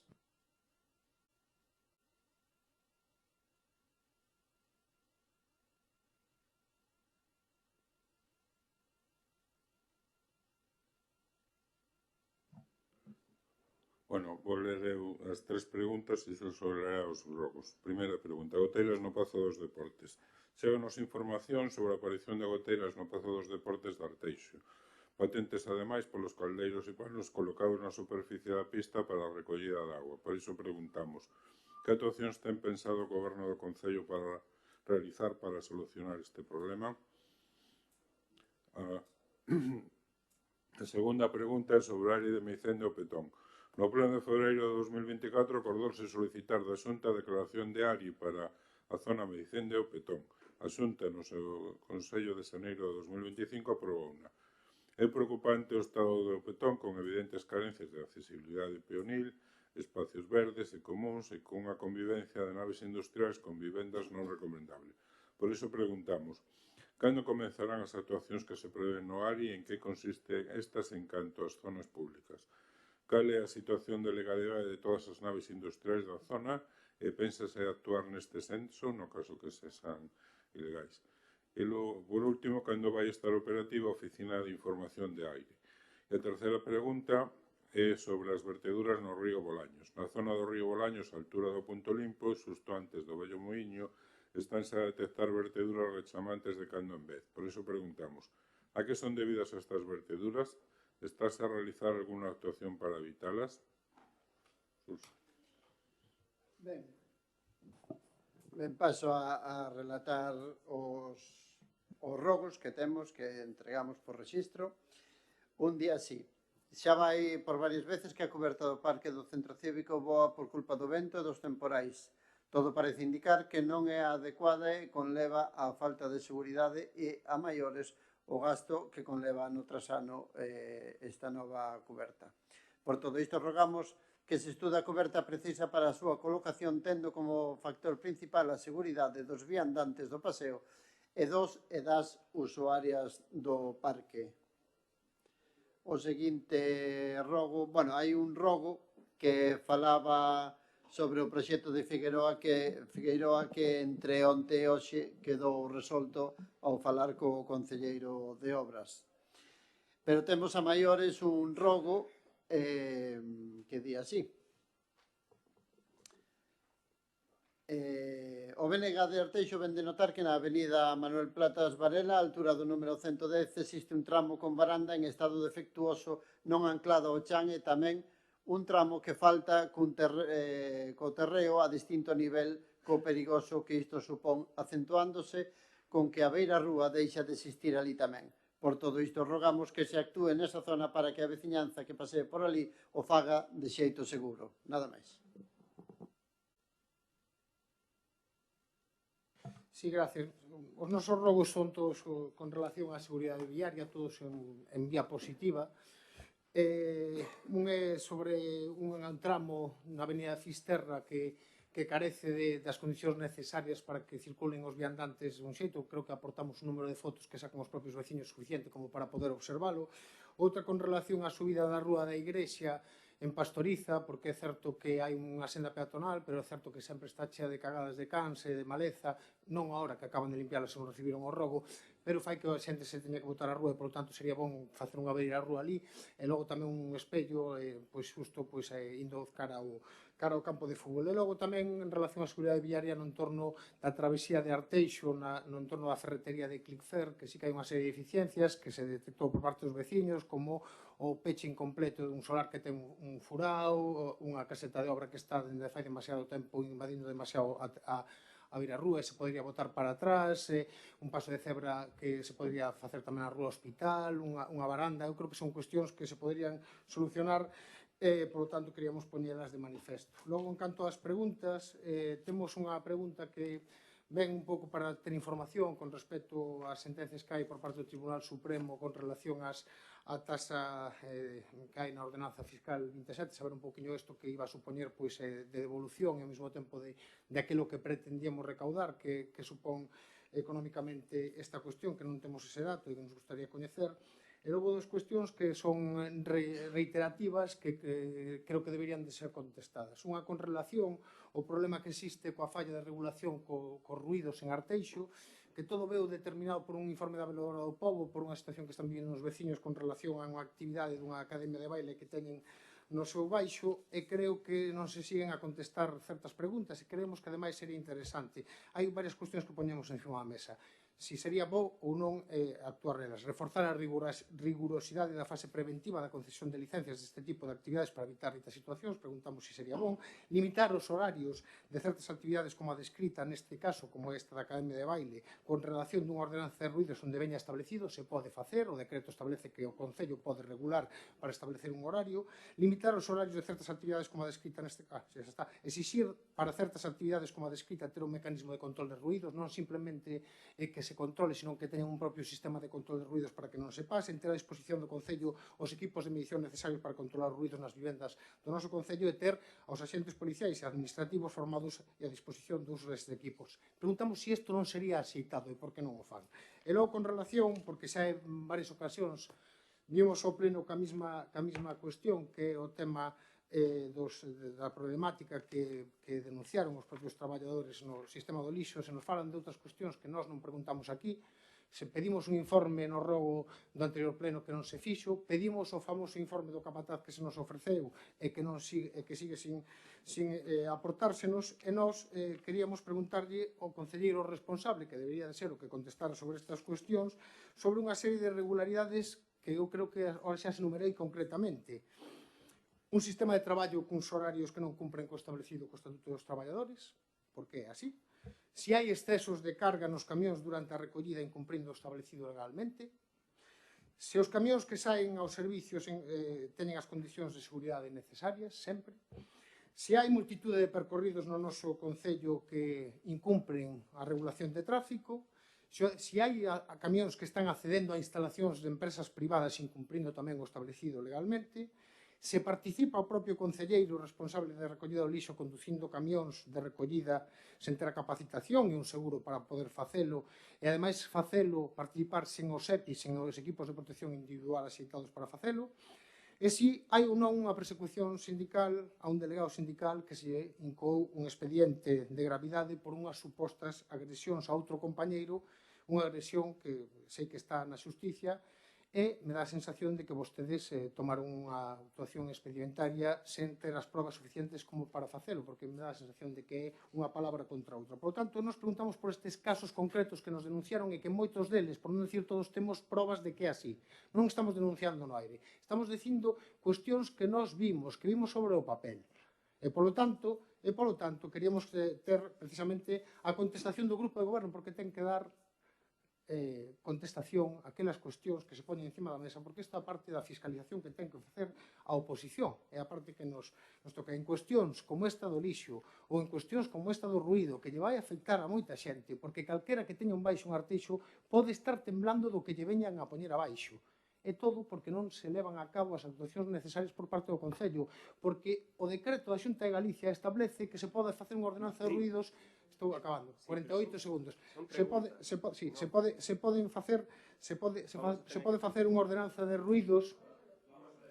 Non, claro, quere cambiar porque vostede non quere que falemos. É o curioso, vostede non quere que falemos, pero non se preocupe, se remato, o povo sabe perfectamente o que hai.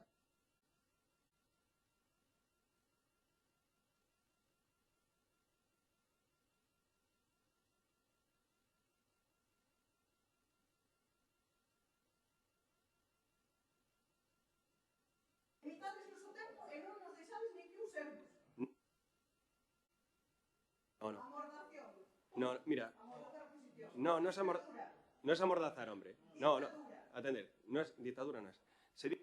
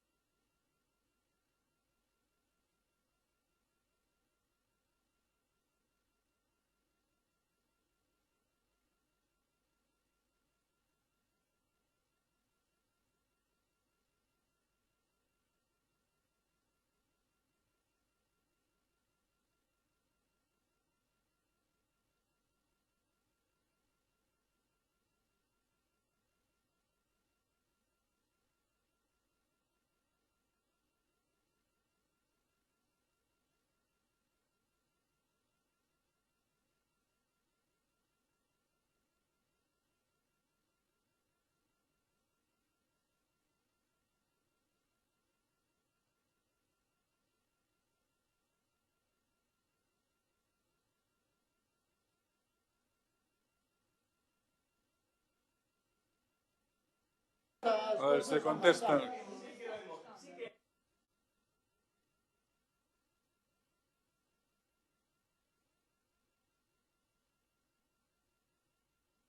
Bueno, si esto sigue así, nos levantamos y nos vamos.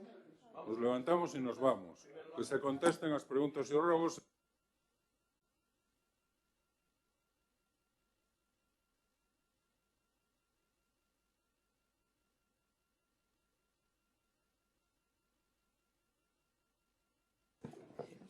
Sí, no, contesto sobre o de biomasa, pero xa que falaron os portavoces, eu tamén permítame que en este caso, se o Partido Socialista fai algún tipo de... Pídolles un poquinho de respeto, vale? Porque están interferindo continuamente nas intervencións cando está a falar o alcalde. E aquí a vostedes se lle respeta porque ningún portavoz de outro partido, incluído o noso, se lles e vos están todo o día tiqui, tiqui, tiqui, tiqui, tiqui, tiqui, e non se sabe o que se lles di. Entón, quero dicirlles con isto... Perdón? Sabemos que lo querrías dirigir tú. Perdón. Por suerte o por desgracia no lo diriges. Exacto. Tú ya sabemos que lo desearías dirigir. No, no lo diriges, Martín. No lo diriges. Ojalá. Pero ¿sabes quién va a decidir quién se lo dirige? Lo dicen los vecinos. Los vecinos. Exacto, Carlos. Eso es lo que iba a decir, precisamente, que quien dirige, en este caso el pleno, es Carlos Calvelo. Y entonces usted, cuando también lo quiere dirigir, no es compatible. Y menos que cuando el alcalde cierra, usted hace un rato que está grabado, decía que el alcalde en su cierre no podía intervenir según qué cosas. Pues usted cíñase a las preguntas y no, como dice usted, a otras cosas. Vale. Espera, Raúl. Ya está, Raúl, perdoa. A las vuestras. Xa está. No, espera. Vamos a contestar a las vuestras, non entramos en máis. No, desculpade, que xa está. Vamos a contestar primero, porque yo creo que Surso se tiene que marchar. Simplemente o tema da biomasa. Dicir que en este caso Noelia, no departamento que estiven en contacto, non lle consta que haxan incidencia respecto a se están a alterar o contrato ou non, vale? Quero dicir que non hai, se houbera incidencias, facederes chegar especificamente, non lle consta. Cando chega algún tipo dese tema, se pon en contacto ca empresa para que o subsanen, vale?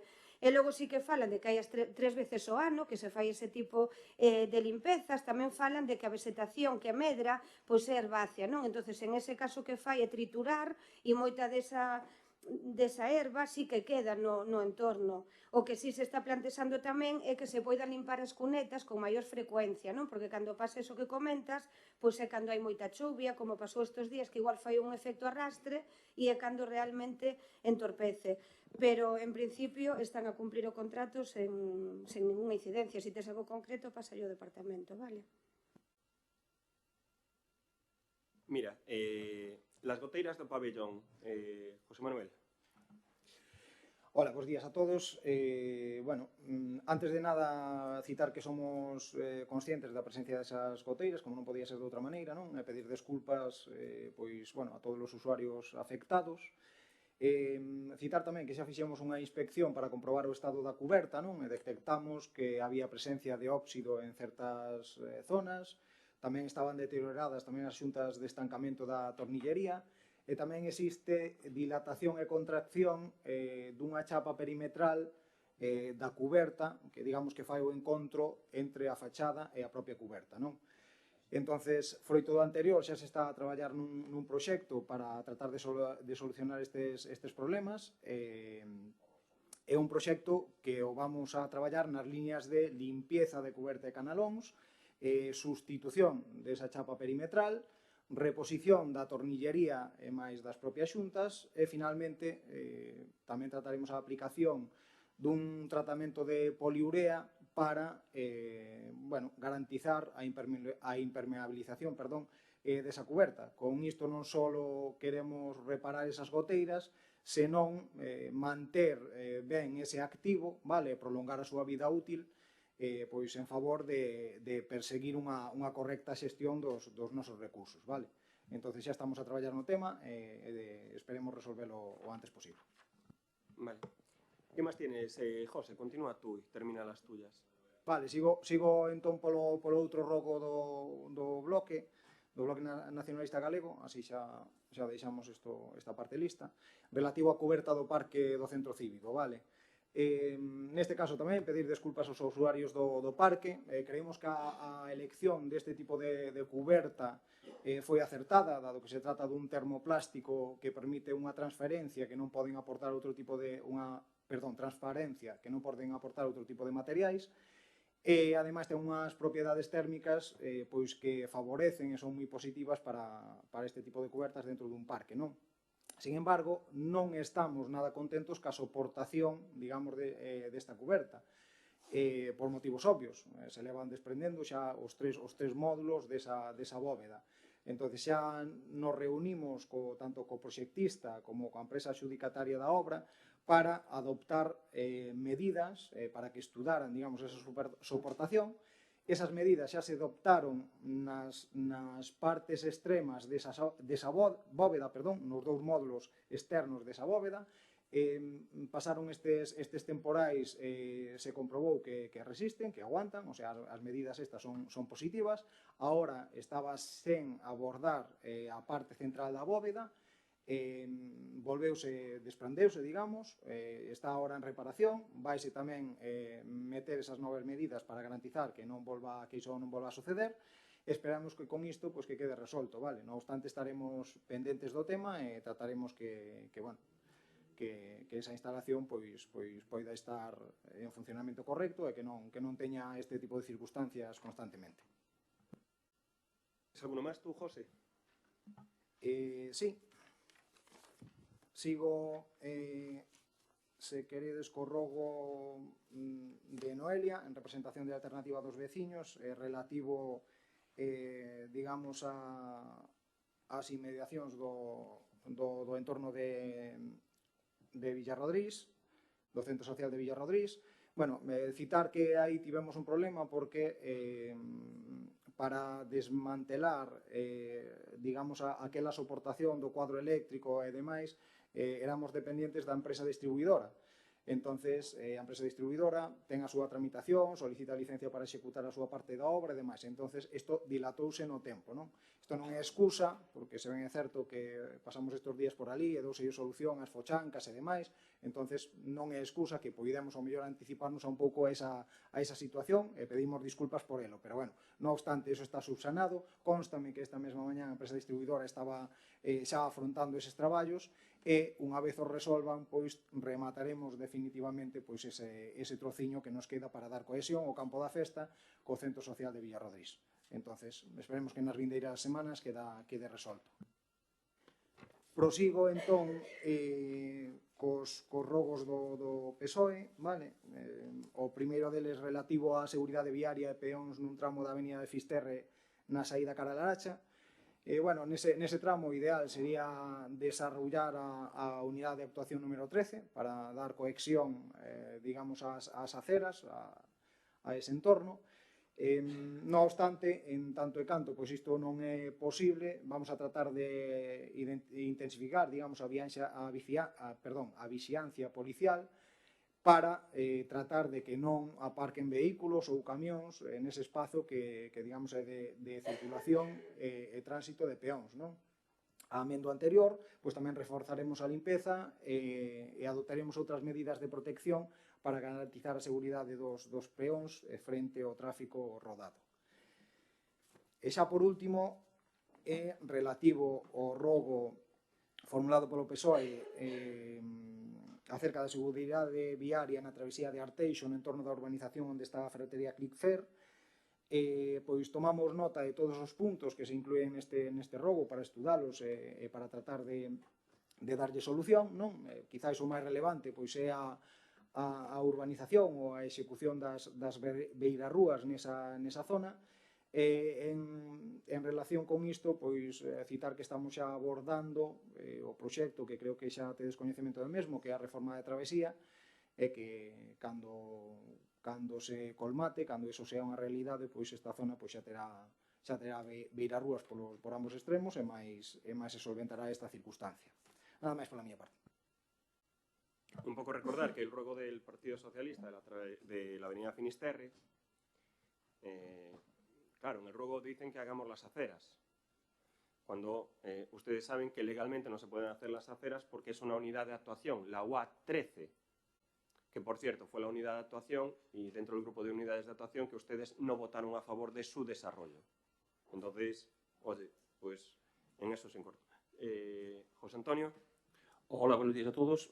Contestar antes de nada ao bloque sobre o que o tramo de varanda dali de Plata da Varela. Xa non é que desmontáramos, senón que estaba desmontada, estaba rota, xa está na parcela, está o ferreiro tentando reparala, e efectivamente, un pouquinho máis desa varanda antes había unha caseta de obra e agora está todo libre. Vamos a colocar tamén unhas vallas por seguridade para que a xente, bueno, poida ter problema. Aproveitamos tamén para dicir que detectamos tamén na zona de travesía de Pastoriza na C415, desde Pastoriza hasta a gasolinera, un tramo de baranda que está tamén en malas condicións. Estamos facendo tamén os trámites para reparada sobre ese tema.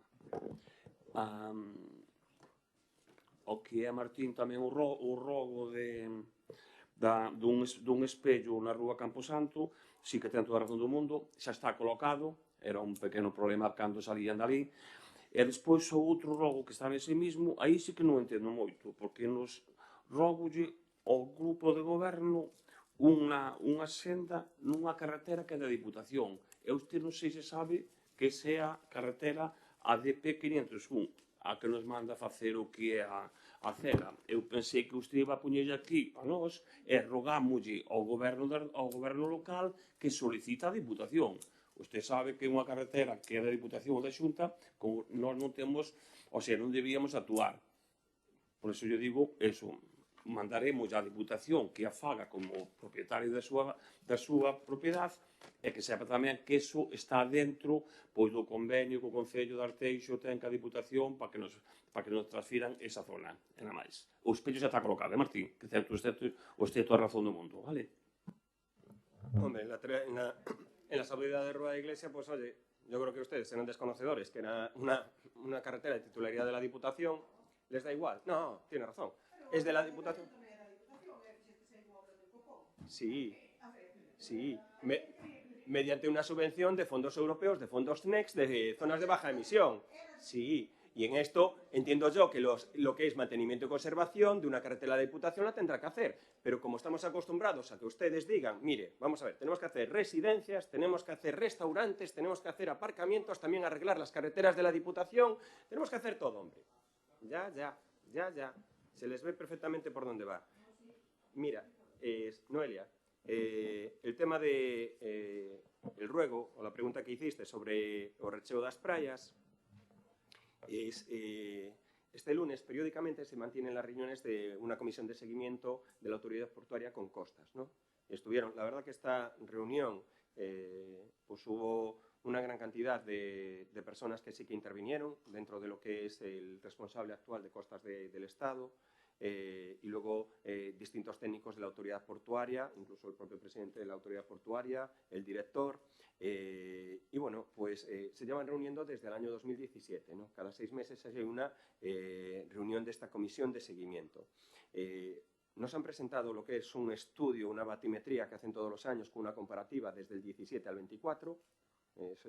La verdad que tienen un estudio de manera muy importante, que se ve lo que son la evolución de lo que son las playas. Sí que han detectado que hay una pérdida muy importante de arena en la zona de la ría de Barrañán. Esa duna ha perdido, creen que, por lo menos lo que estaba allí marcado, cerca de 4 metros el último año. 4 metros de duna. Es una cantidad muy importante. En la evolución continua de todos estos años es una de las zonas que más ha perdido la aportación de arena.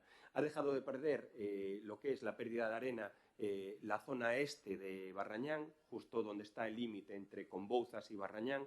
Ya no pierde más arena, ya no hay más mínima. Fue lo que en este caso han estimado que era una actuación. Entonces, plantean distintos proyectos de aportación de arena.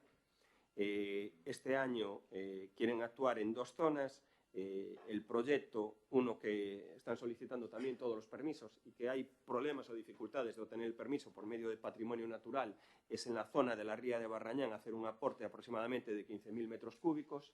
15.000 metros cúbicos a mí me parece poco. 15.000 metros cúbicos me parece poca cantidad, y tienen que entrar atravesando la ría. Los camiones tienen que entrar atravesando la ría y tienen que tener lo que es la autorización, y sí que van a actuar, que es una actuación que quedó condicionada el año pasado, de disponer y desplegar las máquinas en repivelo para desplazar y mover las piedras, ¿no? No plantean aporte de arena en repivelo, pero sí que plantean mover todas las piedras que están ahora en el tema descubierto. Todo esto dentro de las medidas de la DIA y con el seguimiento continuo que están haciendo, ¿no? Se le habló el tema también de la playa del Relojero, que la playa del Relojero es una pena, pero la situación que está actualmente. Entonces, una de las posibilidades que planteaban, que también nos la van a trasladar, es cambiar la granulometría de la playa, del relojero. No sé si va a ser una decisión acertada. Quieren meter un grano más grande, vamos a decirlo así, con cierto matiz, como el grano de arena que tiene Riazor. No es lo más apropiado, pero es la única posibilidad, o vamos a decir, ellos quieren probar porque creen que ese grano de arena sí que aguanta. Un grano grande sí que aguantaría. No es la mejor solución, pero es una solución que podría recuperar todo lo que es el entorno del relojero. Y luego sí que se ha hablado y se está empezando a plantear el gran proyecto de relleno de las playas de Arteixo, que está vinculado a lo que es el desarrollo del muelle, lo que va desde el muelle que queda a hacer en el puerto exterior, ¿no? Donde va a ir implantada todo lo que es la eólica marina, la offshore. Ahí están planteando un dragado de 300.000 metros cúbicos de arena. 300.000 metros cúbicos. Si es lo que te digo, si plantean para este año 15.000 metros cúbicos para Barrañán, entonces están pendientes de que les adjudiquen los fondos para hacer lo que es ese dragado, y esos 300.000 metros cúbicos sí que irían para el relleno de las playas de Arteixo, principalmente para Barrañán. 300.000 metros cúbicos. Que es verdad que tienen que hacer una zona de secado, tienen que hacer varios procesos y va a llevar a lo mejor lo que es un tiempo. Pero sí que, y está contemplado también dentro del desarrollo de la DIA, ¿no? Y del estudio de impacto ambiental. Por eso que, bueno, vamos a ver cómo funciona este año, si tienen la autorización, ese aporte en la ría de Barrañán. Yo creo que por la cantidad relativamente pequeña, y sí que pues, trabajar y planificar y coordinar las actuaciones, en este caso de ese dragado, y esos 300.000 metros cúbicos es una animalada. Lo que sí que nos trasladan, y por la batimetría, es decir, que la arena no se ha perdido. Son capaces de cuantificar dónde está la arena. La arena se ha movido, y la arena principalmente se ha movido para la zona de Sabón. Sabón ha crecido mucha arena, Barrañán está a punto casi de estabilizarse, creen que no va a perder más arena en un futuro, pero bueno, sí que hacen una observación continua todo el tiempo. Y el tema de las verteduras del río Bolaños,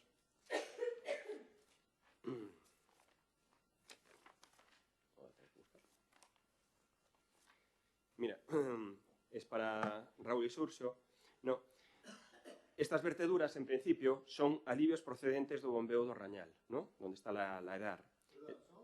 Son alivios procedentes do bombeo del Rañal. El bombeo del Rañal llega un momento que cuando no tiene capacidad, pues vierte alivios que pasa en el aliviadero del Seixedo en distintos puntos y en todos los sistemas de bombeos de todos los ayuntamientos. Aquí é un punto importante na rede de saneamientos a que recolles aguas residuais procedentes de todo o núcleo de Arteixo e impulsas tamén ata o bombeo de Sabón e se dirixen despois hasta a EDAR de Bens, non? Polo tanto, o bombeo do Rañal recibe unha gran cantidade de caudal, xa que a rede de saneamiento que chega a él principalmente é unitaria, unha rede única que moitas veces se mezclan fecais con pluviais. Fecais con pluviais, non?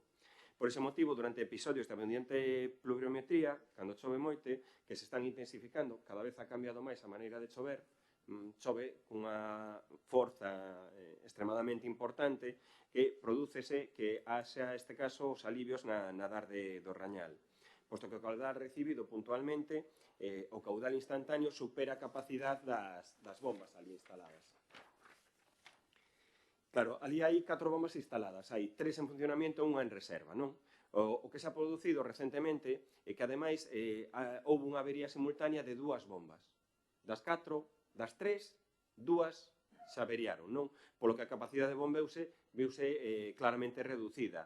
Desde Sumarte, están xa a proceder á reparación desas bombas averiadas ca máxima urxencia posible. Está claro que teñen que reparar as 2 bombas porque en momentos de picos de moita intensidade de choiva non bombea, non aguantan. Pero sí que xa están cos procedementos, as bombas reparadas xa están ubicadas ali. Non sei se están perfectamente instaladas, teñen 2, máis unha en operativa, e teñen que levar a terceira tamén outra vez a reparar. É un bombeo extremadamente sensible, e que sí que, bueno, pues ten que ter aí pues, un continuo mantenimento. Dados os problemas de averías que se veñen producindo a necesidade de implementar melloras do mantemento preventivo das instalacións, nestes momentos se está preparando tamén unha licitación dun servicio especializado de mantemento preventivo e correctivo non solamente do bombeo do Rañal, senón tamén do medio centenar de bombeos pequenos que hai tamén nas redes de Arteixo. É dicir, hai que facer unha cuestión moi específica sempre do que son o tema dos bombeos. Partindo tamén de que o bombeo de Sabón está mantido por la edad de bens. É dicir, hai que unificar o mellor algún tipo de criterio de mantenimiento continuo, que pasa tamén en Arteixo, en Oleiros, en distintos concellos, non? E a curto a medio plazo, cos traballos que de Sumarte está totalmente en proceso de contratación polo tema do PERTE de digitalización do ciclo de agua, se vai estudiar de forma global as actuacións necesarias na rede de saneamento para a mellora da xestión de auga fluvial e a adecuación deste bombeo. Os traballos en proceso da contratación son os seguintes. Se vai facer un plan integral de xestión dos sistemas de saneamento de Arteixo, un plan integral, fundamental, unha modelización cartográfica e numérica das redes e sistemas de abastecemento e saneamento do Concello de Arteixo, a elaboración dun sistema de información e ferramentas digitais para a xestión inteligente dos sistemas de agua urbana, é dicir, meter a máxima cantidad de sensores para que avisen inmediatamente. Esperamos que este conjunto de medidas permitan eliminar por completo ou reducir pues, estes alivios que se pode reducir a red do medio fluvial. Non? E logo, sobre o tema do ARI, decir que o Concello de Arteixo está a traballar xa xunto co Instituto Galego da Vivenda Solo de cara á configuración da oficina de rehabilitación.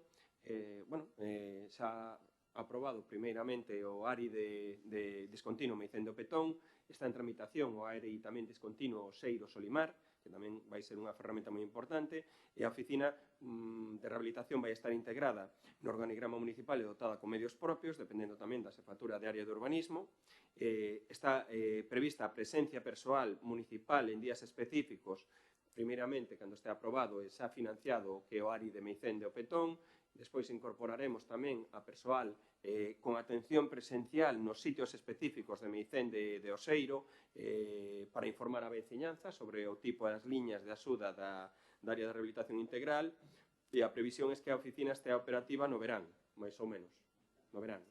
Probablemente esperemos a finales de verán, cando xa avance máis. Aquí hai dúas partes de financiación, non? A Xunta de Galicia, co ARI, ten que dar unha financiación, primeiro, para axudas a rehabilitacións aos particulares, e ten que dar outra parte de axuda de rehabilitación, en este caso, os espacios públicos do Concello. Os trámites oportunos da xestión de financiación das actuacións e accesos a axudas, tanto para a regeneración urbana como a rehabilitación e mellora da accesibilidade das viviendas, que son actuacións que prevén no ARI. E respecto ao espacio público, o que decimos, estas actuacións son de reurbanización e mellora das condicións de accesibilidade e actuación do espacio. Había o tema das naves, os permisos das naves. Os permisos das naves, é o que decía. En Meicende existen dúas, tres zonas de polígonos industriais discontinuos. Unha zona, sobre todo na que te refires, é o Petón, é un desastre. É un desastre de, vamos a dicir así, de licencias de actividade, cambio de transmisión de licencias de actividades. Se vai facer ahora o que é un barrido completo por toda a zona, analizando a situación de cada nave, cada empresa. Pasa o mesmo no que é a zona industrial que está pegado ao campo de fútbol de Meicende. En menor medida, outro polígono industrial existente que é onde está a báscula, a gasolinera da báscula, no que é a zona do norte e sur, non? Pero, sobre todo, o Petón está moi mal na tramitación. Nós non vamos a actuar de inicio en contra de ninguén, vamos a pedir que actualice os papéis e presente o que son as actividades. Pero, bueno, a situación é moi... teñen que regularizarse. Hubo tamén moitos cambios de propiedade. As naves pasaron de uns a outros, a outra actividade. Non, teñen que se regularizar. Meicende, campo de fútbol, o mesmo. E revisaremos tamén de paso a terceira zona, pero esta creo que xa está máis actualizada. Xa, así que ten unha boa disposición, non? E logo, a tema da sentenza da ordenanza fiscal número 27, Emilio. Sí.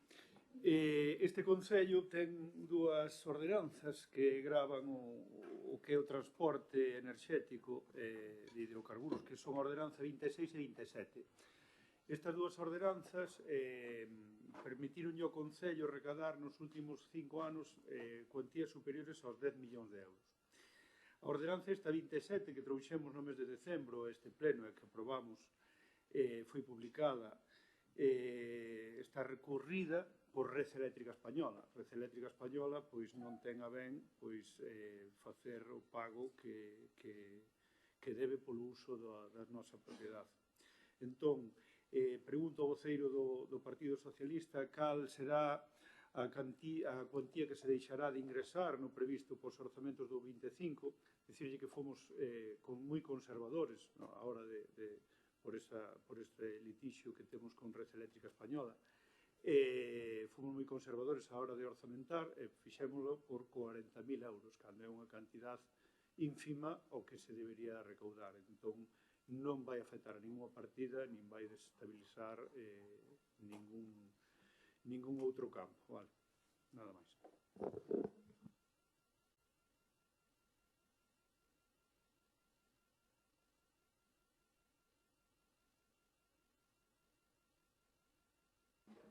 Hola, bo día. Fundamentado esta pregunta, antes de darlle resposta ás que vostede presentou, porque moitas das preguntas que formula de forma retirada xa lle foron respostadas en varias ocasións pola portavoz, polo señor alcalde e por mí mesmo. Mais alá da súa inquedanza nesta materia, cando fala de traballadores de recollida de residuos sólidos urbanos do Concello, a que traballadores se refire vostede? Sondeu vostede a todos os traballadores do servicio? Quero entender, cando vostede fala dos traballadores, engloba a todo o personal do servicio, condutores, operarios, capataz, técnicos responsables. Hasta comigo mesmo se podía haber reunido si tal é a súa preocupación polo servicio. Mire, neste servicio somos estritos no cumprimento da legalidade. Os cuadrantes de traballo están expostos desde principio de ano, no tablón de anuncios, así como as quendas de traballo por mes de cada un dos empleados, co seu turno e horario. Cúmprese coas bases que cada traballador do servicio que se presentou para a súa plaza en fase de concurso-oposición. Ningún traballador supera un número de horas traballadas ao ano, estipuladas no convenio do Concello.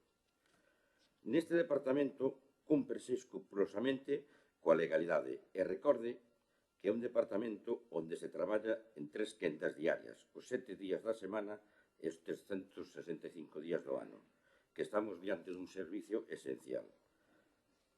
A que incumprimento horario se refire vostede?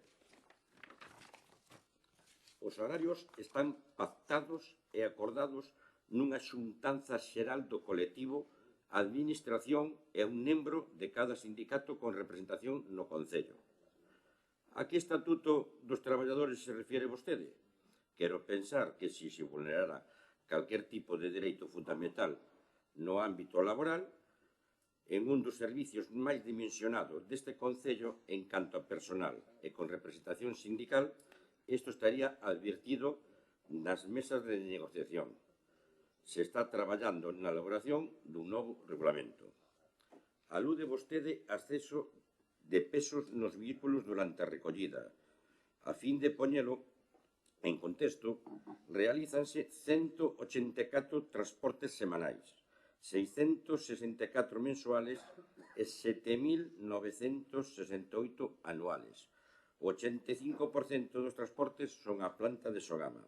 Miren, esta administración cumple coa legalidade e coa seguridade do seu personal.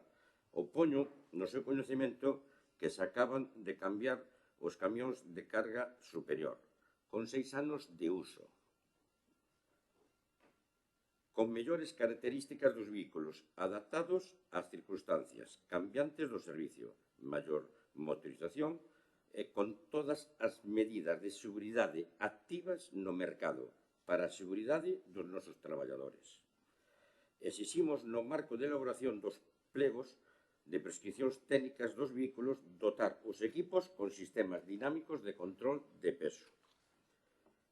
Alude vostede a camións que salen ás rutas sin a condición de seguridade necesarias. Mire, Quero pensar que fai alusión vostede a un vehículo de sustitución que foi integrado para a sustitución de outros dous vehículos. Este vehículo, hasta o día 7 do 9 do 2024, utilizouse 34 veces. Existe unha negativa dun solo traballador a utilizar dito vehículo. Nunca foi inmobilizado este vehículo e a maiores hai un informe da empresa propietaria do vehículo dicindo que o vehículo está en condicións de sair a traballar. Fala multitude de percorridos incumplindo a regulación do tráfico. Non sei se a unha calle vostede lle chama multitude. Dita calle está en Vilarrodís. É a calle Vicente Risco. Unha calle, Vicente Risco, Vilarrodís. Vicente Rodríguez. Sí, Martín. Unha calle sola. Que... escoito un segundiño. Por que fai a rotonda ao revés? Pregunte yo. Fai a rotonda ao revés? Pregunte usted ao conductor. E cadê unha liña continua porque gira? Martín, escoite. O outro día creo que estuvo nunha reunión e que este saliu o tema e nadie meteu o escrito aí no momento. Bueno, estou dicindo que por los viales que hai, solo en Vicente Risco está o camión obligado a entrar marcha atrás. Creemos que con peligro mínimo. Leva 4 rotativos de traballo, bueno, etcétera, etcétera. A única calle que hai, que están obligados a facer eso. Bueno, acceso dos camións a instalacións privadas incumplindo o establecido legalmente. Bueno, señor Martín Seco, esta é a información que di que ten vostede. Esta é a información que di que lle deron. Observo que nin vostede, nin quen lle deu a información, leo a ordenanza. Perdone que yo diga.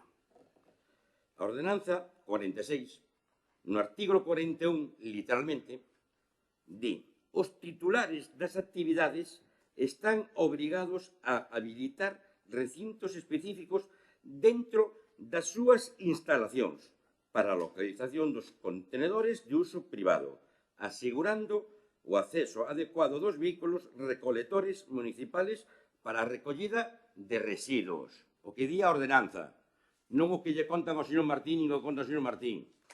Hai que ler un poquinho, Martín. Fala de persecución a un delegado sindical. Si creo que non precede, lle volvo a ler o informe, e teño aquí a copia de dos sindicatos, con respecto, tanto o CSI como o XT. E para rematar,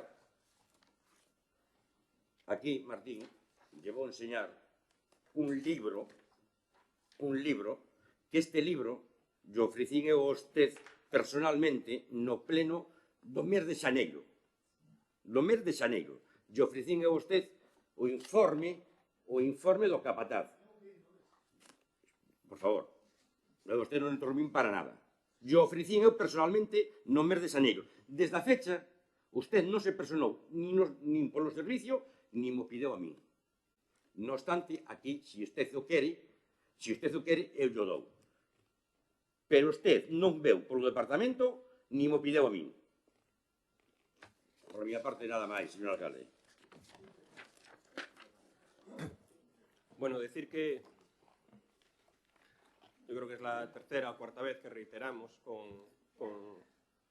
con pena, ¿no? Es lo que está pasando en el servicio de recogida de lixo.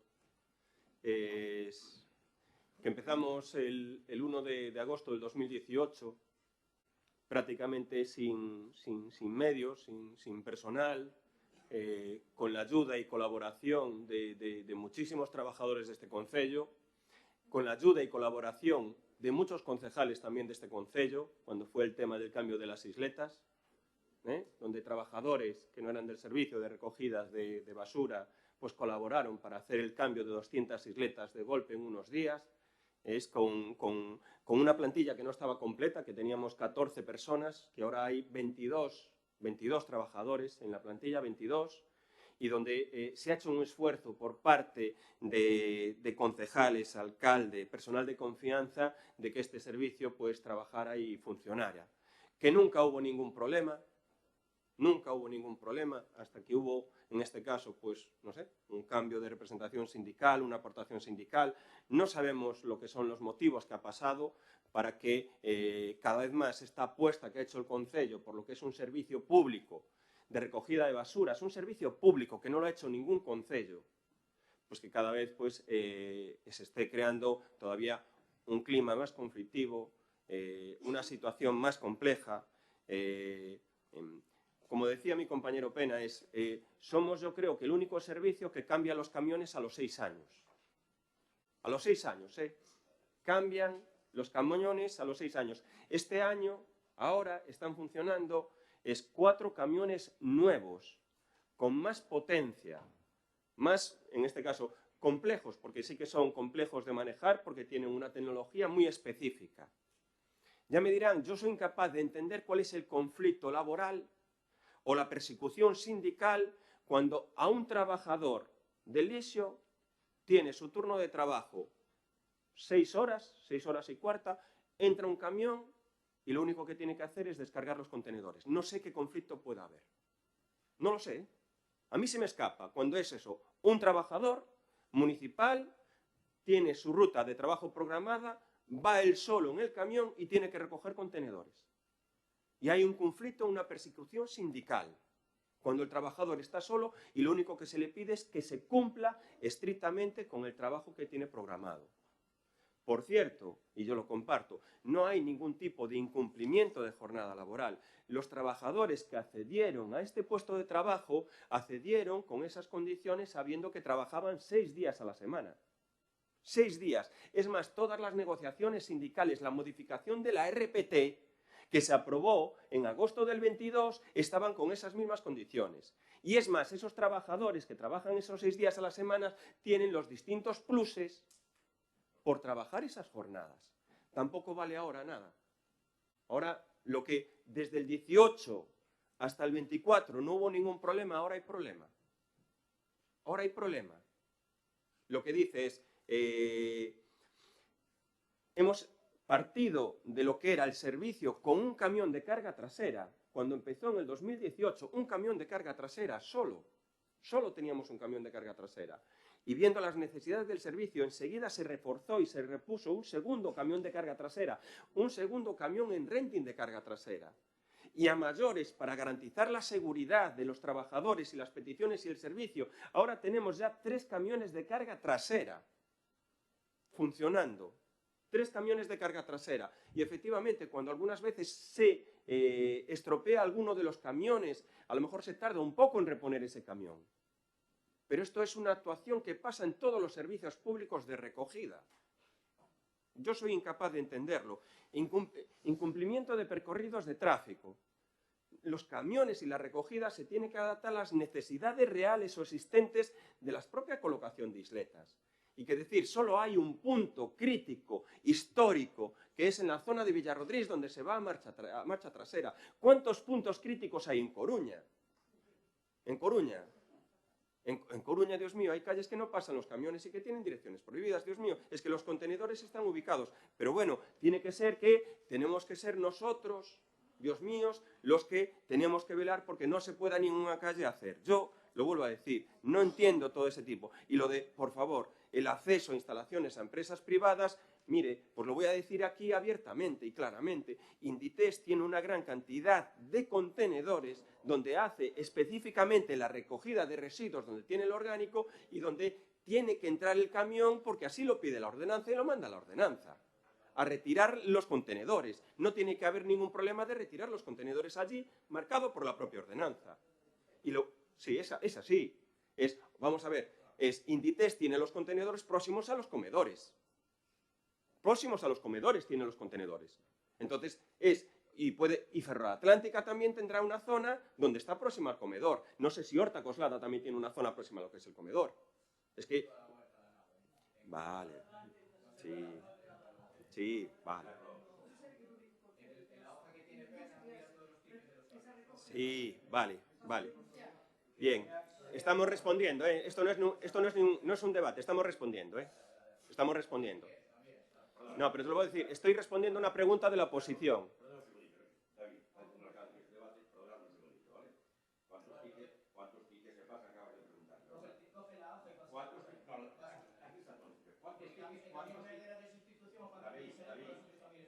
No entramos en debates. Espera. Pena, David, pena. Mira, yo lo vuelvo a decir, David, y te lo vuelvo a ofrecer. Te lo he dicho, da igual, efectivamente. Que sí. ¿Cómo? No es que hubiera bajado, es que la reunión está con los representantes que tienen que estar a la hora de hacer un reglamento. Y quejas de los compañeros, cero. Claro, no entramos en debate, dejarme acabar. Ahora, oye, ¿un servicio público cómo funciona? ¿Un servicio público cómo funciona? Pues mira, si desde el mes de octubre al mes de octubre a mayo del 24 el 40% de la plantilla no estuvo disponible, 40% de la plantilla no estuvo disponible, es imposible llevar un servicio público. El 40%. Yo no sé, no puedo cuestionar, ya será una cuestión médica o técnica que digan cuáles son el problema de que a lo mejor un conductor de lisio lleve 6 meses de baja. No lo sé. Yo no depende de mí. No sé por qué está de baja. O un operario del servicio de lisio que lleve otros 6 meses de baja. No lo sé. No sé lo que le pasa, si tiene un tema que le imposibilita, no sé si es un tema... No lo sé, no es nuestra competencia. Ahora, un servicio público no puede funcionar con el 40% de la falta de asistencia. No puede funcionar. A lo mejor el objetivo es que no funcione. Y a lo mejor, lo vuelvo a decir, a lo mejor el objetivo es que no funcione, pero no van a conseguir nadie que nosotros nos sigamos apostando porque es este servicio público. La pena o la desgracia que van a tener los vecinos de Arteixo, la pena o la desgracia, es que esa gran cantidad reiterada de bajas que imposibilita hacer el servicio, pues oye, la tendremos que suplir pues aumentando la plantilla. Pues en vez de haber 22 personas, llegará un momento que haya 30. Y si hay 15 de baja, pues seguirá haciéndose el servicio. Y si llega un momento que hay 40 de baja, seguirá haciéndose el servicio. La pena o la desgracia es que esas bajas reiteradas las tengan que pagar y sufrir y pagar todos los vecinos de Arteixo. Porque es imposible, lo vuelvo a decir, que haya bajas reiteradas del 40% en este servicio. No lo tiene ningún servicio. Entonces, es tanta exigencia de cómo funciona, cuando realmente aquí lo único que se está pidiendo es que de verdad un conductor entre en el camión y haga sus 6 horas. No se le está pidiendo nada más. Y que recoja los contenedores, nada más. Y que aún encima tiene la implicación de muchísima gente. Capataz, técnicos, todo el mundo está intentando ayudar aquí. Nadie tiene nada en contra de nadie. Nadie tiene nada en contra de nadie. Ahora, ¿se puede reconducir la situación? Sí. Creemos que no van a querer ustedes reconducir la situación. Pues es una pena, porque lo único que estamos pidiendo es que te sientes en un camión y que conduzcas. Nada más, nadie te va a acosar, nadie te va a decir nada. Lo único que van a decir es que cumplas tu trabajo o que se cumpla su trabajo. Y eso es una cuestión que, sobre todo, si hay, en este caso, una intención de tener cierto cariño a este servicio, porque no hay nada que se haya hecho en contra de este servicio ni en contra de los trabajadores. Nada, no se hizo nada. ¿Cómo? Bueno, ¿cómo puede ser que la ropa de mierda desde el 18 hasta el 24 no era una ropa de mierda? Y desde el 24, cuando hay una representación sindical, sea toda una ropa de mierda. No estamos de acuerdo, claro. Y eso es lo que digo, no vamos a consentir, este concello no va a consentir que, de verdad, vamos a seguir haciendo una apuesta por el servicio público, porque además creemos que la recogida de residuos es un servicio público de calidad, el de más calidad de toda Galicia, y es de verdad, si tenemos estas bajas reiteradas del 40%, pues aumentaremos la plantilla, y si en vez de tener 20 tenemos que tener 30, 40, pero vamos a garantizar que este servicio se preste con la calidad, porque tiene condiciones, tiene trabajo y todo el mundo está aquí a apoyar. El que lo quiera boicotear o el que lo quiera reventar no lo va a conseguir y va a tener todo el apoyo e implicación de este grupo de gobierno, todo. Y si queréis reventar el servicio, reventarlo, pero decirlo claramente ahora. Y no lo vamos a consentir.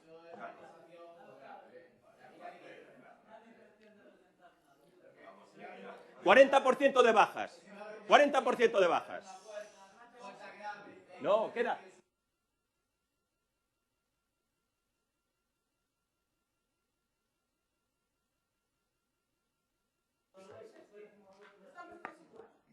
Bueno. Hola, bos días. Ojalá que todos disfrutemos de unha sanidade gratuita e universal. e digna, sí. Pública, privada ou como sea, pero para todos. Bueno, é a tua idea, a miña é outra. E así digo. Sí, gratuita. A ordenanza de terrazas, pois temos aquí un pequeno conflito de interpretación da norma. Hai unha norma estatal que fala de accesibilidade nos espacios públicos e limita certos usos. Entonces, hai varias interpretacións entre técnicos do ayuntamiento que non se van posto de acordo. Hai unha ordenanza que fala de unhas solucións para a implantación de terrazas diante dos bares. Hai outros que pensan que así non se debe facer porque xa non é ir en contra da norma, senón que é unha maneira de aplicar a norma menos favorable para os usuarios. A solución para poder sacar unha ordenanza de terrazas, eu creo que a única é facer unha ordenanza participativa onde colectivos interesados poidan participar, grupos políticos e todo aquel que queira aportar algo, e despois, bueno, pois un texto un pouco consensuado para que a terraza, que é un lugar de convivencia, porque realmente cando vamos a unha terraza é para convivir, é para tomar un café, para falar ou para discutir de temas que nos preocupan. Entonces, o que non pode ser é que a ordenanza de terrazas sea beligerante. Neste momento non é que sea beligerante, porque se leva moi ben os técnicos que discrepan no criterio, pero opinan radicalmente oposto. Entonces, claro, o que non podemos é silbar e beber ao mesmo tempo, porque pasa algo raro, non? A proposta esta é farase, hai uns textos e intentaremos sacar un texto base fora de conflitos para que depois vayan aportando e cheguemos a unha conclusión. Respecto ao seguinte tema, o tema do ruído da Academia de Baile Tropicalia, perdón, dime. A ver, fechas, as fechas cando saquimos o texto base, porque hai un texto que hai unha parte que non hai discusión, hai uns matices que se chegarán pois canto antes. A verdade é que é un tema que deberemos sacar de diante, por eso de que todos temos ese interés, pero bueno, sobre todo entre os técnicos temos que conseguir que se poñan de acordo, que falen entre eles e que digan, oye, pois imos ben por aquí, é boa, e encima estamos cumprindo, creo que estritamente, pois, esa TMA 851, que se queres lela, que este é bastante interesante. Respecto ao tema da Academia Tropicalia, fixemos unha primeira medición que saliu favorable, pero como tuvemos o error de que fora o mesmo técnico que o fixo de parte da propiedade cando presentou o proxecto, un despiste de que nadie fixo esa comprobación. Contratamos ahora unha segunda persona, un técnico en telecomunicacións, fixo a medición, creo que hai unha semana, non sei que día foi. Temos un adelanto do informe, non ten terminado, pero sí que nos dixe as conclusións e os datos. O aislamiento acústico a ruído aéreo cumple, a ruído de impacto cumple, e despois o que é o ruído que poden emitir elementos permanentemente, que son 30 decibelios, pois en nocturno, en diurno poden perfectamente chegar aos 40. O aparato de aire que está colgado na entrada non cumple. Entonces hai que...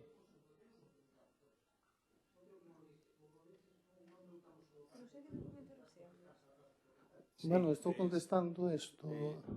Nosotros estamos contestando. Usted puede preguntar lo que pueda preguntar. Claro, tengo que contestar lo que creo que debo contestar. Sí, pero son 3 preguntas. No es una, son 6 preguntas seguidas. Y el concejal, el concejal puede responder lo que estime oportuno. Claro, y por favor, porque este problema viene... pero hombre, a ver, se termina el pleno. Tú sigue contestando. Eu entendo que se vos interesa saber a verdade, pois, ou é un tema político de conflito. Bueno, eu teño ainda máis que contestar, vou a seguir. Non cumple ese aparato de aire, hai que pedirlle que o modifique, e tamén ten un incumplimento máis, que é fácil de subsanar, que carece de limitadores dos emisores, dos aparatos emisores, que os hai que limitar a 80 decibelios, eles non están limitados, bueno, pois son as dúas subsanacións que lle vamos a pedir. Aparte, estamos en contactos cunha empresa que está facendo a ordenanza de Ferrol, para poder elaborar a nosa ordenanza, e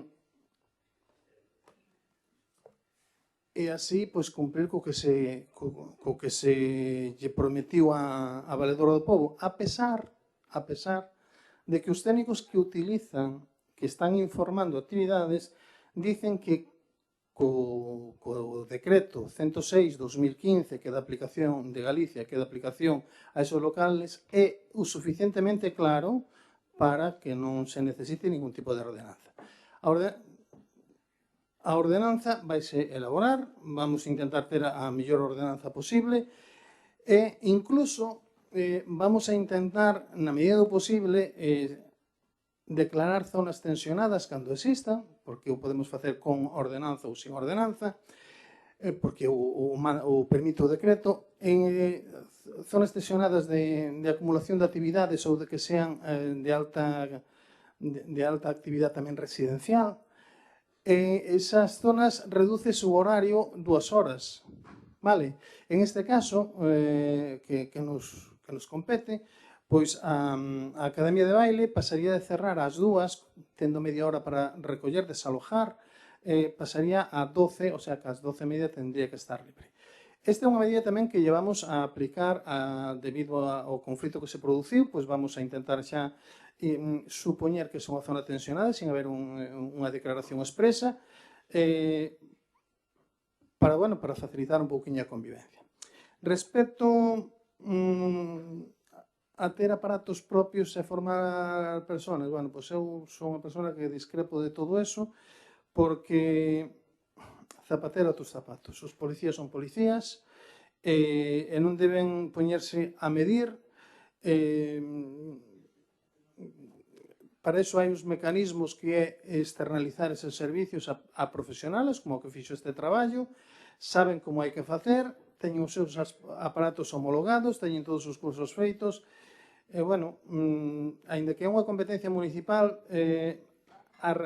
aquí xa se fixo o experimento de comprar o sonómetro, pero nunca funcionou, entonces non vexo eu que sea unha medida. De todas formas, podes estudiar, non digo que sea un tema de cerrarse en banda, ao mellor hai xente que lle interesa facer os cursos, prepararse, bueno, pero iso ten bastantes riesgos. Iso non... Pola miña parte nunca se faría. Como é un tema que lle compete a outra concejalía, pois tomarán as decisións que consideren oportuno. Con isto creo que dou por contestadas as preguntas.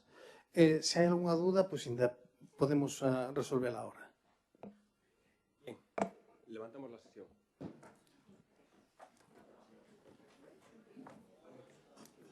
¿Qué hora es? Bueno, en principio...